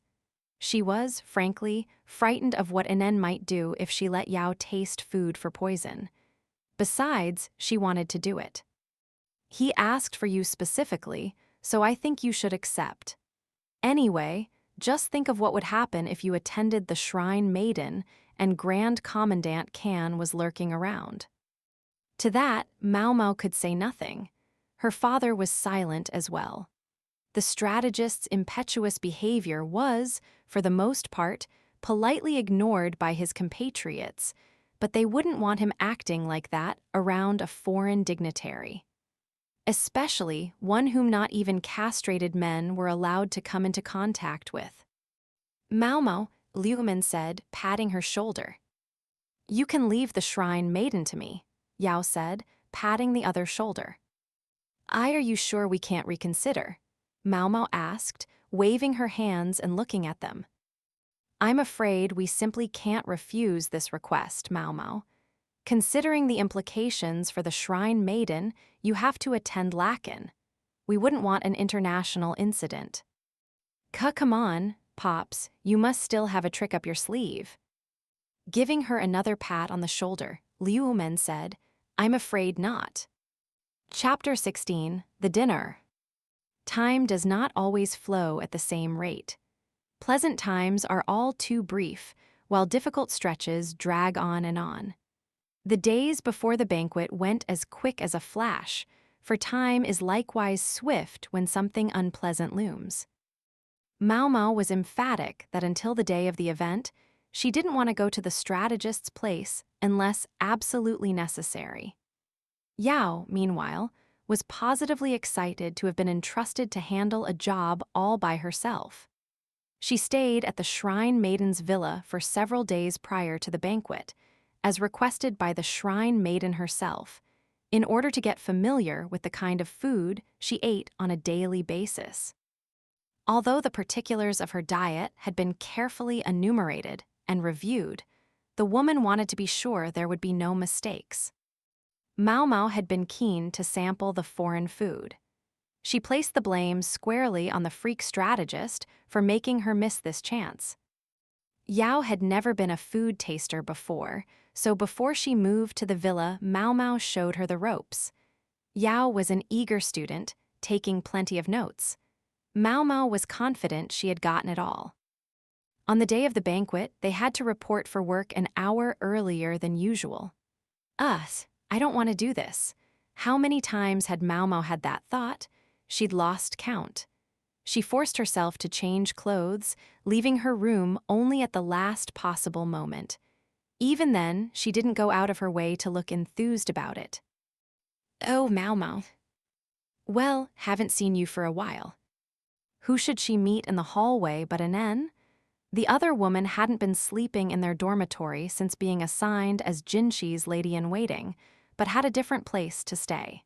She was clearly fatigued, however, her gaze vacant, her lips dry. She swayed slightly as she walked like a ghost. Suffering from a lack of Yao, Maomao wondered. "Maomao, where's the young mistress?" "Oh, Yao, she's not here." At the news, NN looked like a star had fallen out of the sky and hit her clean on the head. She stumbled over and leaned against the wall, gradually sliding down to the floor. She looked like she was melting, or like a snail that had been sprinkled with salt. "Are you all right?" said Maomao. She clearly wasn't, but it seemed polite to ask. "Ya, young mistress," was all Anen said. "She really is smitten." Maomao poked Anen a couple of times, unsure what to do. She didn't want to go to work, but being late for personal reasons wouldn't look good, so she couldn't hang around here forever. "What are you up to? Don't you have to work? I'm assuming you're supposed to be with a certain someone all day today." Anen made a gurgling sound. This was the only chance I had to slip away. The Moon Prince has a chief lady-in-waiting with eyes in the back of her head. "Oh yeah," Maomao could sympathize. The Moon Prince was Jinshi. He had a name, but as the Emperor's younger brother, more or less only other members of the imperial family were permitted to use it. Everyone else called him by a sobriquet. As for his chief lady-in-waiting, she was an aging woman named Soyeon, and she was a taskmaster. Even Anen couldn't get away from her. "Won't she be angry if you don't hurry back?" "Yes, I suppose you're right, it's okay. I just wanted to be able to smell her from up close, to put up her hair properly. I just don't want to do some guy's hair, even if it is smooth and silken." So Jinshi is some guy? Huh? Yet further testament to Anen's devotion to her mistress. If Anen was being trusted to do Jinshi's hair, though, that meant Soyeon must like her a lot. As a point of interest, once Maomao had gotten settled in Jinshi's service, she had been asked to do his hair on several occasions, but had always refused on the grounds that she had never done such a thing before. Anen heaved herself to her feet. She was still swaying as she began to walk away. Then she turned back toward Maomao as if she'd remembered something. "I never got to give you my answer to your letter, because of you-know-who. Send too many letters, and they might start to think you were a spy. Being here like this was plenty suspicious already. If anyone started asking questions, Maomao would have to testify on Anen's behalf." "Thank you for taking the trouble," Maomao said, accepting the letter from Anen. This was the reply to the letter asking about how to deal with the Shrine Maiden's condition, as Anen had seemed likely to have a good idea how to treat women's illnesses. Maomao opened the letter to find her response was quite detailed. It mostly described treatments she was already familiar with, but also a few applications that surprised her. She was impressed. Then she noticed one line in the middle of the letter. "Hey, this here," she caught hold of Anen, who was once again stumbling her way back to work. "This part about Hasma, is this true?" After a second, Anen said, "Yes, it is." "And you still let Yao eat it?" "Yes, Maomao knew it was supposed to make a woman bigger." "I want Lady Yao to be beautiful," Anen said. For a second the glow returned to her face, but she soon looked dead inside once more. Maomao headed off to her own assignment, now with fresh pangs of sympathy for Yao. Maomao didn't know exactly what would happen prior to the dinner. There was going to be some kind of ceremony, but it had a lot of steps, and to be perfectly honest, she didn't know what they all were. It took place in a separate area where only those directly involved were allowed. Maomao and others in her position simply had to wait, and she was most annoyed to have had to report for work an hour early if they were only going to make her stand around. She considered going to gaze at the cabinets full of medicine, but then one of the doctors called for her. To her dismay, he needed a go-between. "Take this over to the consorts," he said. Banquets, garden parties, and similar events were some of the few opportunities the flowers of the rear palace had to go outside. It would be inappropriate to send a man as a messenger, and without Yao or Anen around, there was no one to go but Maomao. When she looked at what she'd been given, she discovered sticks of incense. The medical office kept them on hand because, in fact, they had medicinal applications. The smoke helped keep bugs at bay, while the aroma had a calming effect on people.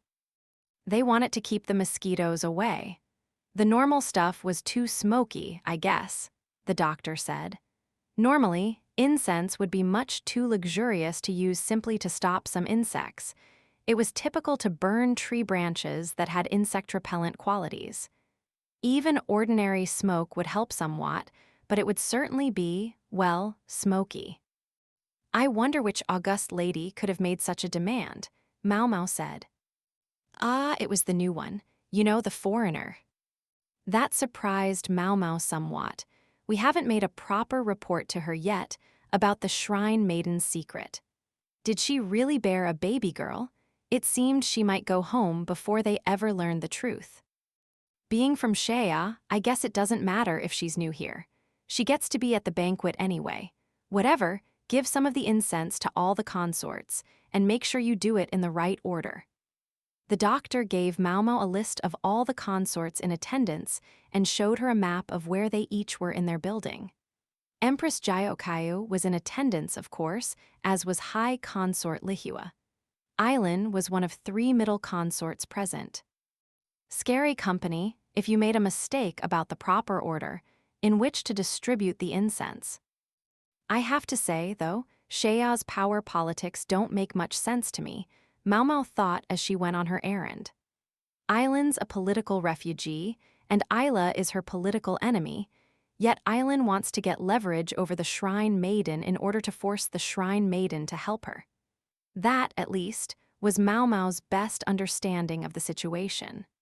She was curious, but she knew that sticking her nose in was a good way to lose her head. The most she could do was stay quiet, listen carefully, and try to bail out if things started to get too dangerous. Each of the consorts had been given her own room in which to rest and prepare. Only Empress Jyokayu was waiting in an entirely different place. Maomao surmised that it would be proper to give the incense to Consort Lihua first, but she seemed likely to want to have a long conversation. Instead, Maomao waited outside Lihua's room for any ladies-in-waiting she knew to go by. Lihua's less helpful ladies had all been let go, but the ones who were left still looked at Maomao with a distinct fear in their eyes, and she wished they would stop. So she distributed the incense one person after another until she arrived at Aylin's room. There, she took a sniff. That's odd. Even from outside, she could already smell incense within. She knocked on the door. "Please come in," said Aylin. Her voice was unmistakable. Maomao opened the door to discover she was alone, with no ladies or attendants. She was pressing something to her chest. As Maomao got closer, the smell grew somewhat more noticeable. "I've brought your mosquito repellent," she said. "My thanks. Would you be so kind as to leave it there? My lady-in-waiting just stepped out." Needed to use the toilet, perhaps. The consort's lady was there as much to watch her as to wait on her, but she must have thought it was safe to leave Aylin alone for a moment.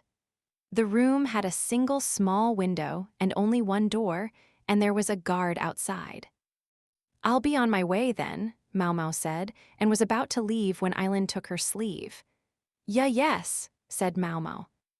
"You've been to see the honored Shrine Maiden, haven't you? How does she look?" "Hoo boy, how am I supposed to answer that?"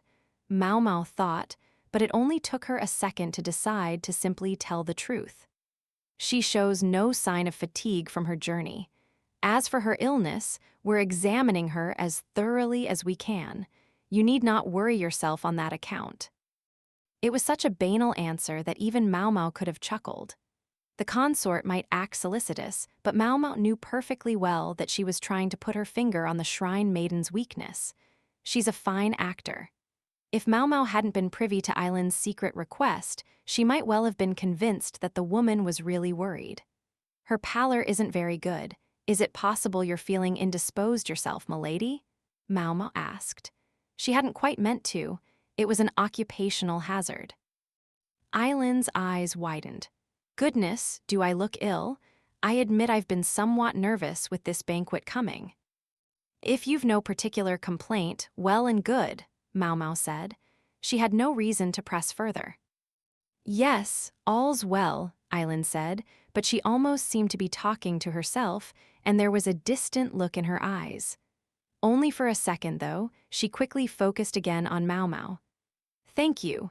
I'd heard that among all the court ladies you were exceptional. I hope for much from you. No pressure, then. Aylin leaned forward, and the smell grew stronger again. Seriously, what is that? Maomao wondered. She was still wondering as she left Aylin's room. That clinging scent, the smell wasn't the only thing that seemed to hang in the air. Questions about Shea nagged at her. She thought she had several of the clues she needed, but it wasn't enough yet to reach an answer.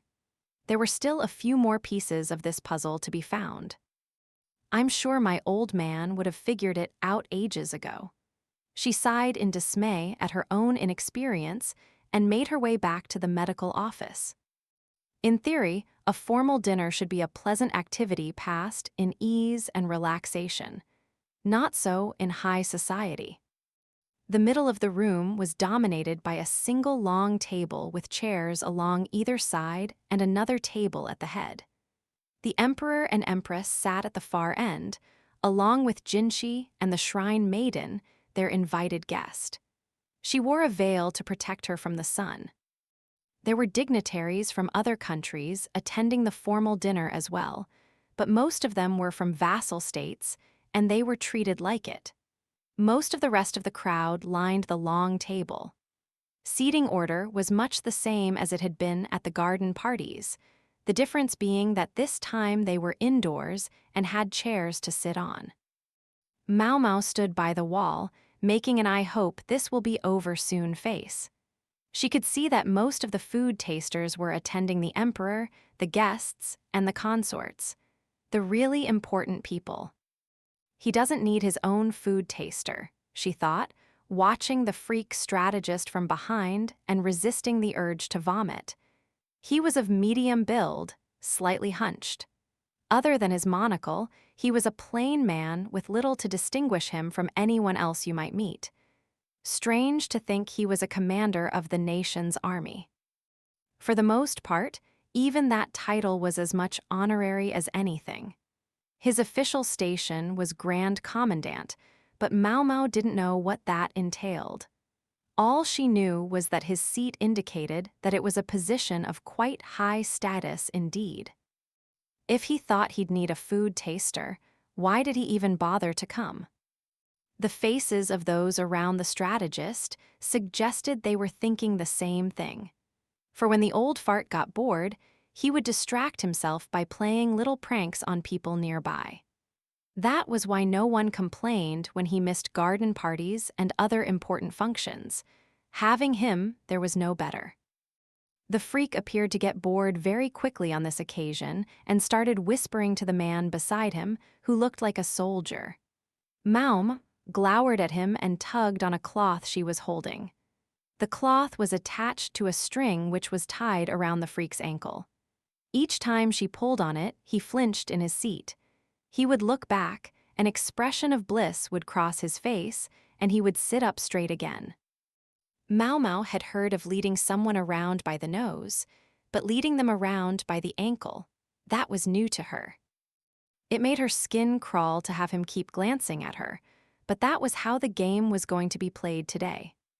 Lahan, the skinflint, hadn't wanted to pay for someone else to babysit the strategist at the formal dinner. He told Maomao to do it on top of her food tasting duties. Not that she cared what he wanted, but her old man had added his personal request and even said he would give her some unusual medicine in exchange, something from abroad. So it was that they had ended up putting a string on the freak's ankle like mice putting a bell on a cat. Maomao couldn't shake the sense that people were giving them strange looks, but she contented herself with the assumption that the looks were for the freak. Since nobody was audacious enough to say anything, she didn't let it bother her. Somehow, food is never actually the first order of business at a formal dinner. Other things always have to happen before you can eat. Unlike the outdoor garden party, there were no wild sword dances, but they did get to hear some nice music. It sounded vaguely foreign. Maybe the musicians were trying to make the performance sound Chinese. This song was written about the shrine maiden. She was informed by Lahan, who sidled up to her. Consort Aylin wrote it herself, with a modicum of help from a professional songwriter, but still, not a bad piece of work. "The consort wrote this?" Maomao said and glanced toward Aylin. The foreign woman sat among the other middle consorts, smiling as she listened to the music. "I know things may be complicated between them now, but I believe the consort is grateful to the shrine maiden," Lahan said. Consort Aylin says that when she was an apprentice, the shrine maiden ensured she received a proper education. You may know some women in Shea find themselves married off even earlier than they do here. Yes, Maomao had heard something like that. Rumors that the people of the sand sometimes took brides who were barely 10 years old. And a girl with no education can't even run away from the marriage she's sent into. True enough. It happened in Lee as well. Women unable to escape their husbands, no matter how cruel they were, for if they left their marriages, there would be no work that they could do. Eventually, someone would hoodwink them and sell them to a brothel. Maomao believed ignorance was a sin, yet she knew that knowledge wasn't given equally to all. If her old man hadn't educated her himself, she would have wound up serving patrons in the verdigris house. Likewise, Aylin had received an education from the shrine maiden. She could have simply viewed it as her due, but instead she was grateful for it. And she still finds herself trying to exploit the shrine maiden's weaknesses. I guess gratitude doesn't make the world any less cruel. Maomao sighed. It appeared the strategist had no interest in the music, for he had pulled a book about Go from the folds of his robe and started reading. Maomao tugged the string again. He would be lucky if the emperor didn't see fit to put the next string around his neck. Then some self-important person gave a self-important speech, and finally the food started. NN stood just behind Jinshi. He might have wished Sohyern were attending him instead, but this was probably her doing. She'd seen that most of the ladies-in-waiting were young things, and taken that as her cue to let NN do the job. At least it means NN's getting along all right, Maomao thought. She couldn't pretend to be completely disinterested. NN, meanwhile, kept stealing glances to one side, specifically, the side on which the shrine maiden sat. For as Jinshi had NN to attend him, the shrine maiden had Yao. Yao looked pale. Nerves, maybe. The sight of Yao somewhat brightened NN's deathly pallor of that morning, but she still needed more of her young mistress. She was looking around, clearly hoping the formal dinner would end soon. She was worried about Yao's bad color. Maomao couldn't help being amused by the thought that they'd tested and trained to become medical assistants, yet all three of them were standing here as food tasters, a station normally occupied by the lowborn and the expendable. Yao at least was from better stock than that. Maomao was surprised, one might even say worried, that her parents hadn't interceded to prevent this assignment. At least I got to teach her the basics, she thought. No matter how well you knew what you were doing, though, things could and eventually would go pear-shaped as a food taster. A new poison would show up, or you'd ingest some slow-acting toxin. I guess everyone goes when it's their time. It was as simple as that. If Maomao was going to die, she hoped she could do it sampling some new kind of poison, especially if she lasted long enough to savor its effects before expiring. Maybe that was being greedy. But a girl could dream. The first course arrived. Maomao took the small plate with the food taster's sample on it. She could feel the strategist watching her. She just hoped the tasting would be uneventful so they could get on with the meal. They did indeed get on with things, and the formal dinner was soon over. Next would be the banquet. This perplexed and annoyed Maomao, who had no idea what the difference was. The latter evidently meant moving somewhere else and involved fewer people. Yao and Anen would be on duty again, but Maomao was done for the day. An excellent reason to leave the room and divest herself of her strategist.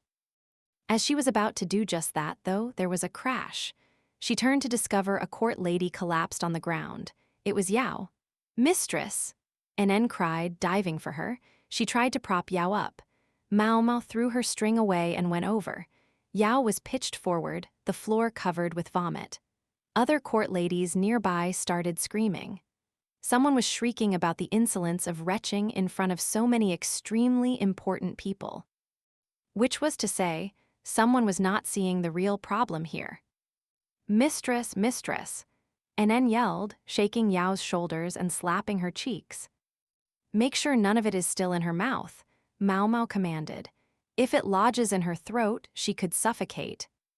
"Right," said Nen, getting herself under control enough to plunge a finger into Yao's mouth.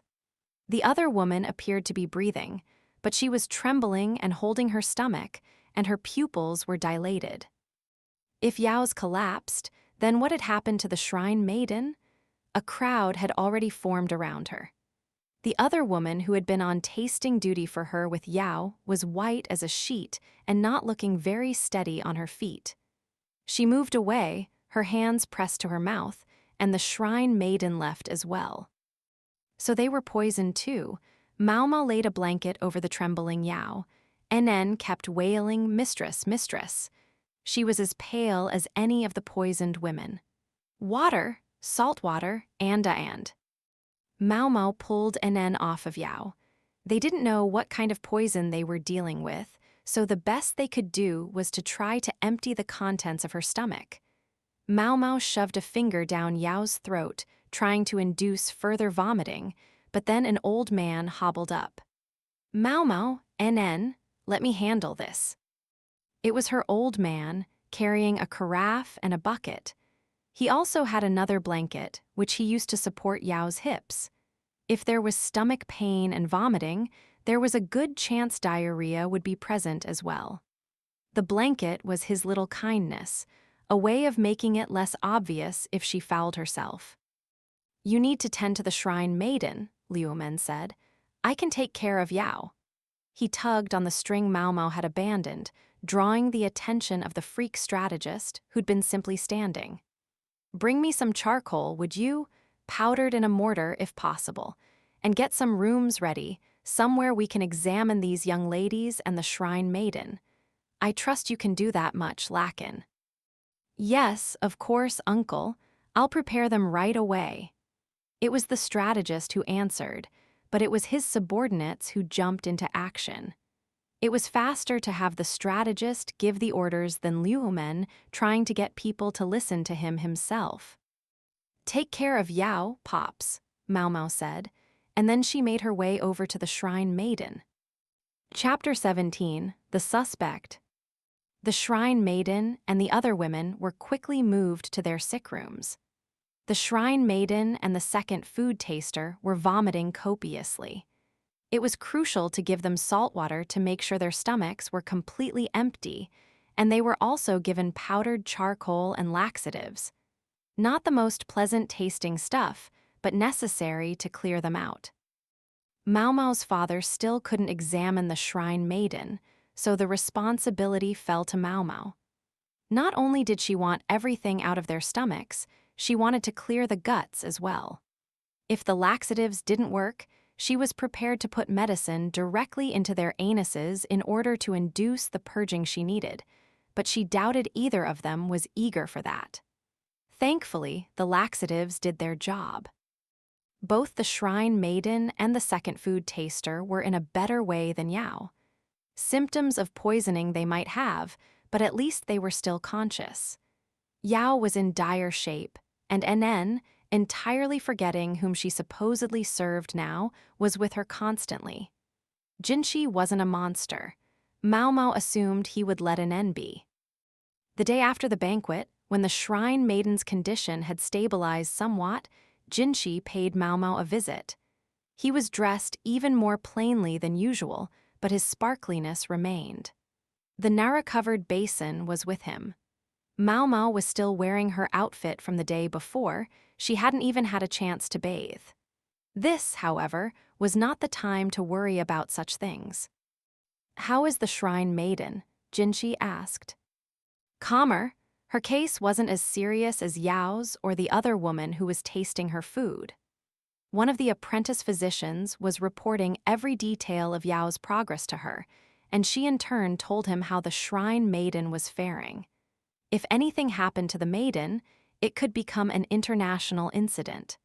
They couldn't allow things to get any worse.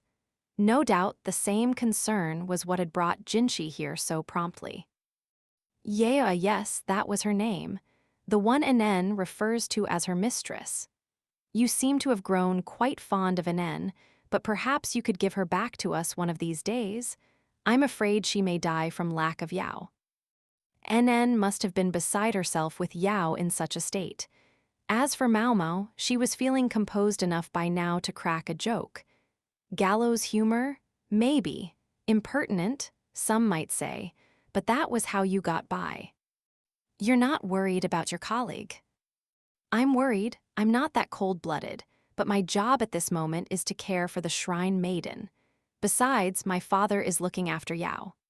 Maom had faith he would find a way to help her, and NN knew a thing or two about medicine, so if she kept herself together, she could be a pretty effective nurse. No need for Maomao to bring more work on herself. In any case, Li's international relations rode on the Shrine Maiden's health. It was paramount that nothing happened to her. "If I may ask, did they figure out who poisoned the Shrine Maiden?" No one but the Maiden and those with her had gotten ill, which meant that even if the women survived, it remained a clear attempt on the Shrine Maiden's life. The sooner they could find and punish the culprit, the better. Jinshi looked pained, then he glanced at Basin. The other man made a rather odd expression himself, but took something wrapped in cloth from the folds of his robes. It turned out to be a small bottle. Maomao opened the lid to discover some kind of powder. "What's this?" she asked, taking a sniff. The odor was familiar. She smelled it very recently, in fact. She gasped when she realized what it was and reached for the bottle, but Basin wrapped it up again. "I take it you know something," Jinshi said. "Is that incense powder?" she asked. "Yes, it is." Incense powder was made from plant material, including shikimi. It was intensely poisonous and caused vomiting, stomach pains, and diarrhea. "Dr. Kan informed me that it's poisonous," Jinshi said. "He's right. Its effects are exactly the ones we saw yesterday. Symptoms could occur at any time within several hours after ingesting the poison." Jinshi studied Maomao's face. This particular bottle was found in the possession of Consort Aylin. I knew it. She'd smelled that odor when she'd been distributing the mosquito-repellent incense. It had been in Consort Aylin's room. Yao, the Shrine Maiden, and the Shrine Maiden's other food taster had all been poisoned, but Yao was in by far the worst shape. Her symptoms would abate, only to come back. Now, 3 days after the incident, she was in much better condition, but they still couldn't relax. Maomao took over Yao's place at the Shrine Maiden's villa, staying there to minister to the Maiden and her servant. Their symptoms were minor enough that Maomao's presence was more precautionary than anything. The question of who had planted the poison was far more pressing. And it looks like Aylin's involved again. Why would a woman from Shea poison the Sheanese Shrine Maiden? Hadn't she been trying to get the Shrine Maiden to help her? Or had this been her real goal from the moment she entered the rear palace? Didn't she supposedly feel indebted to the woman she had just allegedly tried to murder? For the moment, she's a suspect, Maomao thought. There was evidence against her. The incense powder that had been found in her robes. One of her ladies-in-waiting had discovered it while helping her change and reported it. Maomao knew some facts. For example, that Aylin had obtained a large quantity of the poisonous incense powder prior to the banquet, and that at the banquet she'd been seated by her compatriot, the Shrine Maiden. What's more, Maomao knew Aylin wasn't watched at every moment. After all, she'd been alone when Maomao had come with the incense, not even a lady-in-waiting in attendance upon her. Perhaps she'd bided her time at the banquet, waiting for an opportune moment to poison the food. The possibility couldn't be ruled out. The witness testimony and the circumstantial evidence were considered enough to justify questioning Aylin personally. We have to find the perpetrator as soon as we can, before it became a diplomatic problem. But what if the culprit is someone from the same country? That would be awfully convenient for Lee. The attempted murder of the Shrine Maiden could be passed off as a civil dispute between Chinese visitors. Yes, if Aylin were responsible, that would make everything very simple. I wonder what Lahan would do. The image of the numbers and looks, obsessed little man floated through her mind. This had all begun when he and Aylin had discussed either sending food to Shea or giving her political asylum. Lahan was too clever to let himself be caught in the fallout of this incident, but it couldn't be any fun for him regardless. There must be more to this, Maomao thought. There were too many questions, too many things that didn't fit. She didn't like it at all. On the morning of the 5th day, the Shrine Maiden's attendant informed Maomao, "The honored Shrine Maiden is quite fine now. You may go." "I'm not sure she looks well yet myself," Maomao responded. "The trouble is of the heart. How could she feel well, given who is involved?" Fair enough. It would be a bitter pill to be nearly assassinated in a distant country, and to know that the would-be killer was from your own homeland. "I understand. An acquaintance of hers, yes." "Yes," the other woman said after a second, "for she might have become the next Shrine Maiden once." "Sounds like my information is solid." She and her cousin Isla both lived with the honored Shrine Maiden until the age of 12.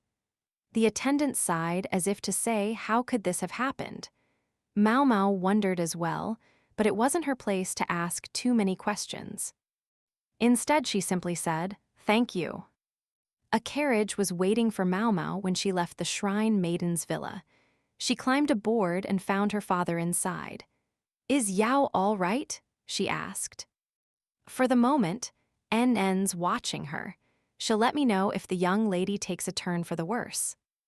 Maomao had heard that Yao had briefly been stable, only to worsen and then stabilize again.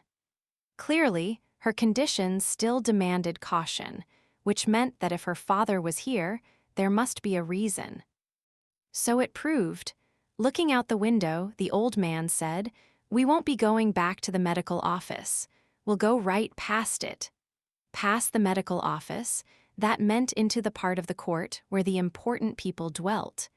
Maomao could think of one reason they might be going there. "Is this about the dinner?" she asked. Maomao and her father had been taking care of those who had been poisoned at the event. With Aylin under suspicion, it was hardly surprising the authorities should want to speak to Maomao and Liumen. The carriage trundled past the medical office and toward its destination, Jinxi's palace. "Please come in." Suhyun greeted them, polite as ever, although Maomao thought she caught a fleeting hint of a grin when the silver-haired woman looked at her. A cunning old thing, she was. Maomao bowed her head in return. Suhyun took them to a room where Jinxi, Basin, and Lahan waited. The bespectacled little man wore a noticeable grimace. These events had weakened him. "I assume you know why we've called you here," Jinxi said. His color wasn't very good, overworking himself again, Maomao suspected. Before she went home, she would have to get him to take a nap, by force if necessary. "Does it have to do with Consort Aylin?" Maomao asked.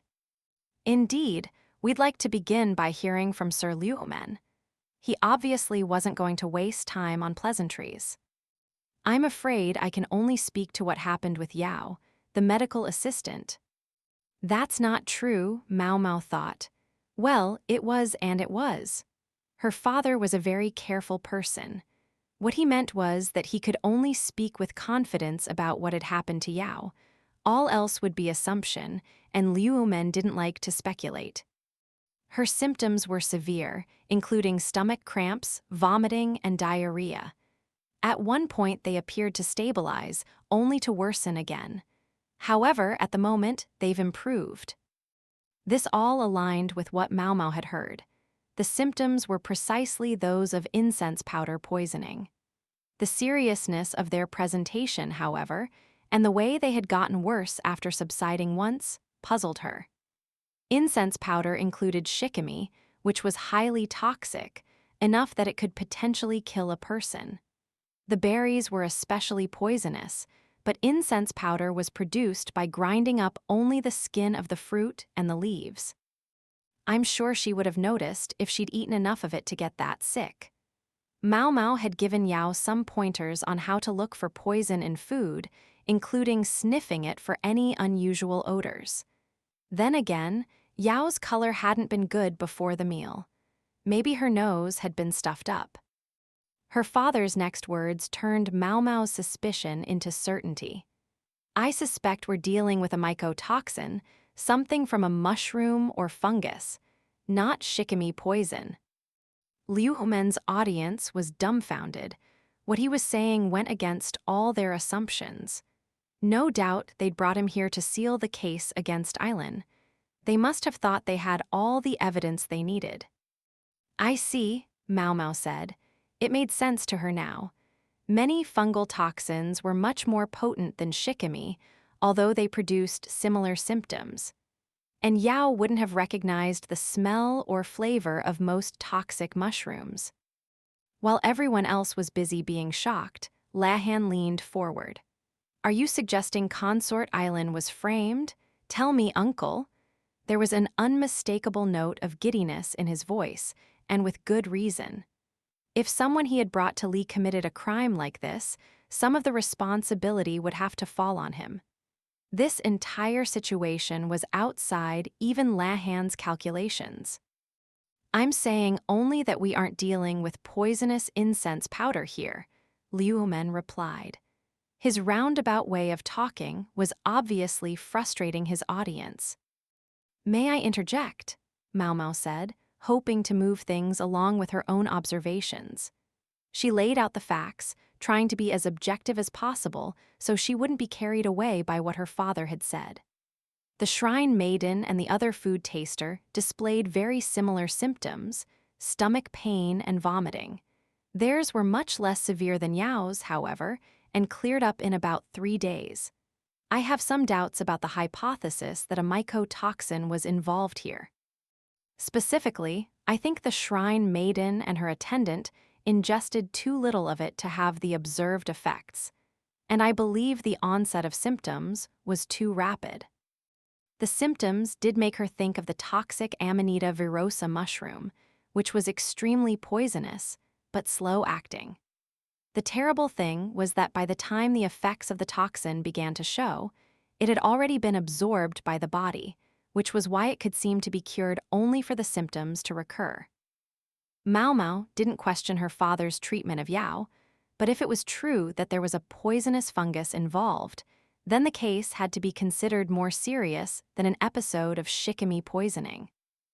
It had occurred to Maomao that they might be dealing with a poisonous mushroom, but she had dismissed the possibility on the basis that, if that were the case, it should have taken about 6 hours for symptoms to appear. The 3 women had shown signs of poisoning far sooner than that. I'm sure my old man must know that, she thought. So why would he say such a thing? He must have a reason. Could it be, what if they consumed the mushrooms before the food tasting? Before she knew what she was doing, Maomao slammed her hands down on the table. The conversation in the Shrine Maiden's villa, how could she not have noticed?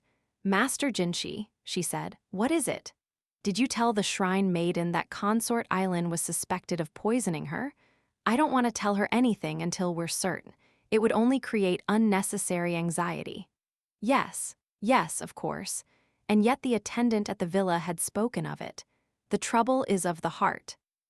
How could she feel well, given who is involved? She might have become the next Shrine Maiden once. Maomao had assumed from that exchange that the Shrine Maiden already knew who the suspect was. Maomao herself was aware, so she hadn't thought twice about the Shrine Maiden knowing as well. But how did she know? Now Maomao saw why Yao's case had been so severe, but those of the Shrine Maiden and her attendant had been so much lighter. She could explain the delay in the onset of symptoms. "Dad," she began, giving him a serious look, "would it be all right if I engaged in some speculation?" He seemed uncomfortable. "You'll have to be prepared to be held accountable for whatever you say." Once the words were out of her mouth, she wouldn't be able to take them back. "Sometimes one must speak all the same," she said. Her father was silent at that. Maomao took it as tacit permission. "Sounds like you have something for us," Jinshi said. "Yes, sir, although it's only one possibility." Perhaps making that explicit would give her an escape route if she needed it. Or perhaps she simply wasn't willing to speak with absolute confidence. "I believe it was not Consort Aylin who planted the poison." "Why so?" Jinshi was never going to simply take her word for it. He wanted reasons. Lahan and Basin were likewise watching her. "If we accept what my old man, what Dr. Can suggested, that the case involves a poisonous mushroom, it becomes difficult to sustain the belief that Consort Aylin tainted the food. Considering the time symptoms took to appear, the victims would have to have consumed A. virosa long before the banquet. Aylin had been under guard since the moment she left the rear palace. Even when her lady-in-waiting had left her alone, she hadn't been able to leave her room, and she'd had no confederates to help her. She couldn't have poisoned the food before the banquet. So who did then? If the food was indeed poisoned, sir, it would have to have happened at the villa.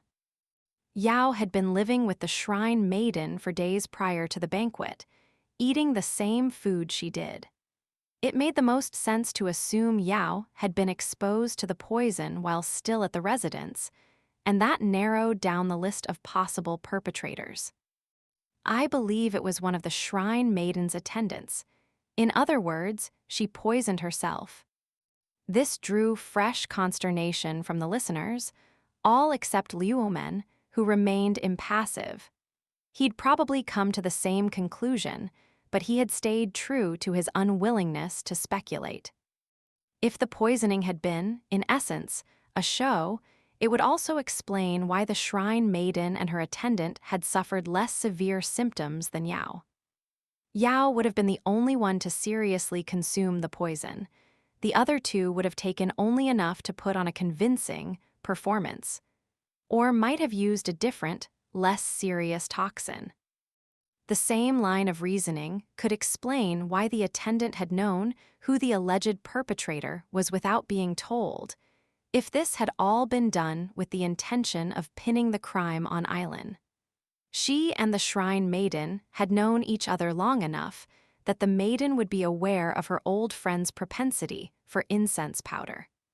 Poisonous incense powder. Maomao understood why her father insisted on not working on assumptions, but some things could push even Maomao over the edge. They had to drag Yao into this. They'd callously used her. The seriousness of Yao's symptoms would lend credence to the idea of an attempted poisoning. Yao could be a little condescending, but at heart she was a decent young lady, dedicated to her studies. Maomao was no NN, but this was enough to make the bile well up in her throat. She belatedly noticed the numbness in her hands, and it made her stop and ask herself whether she was speaking rationally. Liuomen was still silent, while Jinshi was practically slack-jawed. "I have a question," said Basin, speaking for the first time. He was quick to react in situations like this. Why would the Shrine Maiden want to entrap Consort Aylin? "I believe I have an idea," Lahan said, raising his hand. "Consort Aylin told me she thought the Shrine Maiden might have borne a child, and that it might have been the White Lady. I asked Maomao to see if she could tell whether the Shrine Maiden had given birth. If it transpired that the Shrine Maiden was no longer qualified for her office, then she could be stripped of that office. Indeed, she might very well be punished. The Shrine Maiden, the mother of the White Lady? That would be explosive, Jinshi said. It would mean that Aylin had sought political asylum not only because of her enemies in the government, but because she knew something about the Shrine Maiden's secret. It would also explain why the Shrine Maiden had followed her to Lee. But if this was all to keep consort Aylin quiet, Maomao said, Lahan's suggestion should have seemed perfectly reasonable, yet something about it nagged at her. She looked at her father. He only sat there, silent, neither affirming nor denying anything. Chapter 18. A Man and a Woman Play the Game. You're not going home with Sir Liumen? Jinshi asked Maomao. She stayed behind and was boiling some water. You seem awfully pale, Master Jinshi. How many days since you last got a proper sleep? A question for a question. She mixed some herbs that would help him get to sleep into the water and passed him a cup. Lahan had left with Liumen, while Basin had gone to see both of them off. I've been sleeping every night, Jinshi retorted. Let's try a different question. How many total hours have you slept in the last several days? Jinshi started counting on his fingers. He didn't look likely to get through an entire hand. He scowled and drank the tea. Early morning tomorrow, she asked. No, for once things are relatively quiet. In fact, today is the first day I've been able to come back to my palace in some time. So he really was working hard. Lady Soyern must be worried about you. And you're not? Jinshi said, the cup still at his lips. He loosened the chest of his robe, prompting Maomao to look around for some sleepwear. Soyern entered at exactly that moment, thankfully, but no sooner had she handed Maomao a set of nightwear than she showed herself out again. Wants me to help him change, huh? She'd done it before, back when she'd been serving in Jinshi's residence, but she had never liked it. Quite frankly, Maomao thought he could stand to dress himself, while Jinshi held the fundamental conviction that he should be assisted in all things. Never the twain would meet. When it came down to it, however, one of them was of far higher status than the other, and it was Maomao who had to bend. She put the sleepwear on him at almost the same moment as he sent his cloak fluttering to the ground. She tossed the belt around his waist, tied it loosely, and then collected the garment off the floor. You make an end do this for you too? She grumbled. No, it happens I don't. But you have her tie up your hair. Maomao considered that part and parcel of helping him change. That I do, but always under Soyern's supervision. Always? To forestall the possibility of a swift stab from behind. She would never, Maomao began to say, but she stopped. In a state of extreme Yao deprivation, there was no telling what Enen might do. Soyern can be overprotective. She's never even left us alone in a room together. Yet here were Jinshi and Maomao in exactly that situation. Maomao said nothing. Soyern thinks quite highly of you, said Jinshi. That's not my fault. Being high in Soyern's esteem carried no benefits for Maomao. Indeed, she was hard-pressed to think of a single good thing that might come of it. She took the empty teacup and was about to leave, but Jinshi caught her wrist. You're always trying to put me off, he said. I can't imagine what you mean, sir. Staying in this room was dangerous. She wanted to get out while the getting was good, but he wouldn't let go of her. Soyern feels quite urgently that I should take a consort of my own, he said. She claims it would mean less work for me. I'm sure she's right. Maomao was intent on acting as if the matter didn't concern her. That, however, could only aggravate Jinshi. You know what I'm trying to say. How can you act so indifferent? Are you that desperate to avoid me? Why? She slapped a hand over her mouth, but it was too late. Were you about to blurt out yes? Pay it no mind, sir. Jinshi glowered at her.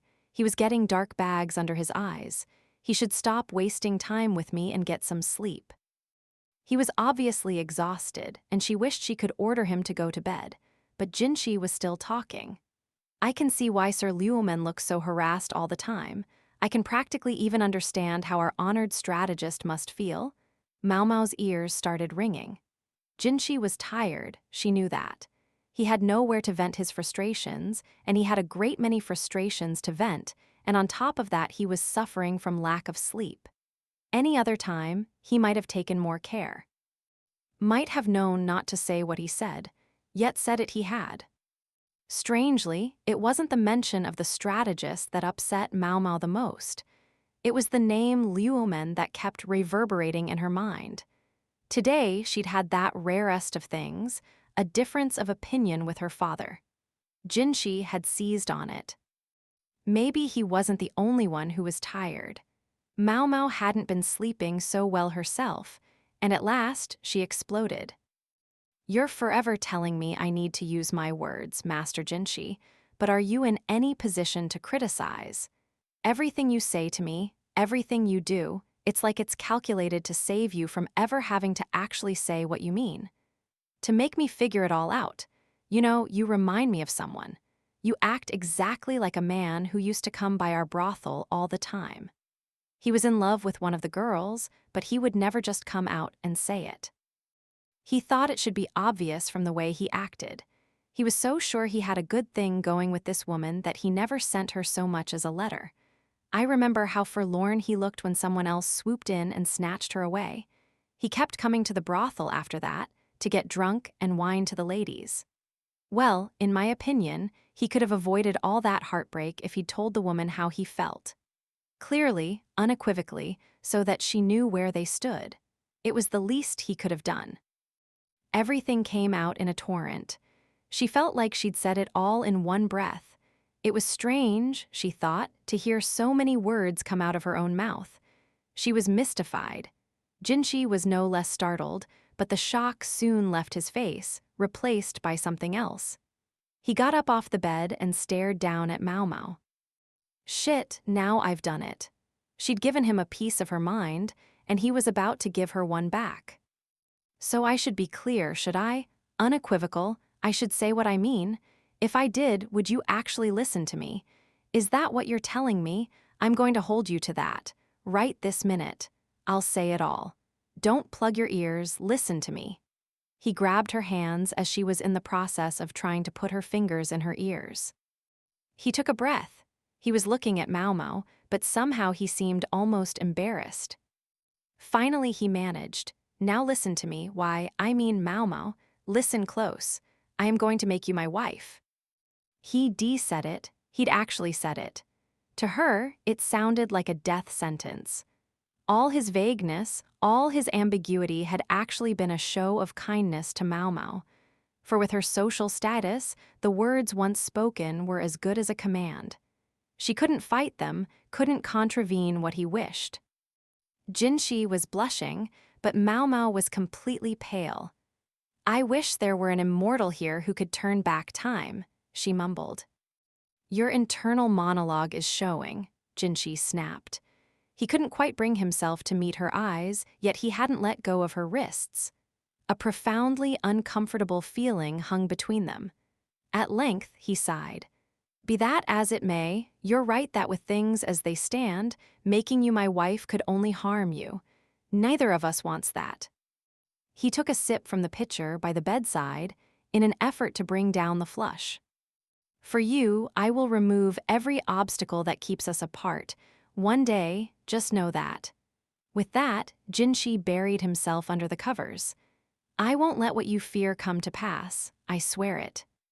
Soon she heard him breathing evenly in sleep. What I fear, Maomao pictured Empress Jyokayo. I don't think Master Jinshi knows, she thought. She didn't think he was aware of the secret of his own birth. What about Empress Jyokayo? Does she know? And what did His Majesty want for Jinshi? What about Aduo? It's never good to know too much. When Jinshi discovered the truth, would he still try to find a way to make things palatable to Maomao? She wasn't the only one concerned. Could he concoct circumstances that would stave off talk from everyone around them?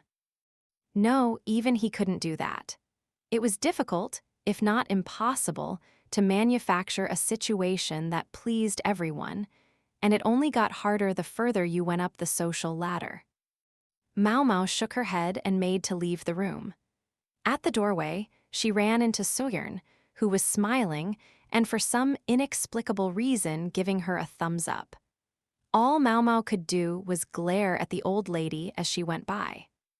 Chapter 19. The Truth Behind the Truth.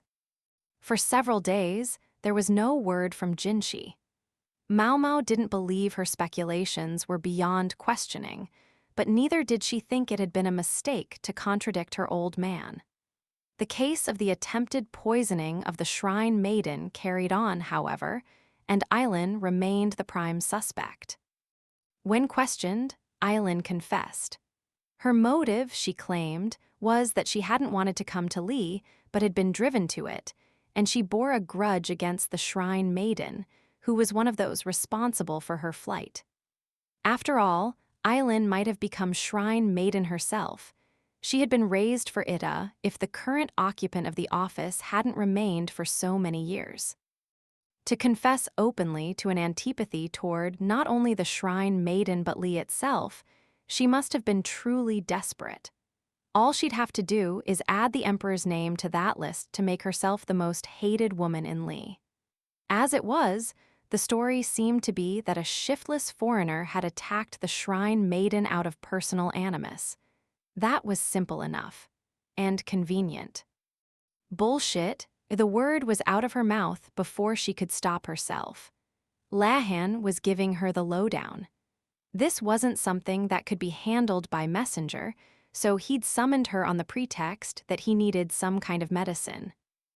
"You're telling me," he replied as he downed some stomach medication.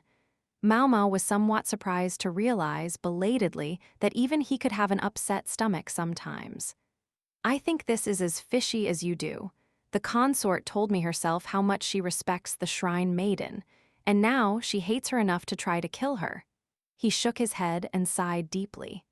"Speaking of which, how's that young woman, Yao or whatever it is?"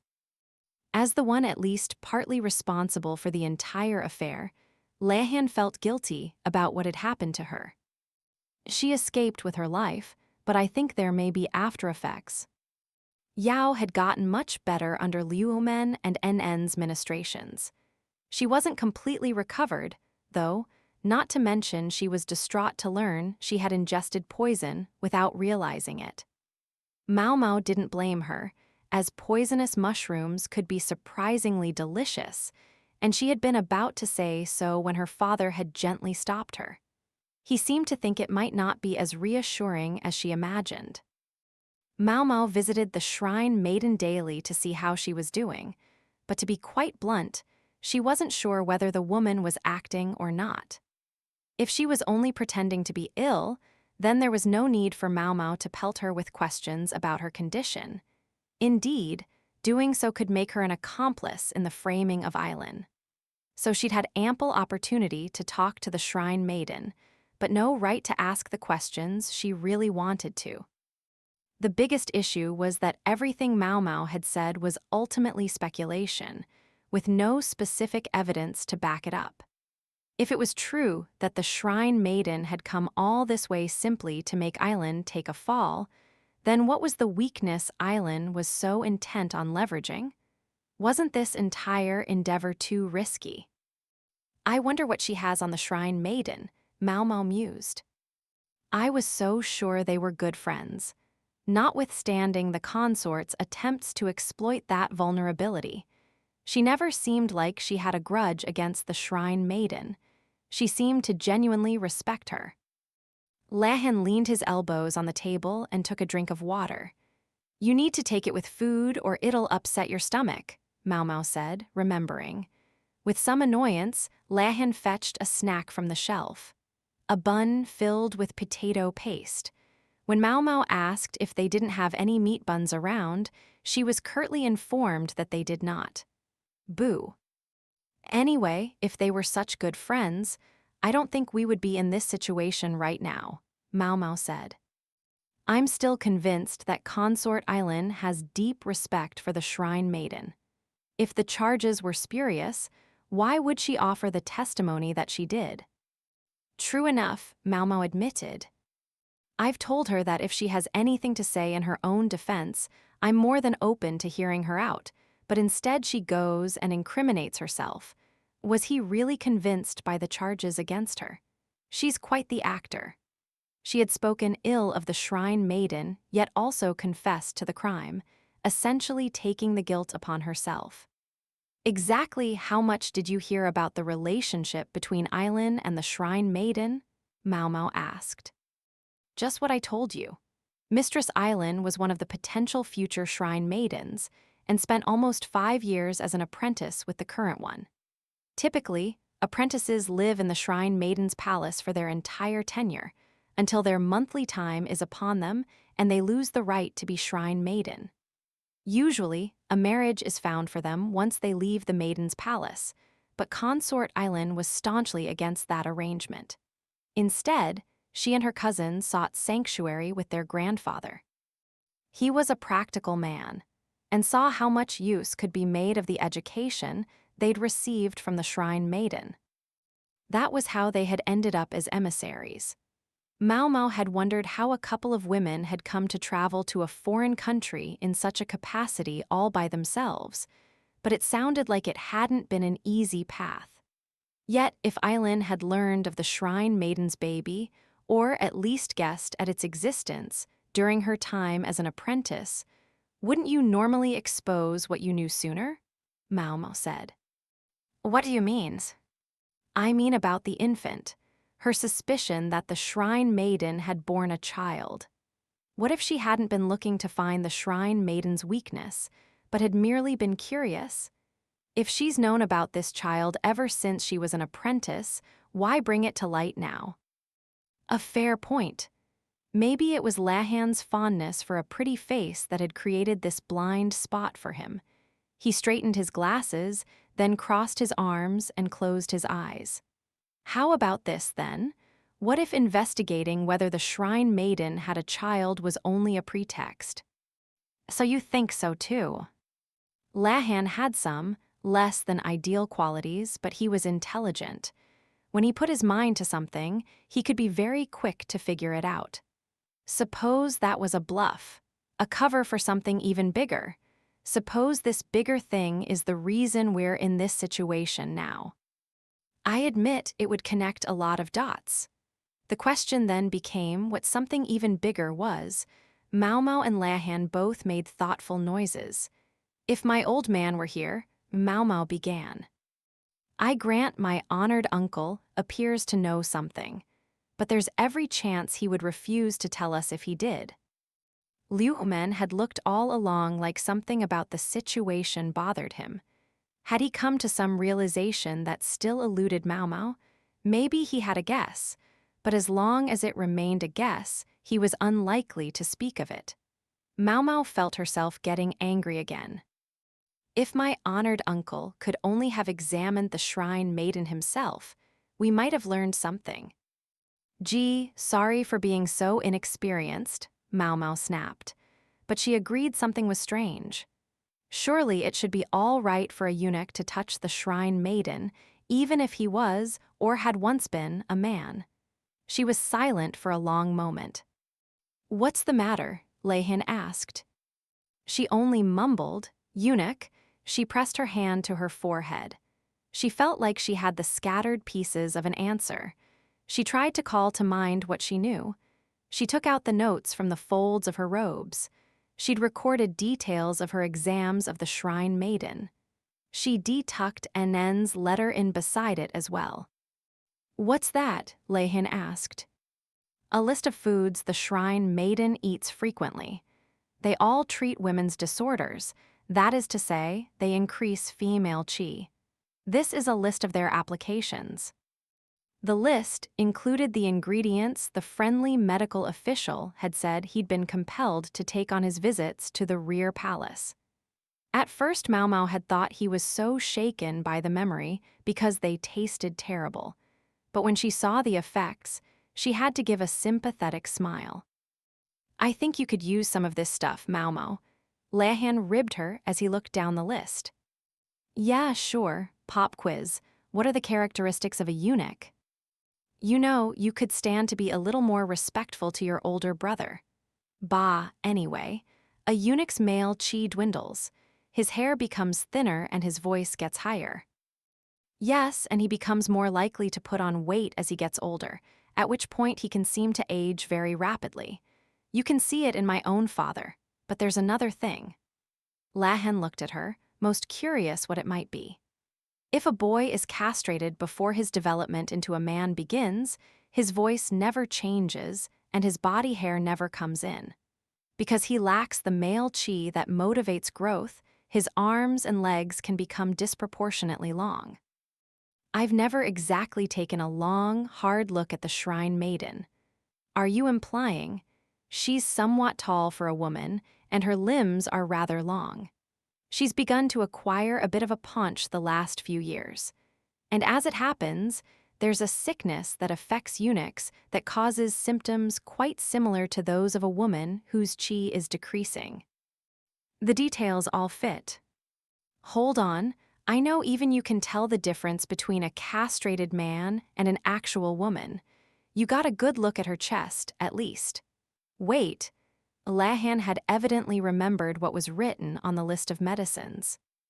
Yes, and it was present and accounted for. Maomao took out the notes again, feeling that same rush of anger. NN's letter enumerated the effects of various medicines, including Hasma. Hasma, excellent for good skin and general beauty. Stamina booster, high in nutritional value. Overuse, however, can cause the chest to become enlarged. This was one of the things NN was feeding Yao. It would certainly explain the extent of her development. In fact, Maomao recalled NN bragging about exactly that. Perhaps this was what had made the old physician smile with such pain. Too much of it could cause even a man to develop an ample chest, and that was no joke. The chest is obviously the first thing you look at when trying to distinguish between a man and a woman. The position of the belly button should have tipped me off. The Shrine Maiden's paunch had made it hard to judge, even if Maomao did wonder about it. If even Maomao, who was quite familiar with the naked bodies of both men and women, hadn't connected the dots, how much harder would it be for Yao and Anen? The reason eunuchs weren't allowed near the Shrine Maiden was because they were even more physically like her than the average woman. The secret might have gotten out. This had been the plan all along. I want you to investigate whether the Shrine Maiden has borne a child. At the moment of that request, Maomao hadn't imagined the Shrine Maiden was a castrated man. Shit, the wool had been pulled completely over her eyes. The strange look Maomao's father had given her when she'd first reported the Shrine Maiden's notable physical characteristics. Maybe it was because the possibility had occurred to him even then. If he'd been able to look at the Shrine Maiden himself, he would almost certainly have discovered the truth. Is this the secret the Shrine Maiden has been so desperate to hide? Lahan said. It would certainly be the kind of vulnerability an opportunist could readily exploit. But wait, if it is, why come all the way to another country to try to silence a woman who's already become a consort at a foreign court? And why do it in such a convoluted way? The Shrine Maiden was not a woman. If that hypothesis was correct, what other apparent realities might it undermine? Was the Shrine Maiden trying to pin the affair on Aylin, or for that matter, was Aylin trying to take the blame on herself? If so, why? She gained nothing by it, but Li did. On that point, Maomao said, consider what would happen if the Shrine Maiden's killer had been one of our own people. It would be a matter of national face, said Lahan. It could even mean war. Makes me pretty grateful that Mistress Aylin confessed to everything herself. So it's no problem for us if she's the culprit. I wouldn't say no problem, but it's unlikely to start an international conflict. It will unquestionably put us on the back foot with Shea, however. So Shea would find itself in an advantageous position vis-a-vis one of its biggest neighbors, and without a war. It made Maomao's head spin, but she knew she had to stay calm and think things through. Start with the Shrine Maiden's gender. What would happen if Shea found out their Shrine Maiden was a man? She asked. "What would happen if we found out our emperor was a woman?" Aylin replied. Maomao realized her question was ridiculous. It seemed like a contradiction in terms. Li had never in its history had an empress as sole ruler. Yes, the former emperor's mother was sometimes referred to as the empress regnant, but that was something closer to a nickname, not a title proper.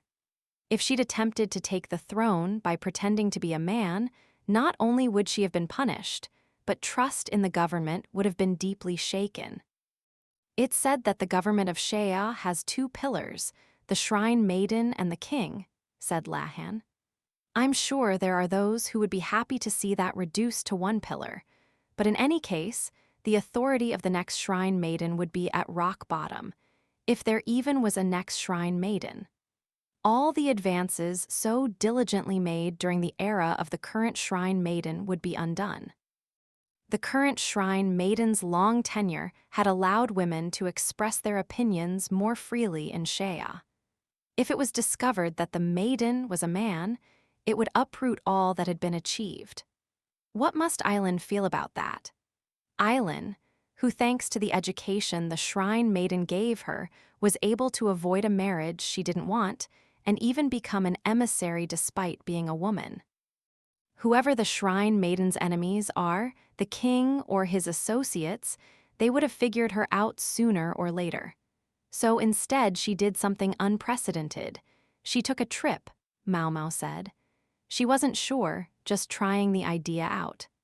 The whole point of which was to prevent her enemies from discovering the truth by. She stopped. The Shrine Maiden had gone somewhere she wouldn't be discovered, somewhere they couldn't reach her.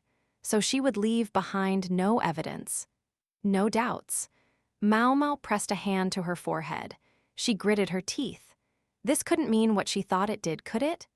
Yet the dawning realization was the one that made the most sense in light of everything the Shrine Maiden had done. Finally, she gave voice to her awful suspicion. By committing suicide. Chapter 20, Mushroom Congee. The breeze was damp. So much cooler than the climate she came from, she couldn't seem to get used to the feeling of it on her skin. The sun was less intense here, though. Even indoors, she could tell. She could take slightly longer walks than normal, and that made her happy. She thought back over the adventures she'd had these past months. Before, she'd spent all her time in her residence, being worshipped. She was accustomed by now to people venerating her, but it could get boring. She'd been prepared to hand over the position to anyone who wanted it, yet her own existence prevented any chance of that happening. Shrine Maiden, they called her, and had for so long that she no longer remembered her own name. If she abdicated her seat now, she wouldn't even know what to call herself.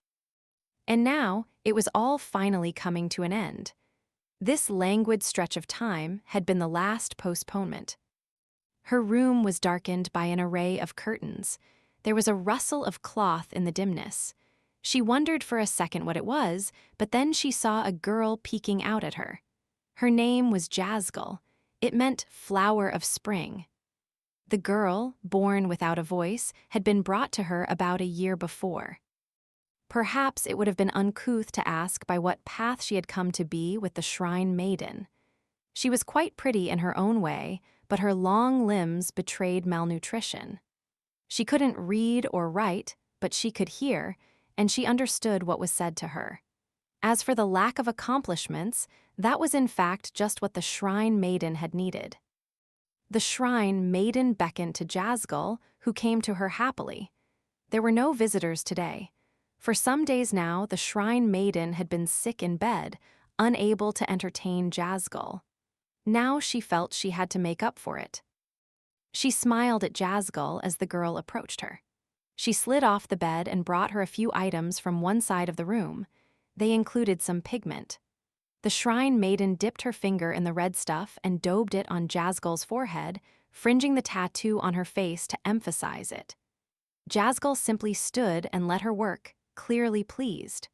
Perhaps it was her lack of learning, or the fact that she made no conversation, but she seemed even younger than she looked.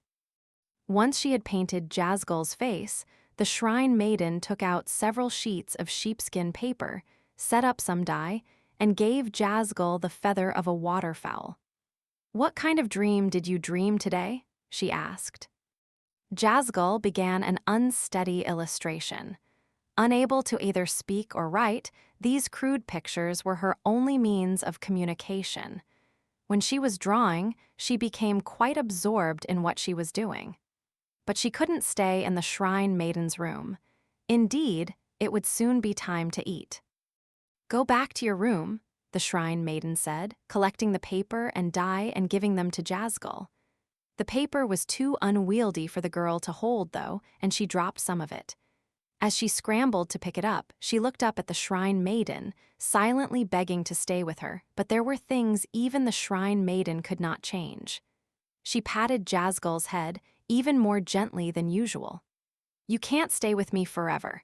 I know you can draw pictures on your own." Jazzgull nodded, and the Shrine Maiden smiled. A few moments after the child left the room, the attendant with tanned skin entered. The Shrine Maiden called her Oracle. The word meant something very similar to Shrine Maiden, and like the Shrine Maiden, the Oracle, too, had forgotten her own name. It had been nearly 20 years now since she had taken over from the last Oracle. The Shrine Maiden remembered something the last Oracle had said to her, that the word for Shrine Maiden was a homophone for another word, one that meant child of the gods. It was appropriate that one called an oracle should serve the child of the gods, for was it not the duty of an oracle to hear the gods' voices? Somewhere along the line, the child of the gods had become the Shrine Maiden. Was it because only women had been chosen for the position, or because only women had been left? She didn't know. She did, though, feel that it was right and proper that she herself should be Shrine Maiden. She had been discovered by the previous oracle when she was very young. Indeed, she had lived in the Shrine Maiden's palace since before she could remember. She'd been told she was special. Her white hair and white skin and red eyes, the lack of color in her body, they said, enabled her to hear the gods' voices more clearly.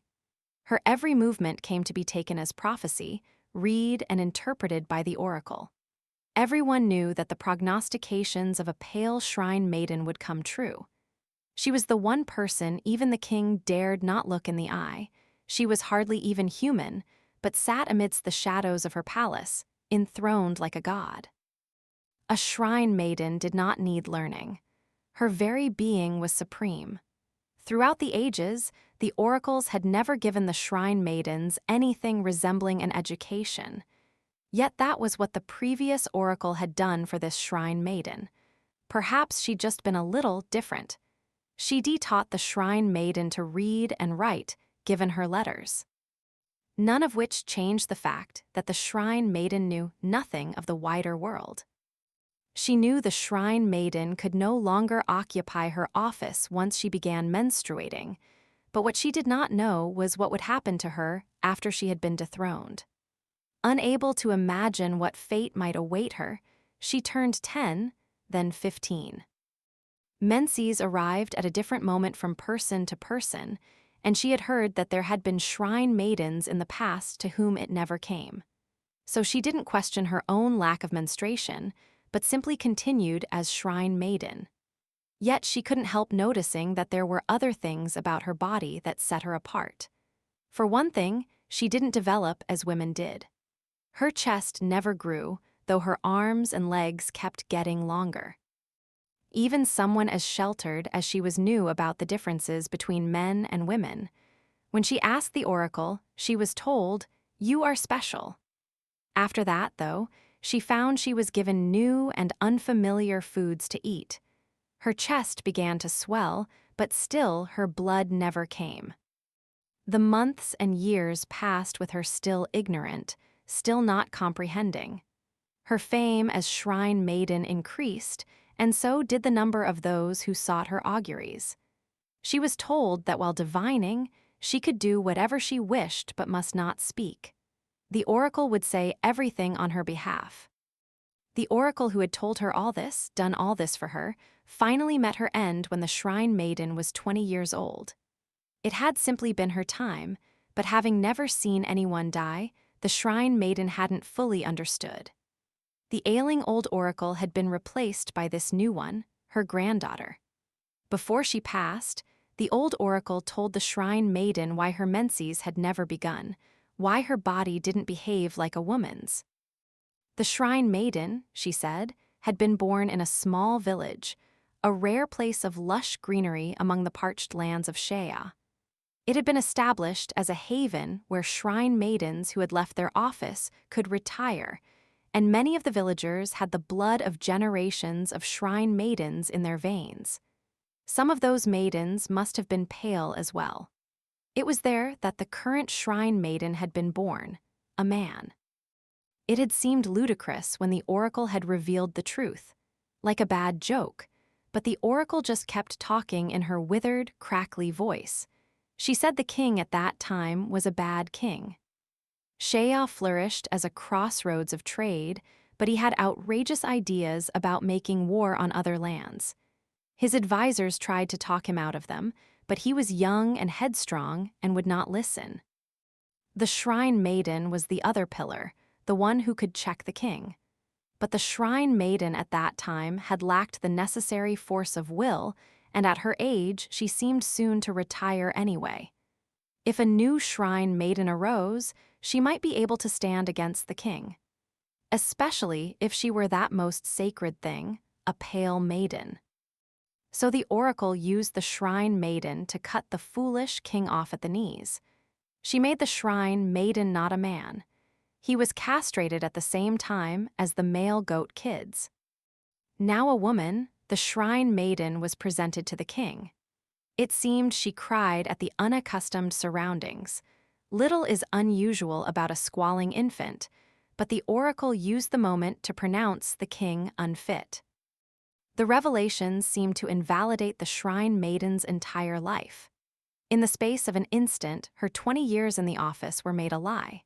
She'd always believed she was special, but now she knew she was nothing but a pawn, used to unseat the king.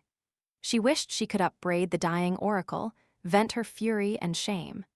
The Shrine Maiden, however, had been so sheltered from the world that she didn't even know what words to use at a moment like that. What good would it have done her anyway?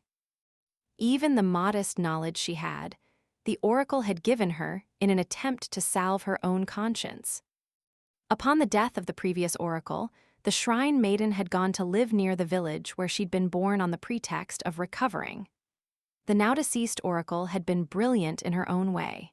She de-used her puppet, the Shrine Maiden, to the fullest and stabilized the nation's politics. Her granddaughter, now the oracle herself, was almost as capable as her grandmother, but she lacked experience. Perhaps it would be fair to say that they had fled until she gained the necessary insight. There was an unspoken understanding that upon the accession of a new oracle, the Shrine Maiden would change as well. Several young ladies of excellent background had been sent to the Shrine Maiden to become apprentices, and she educated them, just as the oracle had done for her. Perhaps she was simply trying to atone for deceiving them, but at least it served to broaden their future prospects.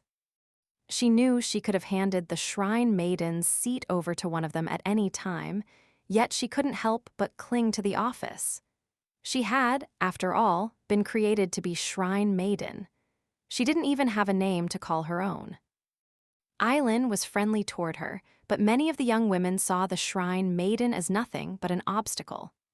Isla was among her enemies. She looked like Aylin's twin, yet the two women could hardly have been more different. About the time the Shrine Maiden knew she couldn't pretend to be recuperating forever, a messenger came from her village. A child had been born. It was brought to her wrapped in white swaddling clothes, its skin pale enough to see the blood vessels beneath. "Honored Shrine Maiden," said a familiar voice, startling her out of her reverie. The oracle was standing before her. The Shrine Maiden must have been completely lost in her reminiscences. "Are you quite sure about this?" the oracle asked. In front of the Shrine Maiden was a bowl of rice gruel. Ah, yes, she'd been about to eat. "It will raise suspicions if I delay any longer," the Shrine Maiden said brusquely. The oracle said nothing, but her expression darkened. How could she make that face when she knew everything? She clenched her fists and looked at the ground, refusing to meet the Shrine Maiden's eyes. "I'll take my meal alone, you go wait elsewhere." The Shrine Maiden smiled. She had to smile. "I know I can trust you with all that comes after." She was about to bring the spoon to her lips when she became aware of a commotion outside. Frowning, she and the oracle looked at each other, and then the door burst open. "Please excuse me," cried a diminutive woman in the Li language. Quite a request for someone bursting into a dignitary's room. The Shrine Maiden knew her, though. She was one of the medical assistants, the one who'd examined her before. But she wasn't supposed to be here today. "Huh, how dare you be so rude?" the oracle said, attempting to block her way, but the young lady darted around her and made her way over to the Shrine Maiden. What had happened to the guards? "Rude, not me. This, my job," she spoke haltingly in Cheyenese. She took advantage of the Shrine Maiden's astonishment to snatch the spoon from her. She stuck it into her own mouth and swallowed.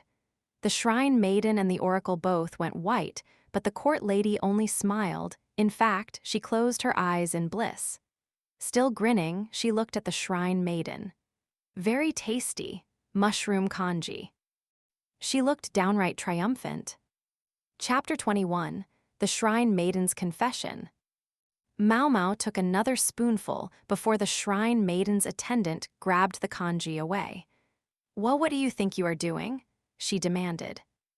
"Simple, I'm tasting for poison," Maomao replied, switching back to her own language. The attendant had done it first. Clearly, Maomao's Cheyenese wasn't up to snuff. Frankly, she was glad to be conducting this conversation in her native tongue. "Give me that congee, please. I'm not done checking it. Or do you intend to let the honored Shrine Maiden eat the rest?" The attendant stayed silent, which Maomao took as grounds to continue. "I must say I'm impressed, even though I probably shouldn't be. The way you got your hands on that poison without leaving a trace." "You have no proof," the attendant scowled, but only for a second. She promptly regained her unflappable demeanor. Naturally, anyone who could be involved in such a far-reaching plot would have to be a good actor. The Shrine Maiden likewise appeared unfazed. Makes sense, Maomao thought. She was never going to just conveniently burst out with a confession. "If you'd be so kind as to wait a moment then," Maomao said. "If the congee was poisoned, I should start showing symptoms any moment now.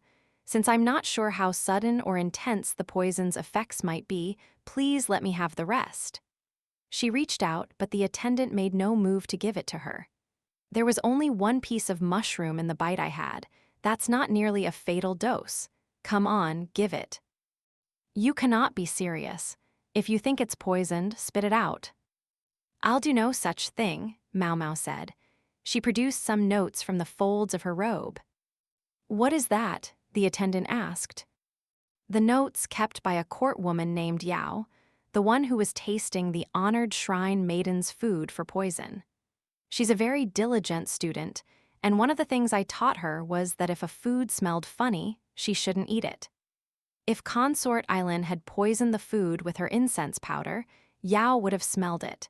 She may not be very experienced, but she wouldn't make such a fundamental mistake." The notes contained several days' worth of detailed observations from before the dinner. She made a careful record of what the honored Shrine Maiden ate. For breakfast the day of the formal dinner, it seems she had a congee much like this one. The notes read, "Morning, congee W mushrooms. I'm sure you were well aware of the effects of the poison, that you timed it so they would appear immediately after the dinner. And might I venture that you were feeling a touch of guilt? You used just such an amount that with proper care, Yao could still be saved." Yao was in much better shape now. There was no telling if there might be lingering damage to her internal organs, but at least she was no longer in immediate danger of her life. NN was feeling very reassured as well. I'm afraid you are not making any sense. The criminal has already confessed to the crime, has she not? Yes, she confessed. May I assume that it was today that you received word that the culprit had been found and dealt with? That's why her maidenship felt confident enough to go ahead and kill herself. Insofar as Aylin had to take the fall, the Shrine Maiden could only commit suicide after the consort's guilt was assured. Maybe that was why she'd chosen a poison that could reappear in a second wave. Even better for her, if she were to die after Aylin had been confirmed as the criminal, her death would likely be covered up. Nobody wanted Lee accidentally stumbling on the true culprit. Maomao looked at the women. Calm, cold. I don't think they'd try to shut me up here and now. Lahan was waiting at the Shrine Maiden's villa. They sent a messenger for Maomao's father, and she expected them soon. It wouldn't be easy for them to shut my mouth, but having their plans undone at this stage can't be a welcome prospect for them. She understood. She knew that there was nothing for her to gain by doing this. The threatening tone she'd taken with them hadn't actually been about revealing their plans, but was simply an opening gambit, a way to get them to listen to her. Honored Shrine Maiden, I believe you and Consort Aylin know each other well, do you not? Maomao said. Yes, replied the Shrine Maiden. For once long ago, she might have become my successor. A look of sorrow passed over her face. I thought so. Aylin had been trying to protect the Shrine Maiden. Would she have done that if the Shrine Maiden had really been attempting to pin the whole thing on her? Knowing the relationship between them, it seemed possible that this had been their plan ever since Aylin had arrived at the rear palace. This will mean the gallows for her, you know, Maomao said. The Shrine Maiden flinched at that. Compared to her attendant, she left something to be desired as a performer. If Maomao was hoping to get one of them to crack, the Shrine Maiden seemed her best target. I don't know how you do things in Shea, but in Lee, murder, even attempted murder, is punishable by death. She dedicated her life to you. Are you simply going to let them kill her? Neither of the other women said anything. You are then, Consort Aylin, the woman you educated so that she could have a future. Now you yourself are going to pluck that future away from her. Still Maomao got no reaction. No use. I figured. As she was trying to decide what to say next, however, the Shrine Maiden's head drooped where she was sitting on the bed, and she let out a sort of moan. Honored Shrine Maiden, her attendant said. What was I supposed to do? The Shrine Maiden said. The words carried none of the force of her office. They sounded pleading. Gossamer, as if the breeze might blow them away. When the Shrine Maiden began to speak again, it was in Chinese. Maomao struggled to keep up. From the moment I was born, my life has been twisted, and all I could do was follow the path that had been laid out for me. I had nothing but being the Shrine Maiden. So I thought I could at least be the Shrine Maiden to the bitter end. Honored Shrine Maiden, the attendant said, shaking her, but she continued her confession in fluent Chinese peppered with the occasional word in the Li language. It was substantially as Maomao had guessed. The royal faction in Shea viewed the Shrine Maiden, by this time quite powerful, as an obstacle, and sought to dislodge her from her office. Perhaps she could have endured that, but they also intended to give her away in marriage once she was deposed. A touch of panic was understandable. I suppose that they wished to drag the Shrine Maiden back down to earth, she said in the Li tongue, her accent thick. That child did hate me so. Isla, Maomao thought. The other emissary.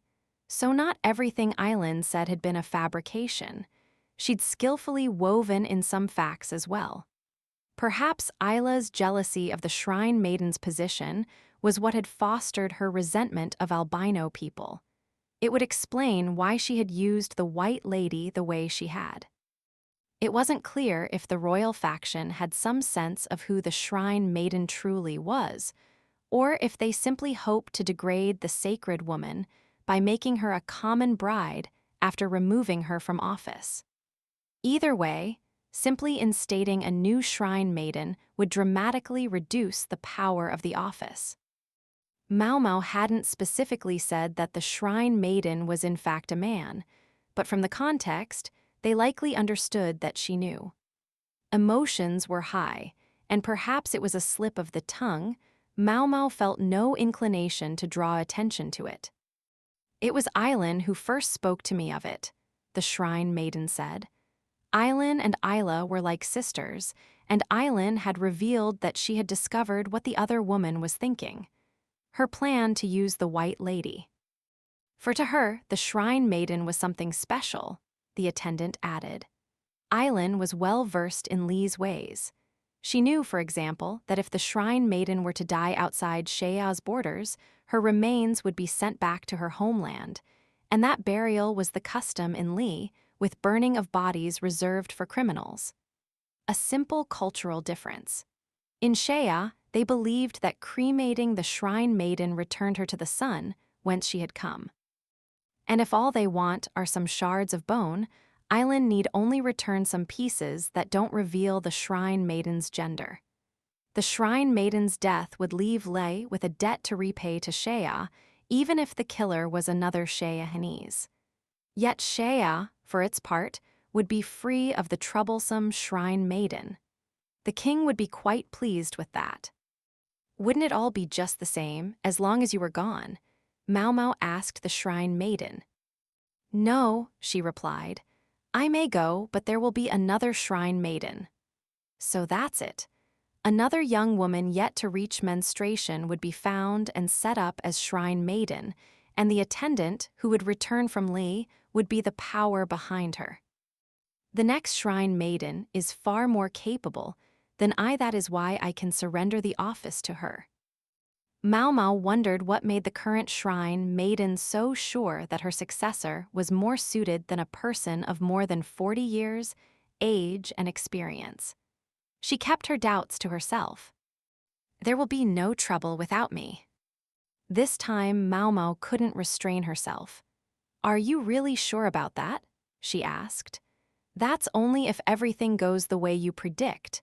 Have you considered what might happen if His Majesty learns of your plan and becomes angry?" Everything the shrine maiden had spoken of so far benefited Shea and only Shea. Li, which would be left holding the bag, gained nothing.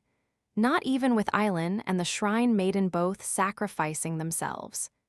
The shrine maiden was thinking of the good of her country, but she would achieve it at the expense of another. "What did you intend to do if Yao died?" To that question, at least, Maomao wanted an answer. She smacked Yao's notes. What had Yao done wrong? Could they tell her? Wells. Both other women clearly felt guilty. They had known they couldn't use too weak a poison, or it might not work. In order to make the shrine maiden's demise plausible, they had to demonstrate that there was a potent toxin involved. Yes, they had tried to attenuate it, but one wrong move could have resulted in Yao's death. Was your plan for Shea to reap all the benefit and Li to bear all the cost? If that's the case, I will not stay silent about this, Maomao said. Even if I die, the shrine maiden asked at length. I hate when people think everything's over just because they're dead. It was as good as refusing to face the consequences of whatever you had done. Maomao felt better having been able to say what she had most wanted to say. Abruptly, she found herself thinking about a cheerful young woman who had loved insects. A young woman who had vanished into the snow and never been found. Maomao occasionally peeked into the shops, wondering if one day she might stumble upon the hairstick she'd given that girl. How can you be certain, honored shrine maiden, that Shea won't begin making demands of Li after you're gone? I thought perhaps you might bend to a few of Shea's wishes. Like what for food? That would be one thing, yes. And I thought perhaps you might be induced to hand over the pale woman, the one I believe you're holding in custody. You mean the White Ladies? The White Lady couldn't be the Shrine Maiden's daughter. It wasn't possible. Come to think of it, Aylin had hinted at the same thing right from the start. So what was the relationship between the two of them? At the very least, it seemed the White Lady was likely from Shea, given that Isla had been using her. By all rights, that girl should have been brought up as the next Shrine Maiden, the Shrine Maiden said. The White Lady had been born in the Shrine Maiden's village. She and the present occupant of the office had a blood connection. Even granted that albino children seemed to be born more frequently than average in that line, still something distinguished her. If I had simply vacated my office and given it over to her, none of this would have happened. But because I felt I had to cling to my place, I sent the pale infant back to her home. Somehow, it had led to the child traveling to another country and stirring up trouble, until she ended up treated like a common criminal. I was afraid that if it became known that there was another albino child to take up the Shrine Maiden's mantle, there would only be more strife. So I asked for her to be raised in secret. But then she became a pawn in someone else's game. Yes, used by Isla, who wanted to destroy me. About 5 years ago, I heard that the girl had been taken away. The Shrine Maiden gazed at the ground, deeply distraught. The child had been unable to become Shrine Maiden, and there had been nowhere else for her to go. Wow, you really caused our country nothing but trouble, Maomao said. Watch your mouth, the attendant said, her composure vanishing in an instant of fury. The Shrine Maiden, however, restrained her. They seemed to balance each other, one growing calmer the more emotional the other got. They acted like partners who had known and worked with each other for a very long time. I only tell you the truth, the Shrine Maiden said. I know, but consider spending the rest of your life making amends for what you've done. It was the only thing Maomao could say, the only suggestion that had occurred to her even after a great deal of thought.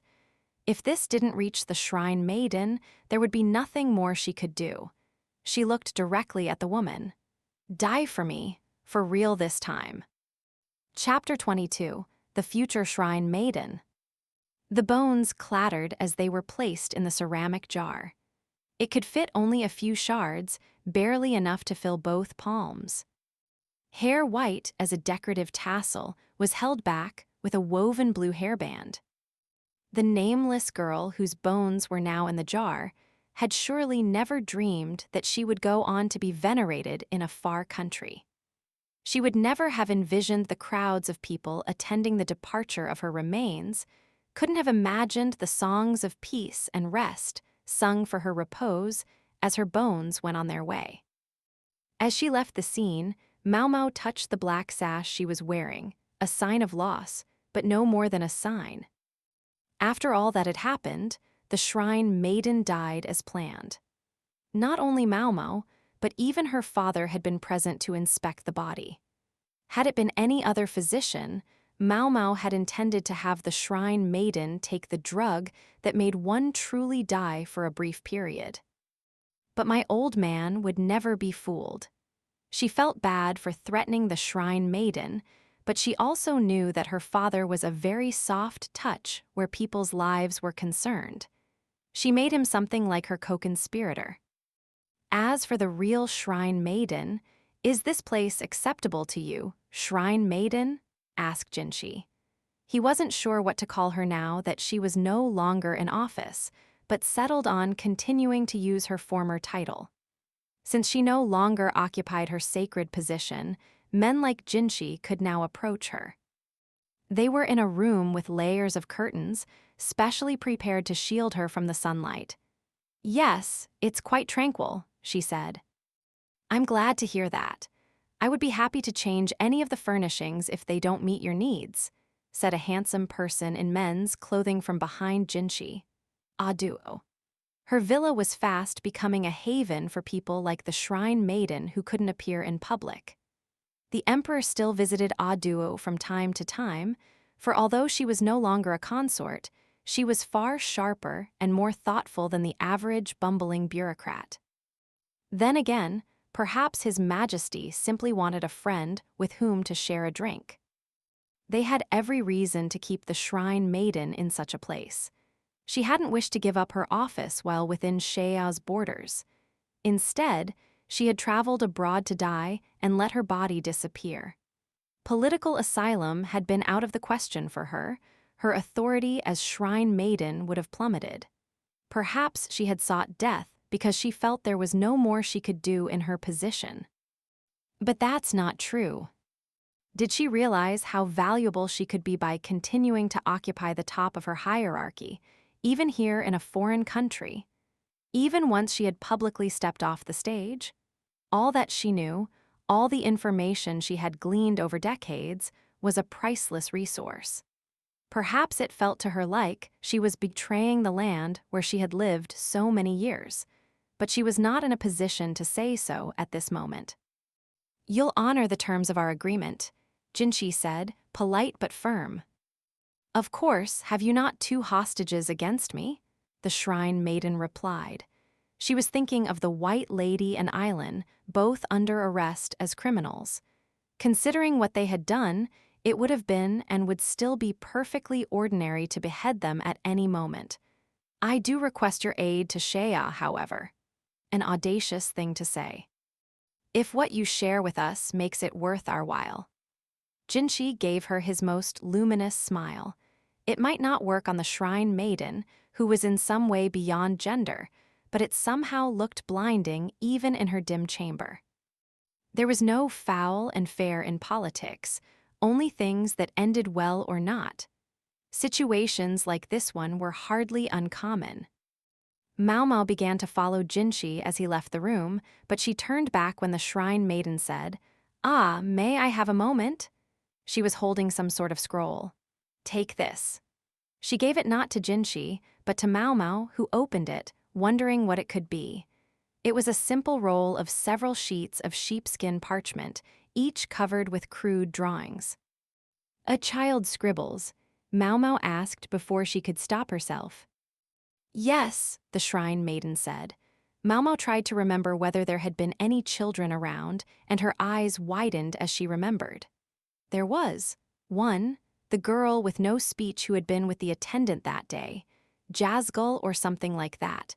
Maomao remembered how she and her friends had sweated to find the child's guardian. "I haven't seen her around the villa, though." Maomao looked at Jazgull's pictures, wondering what significance they held. She grunted. One of the images, drawn in dyes, showed 2 people wearing white clothes. Young women, Maomao thought. One of them had bandages wrapped around her arm. "Is this me?" she asked. "It is." If Jazgull had drawn her and Yao, Maomao supposed she was obliged to accept the picture. It was strange, though, when they'd met Jazgull, NN had been with them. And none of them had been wearing their medical assistant outfits. As she puzzled over this mystery, Maomao noticed some numbers on the back of the parchment. Probably a date, but written in numerals she didn't recognize. "So what is this?" she asked. "Jazgull drew it before we left Shea." "Before you left?" But that didn't make any sense. That would have been long before she'd met Maomao and the others. Was the Shrine Maiden making some kind of joke? For once, the Shrine Maiden appeared amused. "Did I not tell you that when I was gone, there would be another Shrine Maiden?" That day, the day she got lost, Jazgull was uncharacteristically demanding. She insisted on going out. "To meet you, I'm sure." I highly doubt that." Maomao only believed things for which there was concrete evidence. The Shrine Maiden must be joking, she was sure of it. She rolled up the first parchment. The second sheet depicted a shining figure who looked like the Shrine Maiden, along with a slim figure and another scrawled illustration of Maomao. Precisely the people in this room at this moment. Maomao didn't say anything but only gazed at the parchment. "There's one more. Study it closely when you have the time," the Shrine Maiden advised. Maomao stood, almost befuddled. She didn't know what to say. The Shrine Maiden continued, I wish for you to know that I, too, had it once upon a time. The Shrine Maidens of Shea lack something, but there is something else they possess instead. I have no color in my skin, and Jazzgull has no voice. Although I am afraid my abilities vanished from the moment I learned the truth about who I was. The Shrine Maiden was evidently a quick learner, for she'd become much more fluent in the local language during her brief stay. Maomao was still standing dumbstruck when Jinshi came back into the room. What's keeping you? Let's go, he said. Right, of course, Maomao said and followed after him. Jinshi gave her a curious look but went ahead. He must not have heard what the Shrine Maiden had said. The Shrine Maiden, who is she, really? Maomao wondered. There had to be some sort of logical explanation, but if so, Maomao didn't know what it was. She was still thinking about it as she climbed into the carriage. Maybe the pictures were a coincidence. Maybe the Shrine Maiden was straining to make them fit the circumstances. Sitting in the carriage, Maomao turned to the final sheet of parchment, but it was as perplexing as the rest. What's that supposed to be? Jinshi asked. Beats me, she said. The picture consisted only of a line across the page, the space above which had been scribbled black. Epilogue. The cicadas had fallen quiet, replaced by crickets. Maybe they're playing cricket sumo in town, Maomao thought. It was a simple entertainment in which the bugs were made to fight each other. As with cockfighting, betting was common. At the moment, however, Maomao was in a room in a house on the outskirts of the capital, somewhat removed from the bustle at the heart of the city. She was looking at Yao, who was lying on a bed. This was her house. I'd really like to get back to work as soon as I can, Yao said, gazing outside. She was wearing night clothes. It had been more than 2 weeks since the poisoning. She'd been in and out of consciousness for a while, but now she seemed to have recovered. I'm sure that would make NN very happy, Maomao said. NN was working at that moment, not for Jinshi anymore. She'd returned to the medical office. Maomao suspected, though, that she still wasn't focusing very well. She'd nominally been dismissed from Jinshi's service for failure to attend to her duties. She spent all her time at Yao's side instead, but Maomao gathered that Yao had finally chased her out. I really thought I could get along without her, Yao said, more to herself than to Maomao. I don't think anyone could have prevented what happened, Maomao said. Not even you, Maomao. She went quiet at that. She had a habit of putting any interesting-looking poisonous objects into her mouth. And yes, she'd experienced Amanita virosa before, although she'd thrown it up before it had been absorbed by her digestive tract. Incidentally, she'd done the same after sampling the mushroom congee in the Shrine Maiden's chambers, duly putting a finger down her throat before she could digest what she'd eaten. She must not have gotten quite all of it, for she'd had a mild case of vomiting later. The old lady sure went nuts on me that time. The madam had been merciless, drawing on all her experience helping the courtesans with abortions. Maomao had thought she might cough up her own stomach. So yes, she was familiar with the flavor and culinary qualities of mushrooms.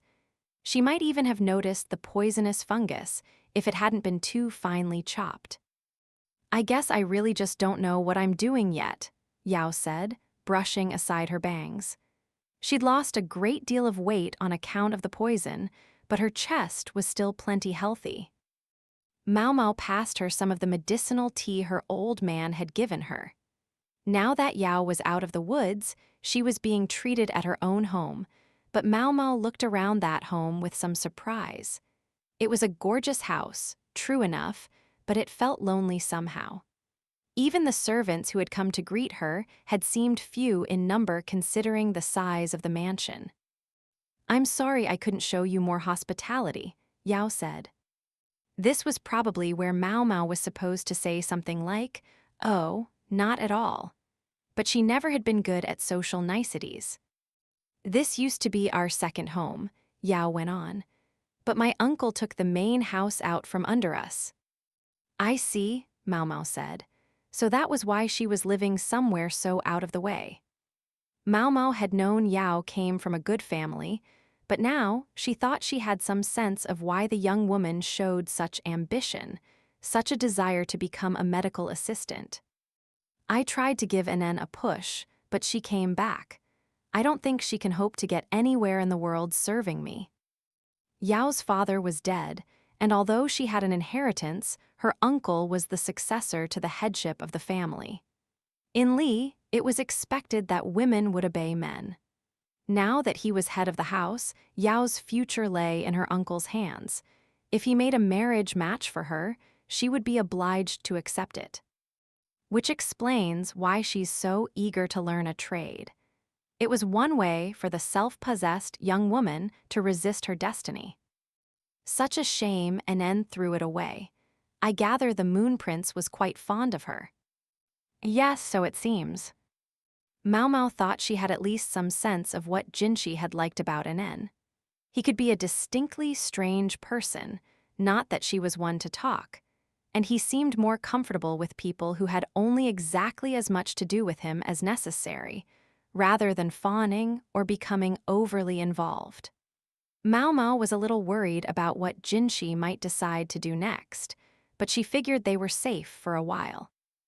I was so sure Anen would do an excellent job no matter where she went, Yao said. One might say her true value only reveals itself when she's with you, Yao, Maomao replied. Indeed, sometimes it revealed itself a little too much. It could be scary. Especially when it came to Yao's chest, there was no denying that Anen had supplied all the necessary nutrients at every turn. I definitely need a chart of what she's been feeding her, thought Maomao. She unconsciously began to flex her fingers. Yes, that was exactly why I wanted to give her a chance to get away. But I see now it's hopeless. Not just for me. If Anen really needs me that much, who am I to turn her down? Maomao suspected these sentimental turns were one of the things that drew Anen to Yao. She would quite enjoy discovering how Anen might react should Yao ever go to be someone's wife. Hopeless, Yao repeated fondly. Then she looked at Maomao. And I think you've been doing some work that you haven't been telling us about. Whatever do you mean? Maomao said. She did feel guilty trying to play dumb. True, Yao had survived her poisoning, but Maomao had specifically allowed the criminal who had done it to live. Meanwhile, publicly, Yao was believed to have failed as a food taster and to have been indirectly responsible for the death of a very important person, a stain on her reputation she would have to live with. And she gets nothing out of it. They're treating me too well, Yao said. I screwed up, I made a mess of everything, and still they're being decent to me, allowing me to continue to work. I'm not such a child as to think the world is that kind to people. Maomao caught her breath. No, you don't have to say anything. Pretend I'm talking to myself. You can just sip your tea and stare off into the distance. She went on, the words coming easily. I do believe those around me are kind enough not to simply dispose of me, but it also shows that they don't believe I'm on their level. I know it might not be wise to say that out loud, and maybe the fact that I am is just more proof that I still have a lot of growing up to do, but I need to get it off my chest. Yes, even if I'm just saying it to myself. In other words, she understood, even if only dimly, that the case had not ended in the way the public had been told. No doubt Yao wasn't the only one who had her suspicions, but pretending nothing had happened was the smartest thing to do, and everyone was keeping their mouths shut. If Anen found out, though, I don't know what she might do. I can accept it, but she might not listen to me, so I just hope you'll be careful that she never learns the truth. Anen might indeed question what had happened with the shrine maiden. If she ever discovered who the true perpetrator of the poisoning was, and that they were still alive, she might decide to take revenge in Yao's place. I would hate for Anen to do something rash, something that might stop her from finding a better place in the world. That's all. See, sentimental. Those above them had determined that this matter was closed, so in Maomao's mind it was over. She wouldn't want to stir the pot. I'm afraid my ears aren't very good, so I didn't hear most of what you were saying. Yes. It must be difficult to have such poor hearing, Yao replied, a touch teasingly. She informed Maomao that she would return to her duties in a few days. Maomao left the mansion. She had the day off, so there was no carriage waiting for her. The walk home was a bit of a long one, but she would make it. Children ran around, carrying little cages with bugs in them. The festival atmosphere had subsided, replaced by a comfortable laziness. For the townspeople, the death of the foreign shrine Maiden was but a passing concern. The last energy of the festival would soon be overtaken once more by the rhythms of daily life. Maomao took a sniff of the air. It was turning cold. She set off for home.